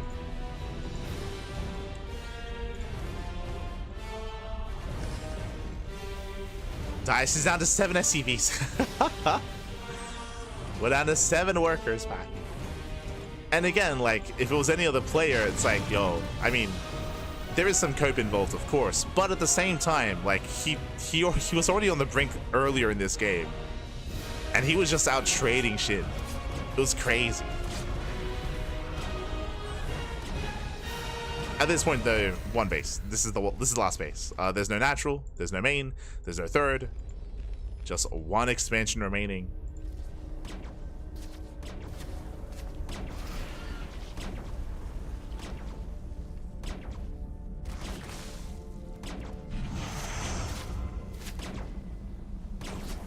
Battle cruiser operational. Oh, it's operational. Here comes a Neural. DC goes out. Oh, let's go.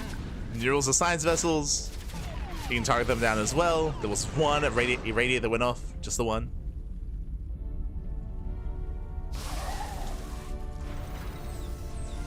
But Neurals are coming in. Oh, Neurals are denied. Jesus. They're denied by the tanks. There we go. Lings that flood in from behind. Brutal mine shots.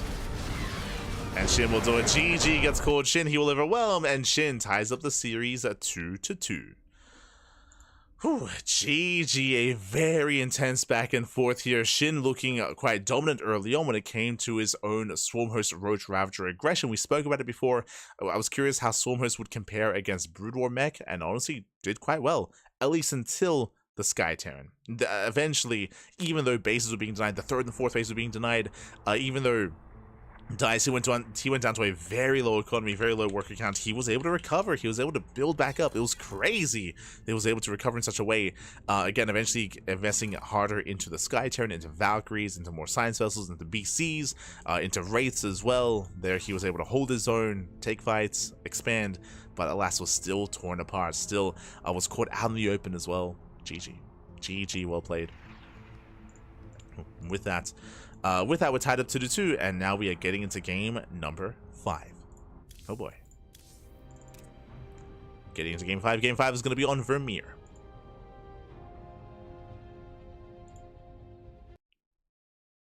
Here we go.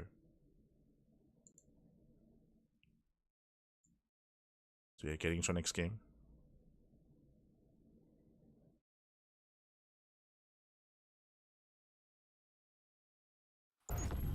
Getting into game 5.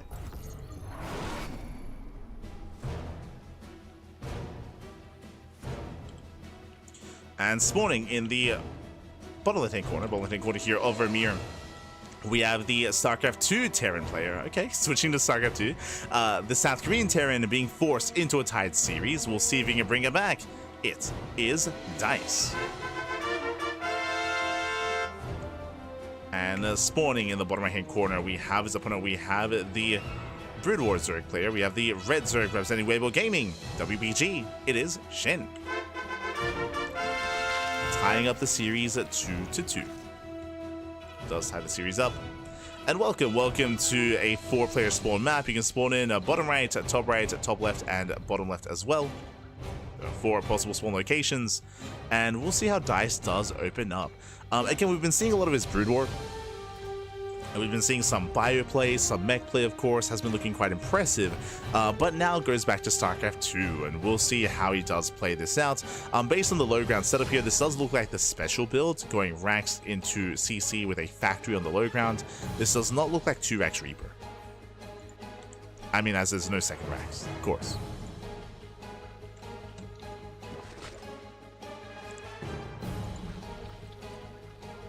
This opener, I mean, there's a bit of a give and take here. The benefit of this is that you do get an early wall, so you're able to fully wall off this area, this location, and you're left completely safe at the natural. The downside is that your production is more exposed. So if Shin were to go for an all-in, and Shin does scout with the Overlord, he does confirm the location of Dice, but if Shin goes for an all-in here, then the production is going to be exposed, because the add-on should be down here, the factory should be down here, and the add-on slope should be down on the low ground as well. So if the natural gets broken, the production also gets broken. So it can be risky if Shin were to go for an all-in. Meanwhile, the macro hatchery is denied. A nice setup there with the SEV. Does delay the macro hatchery wants it. Ay, ay, ay. Nice, calm down. Very nice play. Does heavily delay the macro hatchery. Ooh. Also, my apologies. This was an early gas. This was early gas pool. Sorry, I just assumed that Shin was going for a standard opener. He is not, by the way. Late expansion, late hatchery. Reaper does dip in. Lings are going to be spotted. But Shin is being much more aggressive here. Into the fast lane. Oh my god, he's doing it again. God damn. Did this happen in game 1 or was it game 2? For those that remember, Shin, the first 2 games of this series, he kept going into 2-base lair. Into 2-base muta. He's crazy. He's doing it again. It was on Blue Storm, that's it. He went for it on Blue Storm as well. And Shin was punished. Well, speaking of punished, alas, the wall is open. Yeah, the wall is open, the factory is in the air, there's no Hellion production, the reactor is not being made use of, boys are being pulled, and this is a rough start here for Dice. Ay, ay, ay. We mentioned that the production is exposed on the low ground. That's one of the downsides, and we're seeing it here as well. Yeah, we're seeing it come into play. Once again, nice hold position micro, ensuring that the factory just cannot land. And Dice will eventually deal with this, but this is a big delay in the Hellion production. Big delay. Third CC in the main. Shin does not scout. Third CC before starport. And here comes the 2-base muta. 2-base muta out of Shin.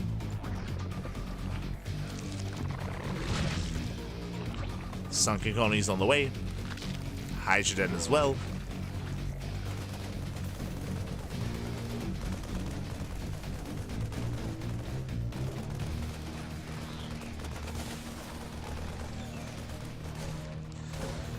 The Reaper does confirm. Yeah, Reaper confirms, goes back in just to double check. He has eyes on the lair and eyes on the Spire as well.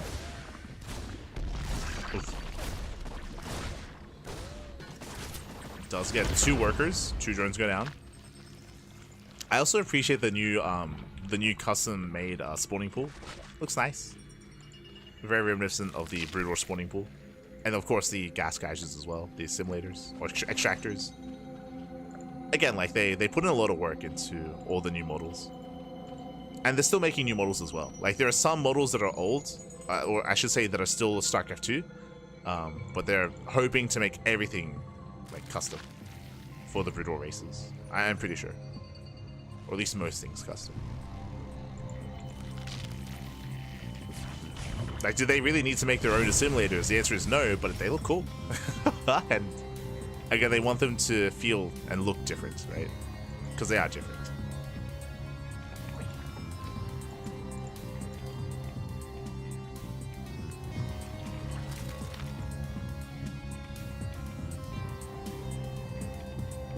As mutas are moving out. Again, they got spotted already. We have a turret in the position, turret in the natural, turret in the main, turret in between the bases in the production line. And again, Shin is switching into what should be Lurker Tech. Scan does reveal this. Mutas, they poke in. One muta goes down.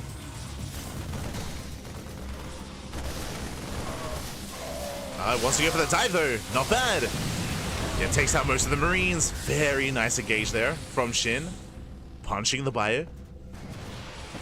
I believe only 1 muta so far. Yeah, only 1 muta has gone down. Takes down 14 Marines. And likewise going for combat shields as well. At the same time, we do see Dice ready for a Hellion dive, a Hellion run by. But these mutas, again, very nice control from Shin that he has paid for themselves. They have paid for themselves, or they're paying for themselves, I should say. Taking down more Marines as they try to rally in. Just can't be the production. Again, there was a turret here in the main to protect the main base production, but not the low ground. Not these Raxes. That was an oversight from DICE. Yeah, that was a big oversight. Lings are keeping up with the Hellions. Behind this, Lurker tech is on the way. Again, we're switching out of Muta into Lurkers. Both Widow Mines go down.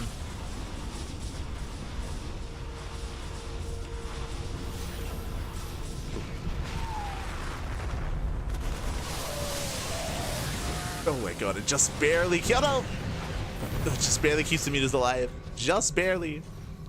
Likewise, here come the Lurkers. They're morphing in, and Shin, he's not backing off. Shin, he's not droning either. It's a 2-base all-in. He's going 2-base all-in at this point.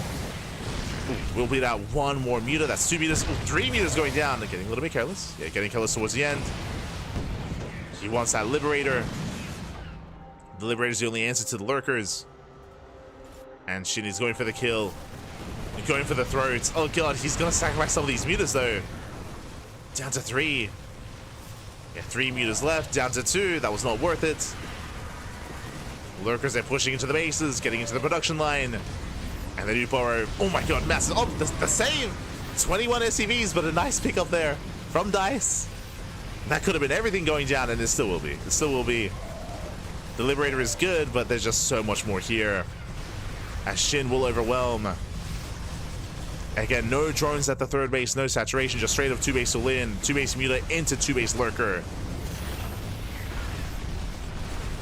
Not quite the Su build, but 2-base Lurker nonetheless.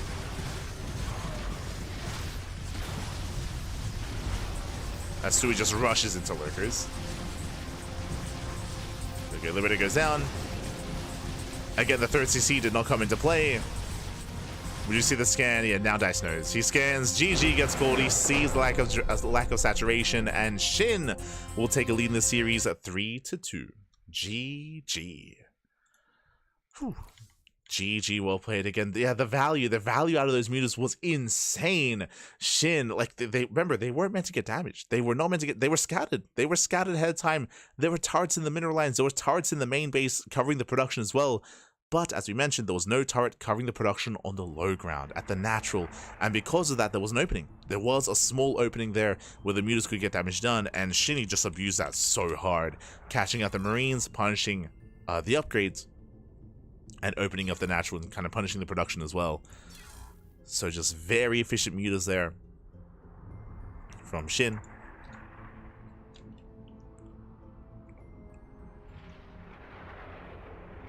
And with that, Shin does take a lead. Does take a lead in the series. We're now getting into game number 6. Oh. We're jumping into game 6. Game 6 is going to be on Holy World. One of the, I guess, kind of newer maps in the map pool. I say newer maps from like 3 months ago at this point. Muta has Wilson range? Yes, we do know this. I didn't, for those that are unaware, the Brutal Muta is different from the StarCraft 2 Muta. They do have 1 extra range. It is known.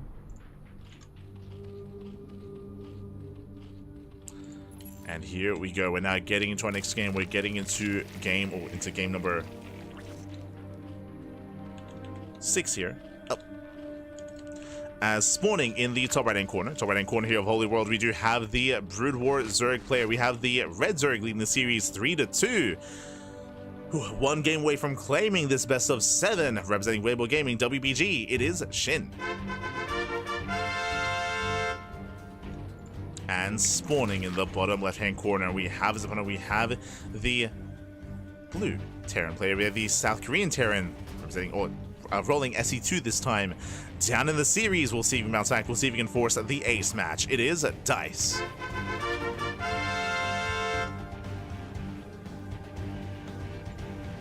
Go.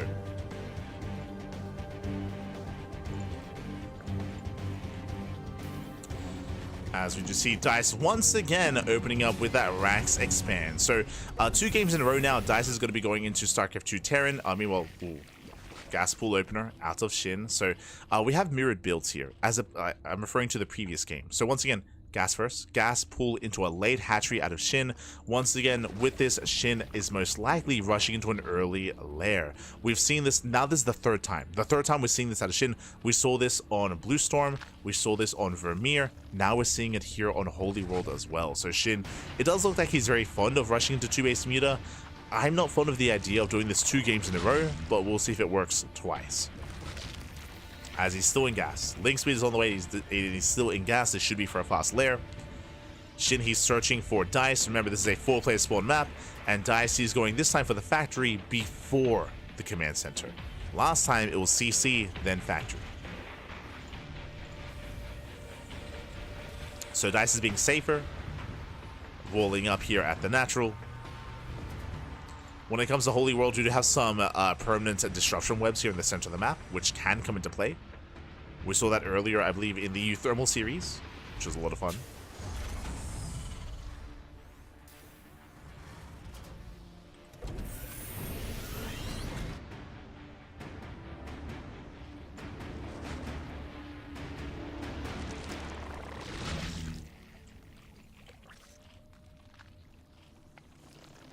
And we see that Shin, so Shin, he's just now confirming the wall. Just like last game, he's going for a Ling Flood. This time, it's not going to be as effective. This time, there's going to be a safety Hellion first before the add-on swap.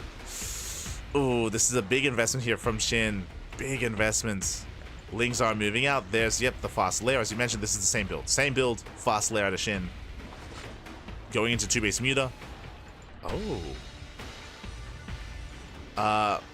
Does he know that Lings they don't fit through that, by the way? Yeah, they do. No, Shin! He doesn't know! Oh no, not like this. Lings, again, this little patch here, it allows workers to fit through, not Zerglings. ByuN made the same mistake earlier, remember? ByuN against Dark, where ByuN mined the mineral patch, he tried to fit through and he couldn't. Ah, no.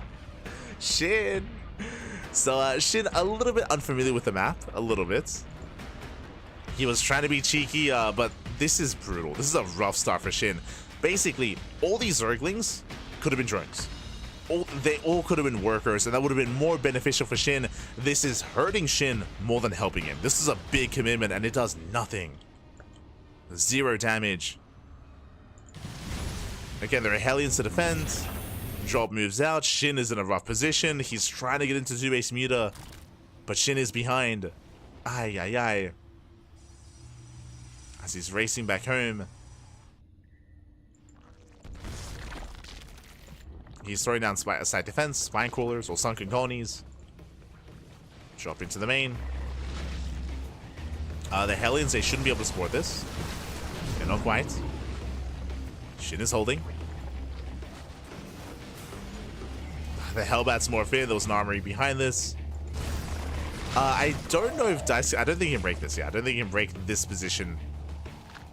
The colonies are done in time. I mean, well, the Hellbat drop. Let's go. Very efficient trades. Does roast up those Lings. Marines, they drop over. There's no colony... Oh, sorry. There is a colony in the mineral line. Ooh, miss rally. Yeah, miss rally there out of Dice. We'll lose one of those Hellions. But he does set up here at the base. Liberator going ham. Spire is spotted. But Lings, they can't engage. Like, they can't engage into these Hellbats. Not like this.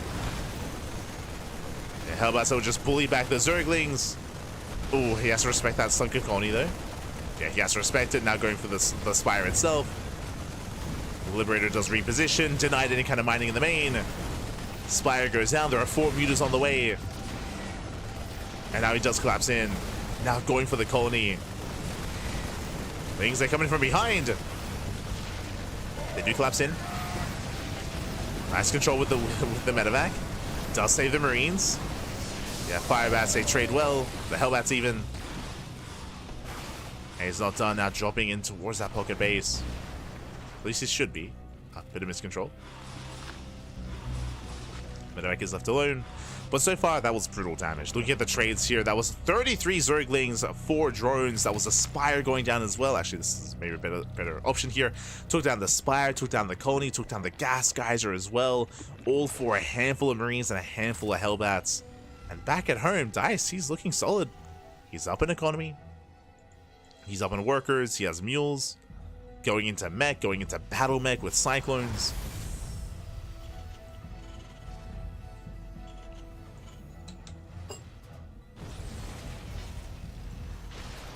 Shin, he cannot do much here. When I say that the cyclones are still on the way, true. Mass repair. Does mass repair. These meters, they get 2 SCVs, they get 3. They're getting some damage, at least. Some damage. Yeah, 5 SCV kills. It's something. As Hellions, they just race on past the Hydras. They bust into the bases. And Shin, he just can't do much here. Like, he's just, God. The boys are trying to be pulled away. They get roasted, they line up. 11 drone kills. 11 workers go down. And again, it's just too much damage too early on. As we mentioned, like, it was just a really rough start for Shin. For Shin to go for the Link Flood, for it to fall in its face. GG gets called, and Dice will tie up the series 3-3. We are going to the ace match. Whew, GG. We're going all the way to Game 7. Again, as we did mention, it looked like maybe a bit of inexperience with the map itself for Shin to go for the Link Flood, to pull one of the boys, to mine through that patch, and to not fit through. For those that are curious, those little singular mineral patches that are gold, they're designed for worker scouting. So you can move in, you can mine through that patch with your worker, and then you can go in with a drone scout or with an SCV scout. They are small enough where a worker can fit. Any other unit cannot. Like a Zergling cannot, a Marine cannot, a Zealot cannot. And again, ByuN found that out the hard way previously against Dark. Here, Shin also found that the hard way as well here against Dice. Where he tried to flood in with the Zerglings, but they're too thick. They're too thick. They cannot fit.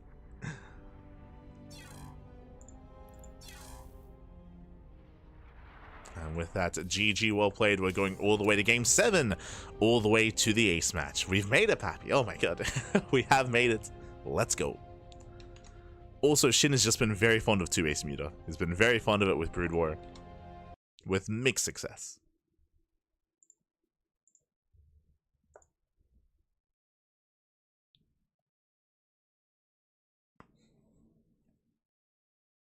With mixed success. Oh, I said Rowdy. Good to see you, Rowdy. Good to see you. Always, Pappy, always. Este Rowdy. Now, as we are getting into the final game of our series here, we're going to be loading into Sylphid. Soon TM. Un momento. Series is spicy. It has been spicy. It has been spicy. And there we go. Bam. We are going to be loading in and spawning in the top right hand corner here of Sylphid. We have the Brood War Terran player. We have the Red Terran from South Korea. It is Dice. Like my noodles. They better be spicy. And spawning in the bottom right corner, we have the StarCraft 2 Zerg player, the blue Zerg representing Weibo Gaming. It is a Shin. Let's go. Shin is going to be opening up a hatch gas pool. This time there's no crazy gas first into Ling Speed into Fast Lair. Not this time. Standard opener out of Shin. Likewise, Dice going for his own CC first as well. So economic openers, we're calming things down. And welcome to Sylphid. Sylphid is a 3-player spawn map. We have the top spawn location, we have bottom left, and we have bottom right. So 3 possible spawn locations. We do have both overlords being sent to both locations to look for the Terran opponent. And Dice opening a 3-Rex. Yeah, opening a 3-Rex. So this does look like 3-Rex Sim. So second Rax is thrown down, and we are looking and waiting for a third Rax. And there it is. Yeah, there is that third Rax on the way. With that, we do have a 3-Rax again into an academy, into Stim. We spoke about this at the start of the series, where this is a very, very meta, very popular build in this matchup. It's a very potent Stim timing. But what I will say is that Zerg players have been getting better and better at defending against it. We saw this actually in Game 1, right? We saw this in Game 1. It was on Fighting Spirit. It was on Fighting Spirit, where Shin shut this down with Ling Pain. You can go for Roche defense as well. We'll see how Shin responds. As he does scouts, he does confirm the Raxes. See him checking into the main.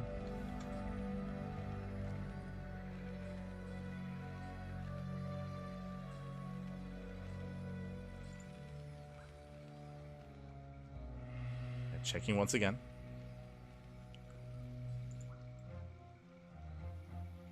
Does check, does get eyes on extra Raxes, so now he's fully aware. Behind this, I would imagine that Shin's going to go for once again for another Bailing defense, but we'll see.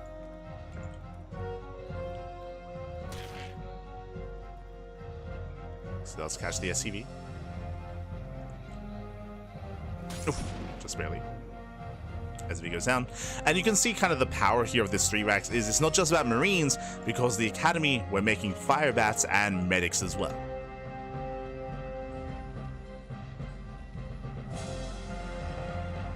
The army is building up.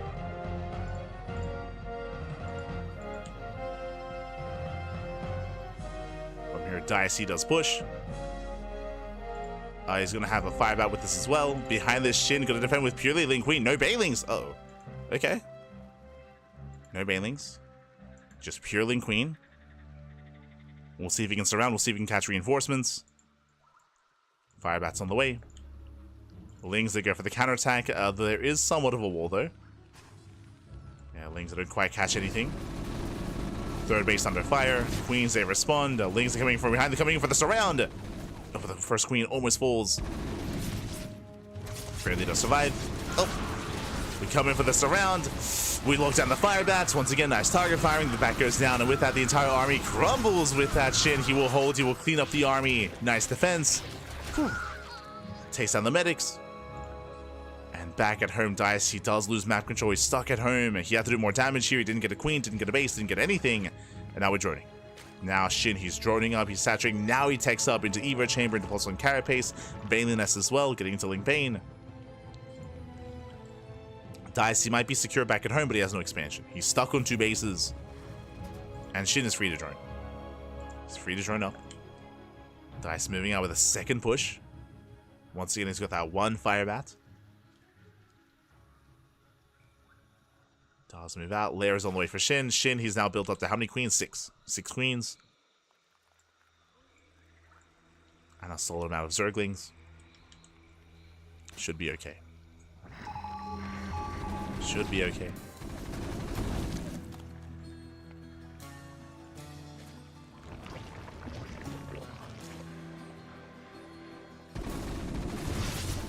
Oh. Takes down 2 tumors.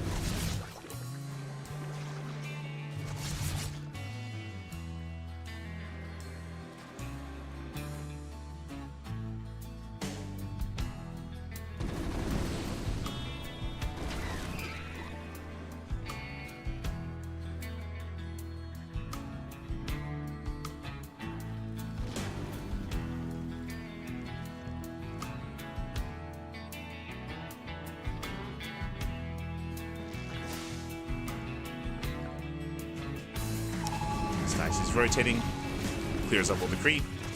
Again, he's lost a little momentum, a little of the bite of this push. Like, he can't really threaten anything. He can't really threaten anything. Shin, he's just free to drone, saturate, getting into more Ling Bane. Right now, it's on Dice to try to expand. He does have a 3rd on the way, building up more Raxes, but the problem here is that he can't really threaten the Zerg. Right now, Shin is free to expand. There it is, 4th base on the way. Now getting into a 4th base. Joining up more freely. I'm most curious here as to how Shin techs. Does he go from Ling Bane into Ultra again?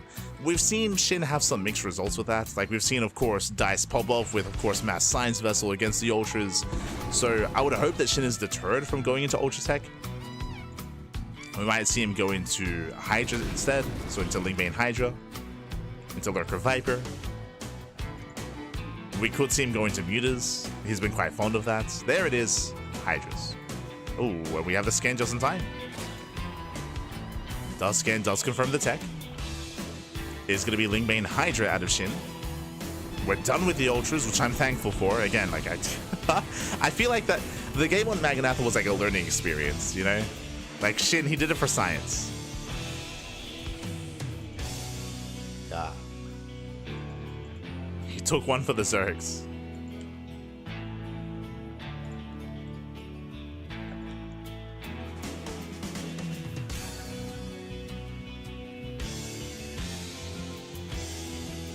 As we see Dice threatening a dive into the main.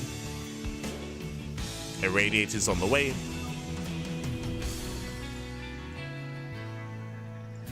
Once again, working towards Irradiate.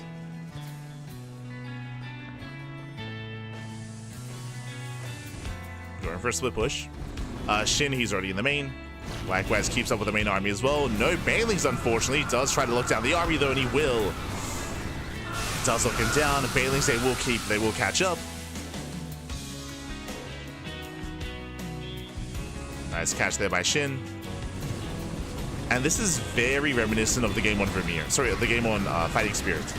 Very reminiscent. Where the same thing happened, actually.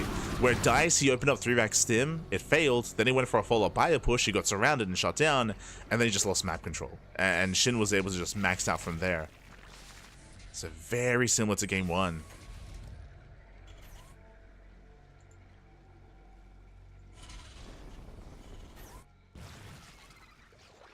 As now Shin, he's going to be able to join up to 80 and look to max out and get a 5th. So we should soon see him expand.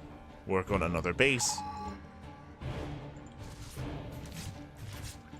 And then work on maxing out. Now we'll see what his answer is going to be to these vessels. As we are getting to vessels early on. Does irradiate. Late reaction. Oh, very late. Oh my god. Late reaction out of Shin. Just dealing with a clump of lings.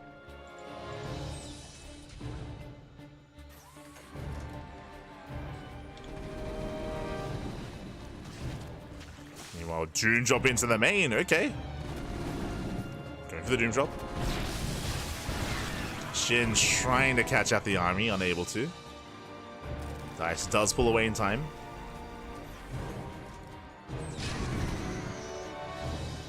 Pulls away. Doom drop into the main.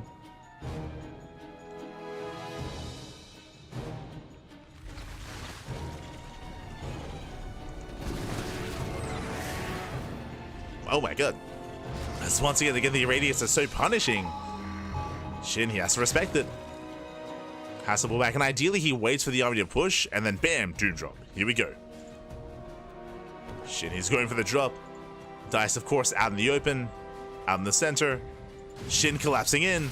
He wants those tanks, and he will get them. The tanks are exposed. Yeah, brutal angle here. 1, 2, 3 tanks going to be going down. Can he get all 5? It looks like he will. Yeah, he takes down the entire army. The 5 tanks do fall. There's a 6 tank on the high ground. At the same time, Doom drop into the main. Catching out reinforcements, SCVs. Yeah, catching out everything. As the boys are being pulled to fight. And Dice is just completely torn apart. Again, just losing momentum so early. And I was going for the final tank. Yeah, Shin just going for the final tanks. The final line of production. There's one more tank behind this. Lings, they flood in. And again, Shin just had a very comfortable early game. Very comfortable. The vessels were out of position. They were defending the main. 29 SCVs. There's still Lings in the main. Oh no, they're still in the main base. They're still popping off. Not like this. Losing up to 39 up to 40 SCVs. And the CC will lift. Vessel still trying to move in. But this is game-ending damage. 51, 52 SCVs. Ay, ay, ay. Not like this. Losing up to 54. And again, Dice did an amazing job making it to the ace match. He had a very strong showing for the first time. Going all the way to Game 7 against Shin of all players. Shin also had some peculiar builds, like Shin.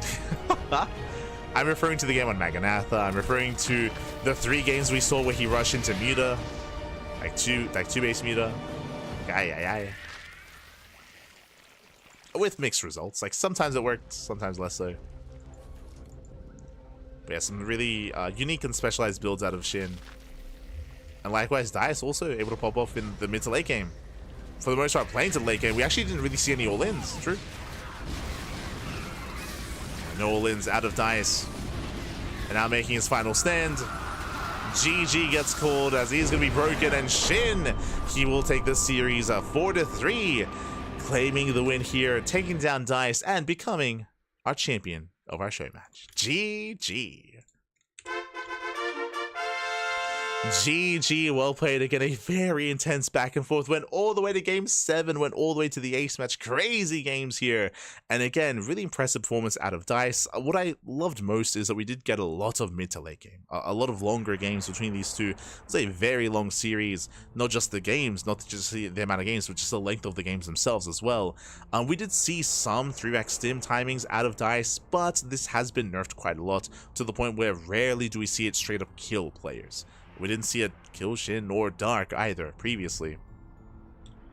So both Dark and Shin, they were able to hold their own. They were able to deal and handle with those early stim timings and just snowball from there. With that, GG. With that, GG, well played. And I hope we see more of DICE. Hope we see more of DICE in the future. From my understanding, I don't think he's competed in any other tournaments since. But it would be really cool if, I don't know, if an invitation was stretched out to him to compete in StarCraft Evolution League, to compete in the qualifiers, and to maybe play in the StarCraft Evolution League Championship. It would be really cool to see him once again, just for some more Terran representation, especially because it's hard to say what the Terran representatives are going to be looking like coming into into the Evolution Championship. Of course, we have players like ByuN, we have players like Hormono, players like Spirit and Quanta, but it would be nice if, and Kiwian of course as well, it would be nice if DICE would join the fray, but we'll see.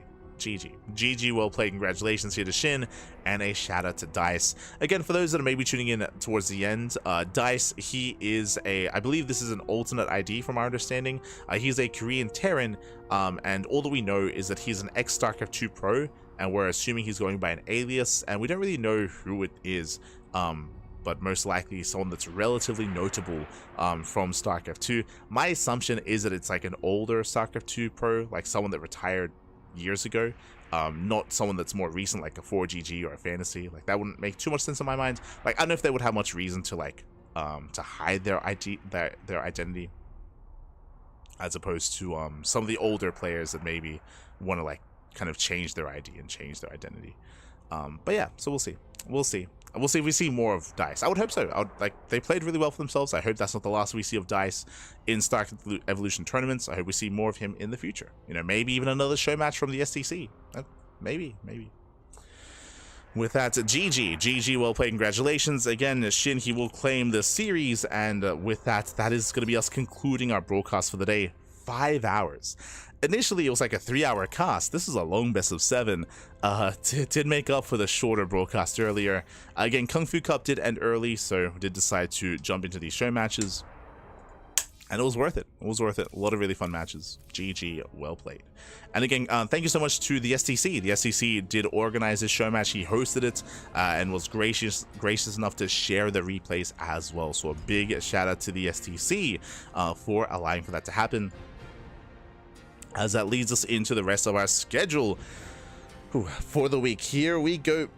Oh my god, this was the Saturday morning broadcast, and as you can see here at 7 p.m. KST, at 8 p.m. AEST, that is going to be in 5.5 hours. 5.5 hours time, we're going to be live with the MSO, with the Master Swan Open. That is our amateur monthly tournament for bronze to masters player, 4.7k MMR. So if you're out there, if you happen to be within those ranges, and if you're available in 6 hours time, then you can play, you can compete, you can take part in our tournament. So MSO is going to be tonight. We then have the Fire Cup that evening at midnight KST or 1 a.m. AST. We then have show matches, or we're catching up with some show matches on Sunday morning. Those are going to be some Kanoya show matches in SE2, so look forward to that. And we have Sparkling Tunic Cup as well on Sunday evening. So we have plenty of content, plenty of StarCraft on the horizon here. Again, this is our catch-up week where we're going over some replays of StarCraft Evolution and some show matches as well as our regular events. So if you enjoyed the casting, if you enjoyed the content, then do consider following us on the socials, ! Socials in the chat. We have a Twitter, we have a Facebook, we have an Instagram, we have a YouTube. All the VODs are uploaded on YouTube on a daily basis. There's plenty of content, plenty of VOD action over on YouTube, so do check it out there. Again, there's just a lot to indulge in, a lot to get into as we upload on YouTube on a daily basis. There's plenty of content on YouTube. Otherwise, you can join us on Discord. You can interact with us on Discord as well. We are relatively active, I should say, on Discord, so you can interact there. Otherwise, thanks so much. I'm gonna get some breakfast. That was That was a long cast, Slappy. I'm going to go get some rest, I'm going to go get some food, and I'm going to go set up for the tournament tonight, as I'm not going to be casting, I'm going to be admitting. Kuro will be casting the MSO as a heads up. So that is going to be, again, later on tonight. Otherwise, thanks for watching. Thanks for watching. Hope you guys enjoyed yourselves. Hope you all had a great time. And stick around. We're going to be giving another StarCraft 2 streamer a raid. Give him some love. Give him some support. Otherwise, thank you. Thanks so much for watching. Thanks so much for tuning in. We do appreciate it. And we'll see you tomorrow. Sorry, we'll see you later tonight for MSO, or even further in the night for Fire Cup. See you then. See you then. Thanks for watching. Thanks for tuning in. See you next time. Ciao. Papi ciao. See you next time.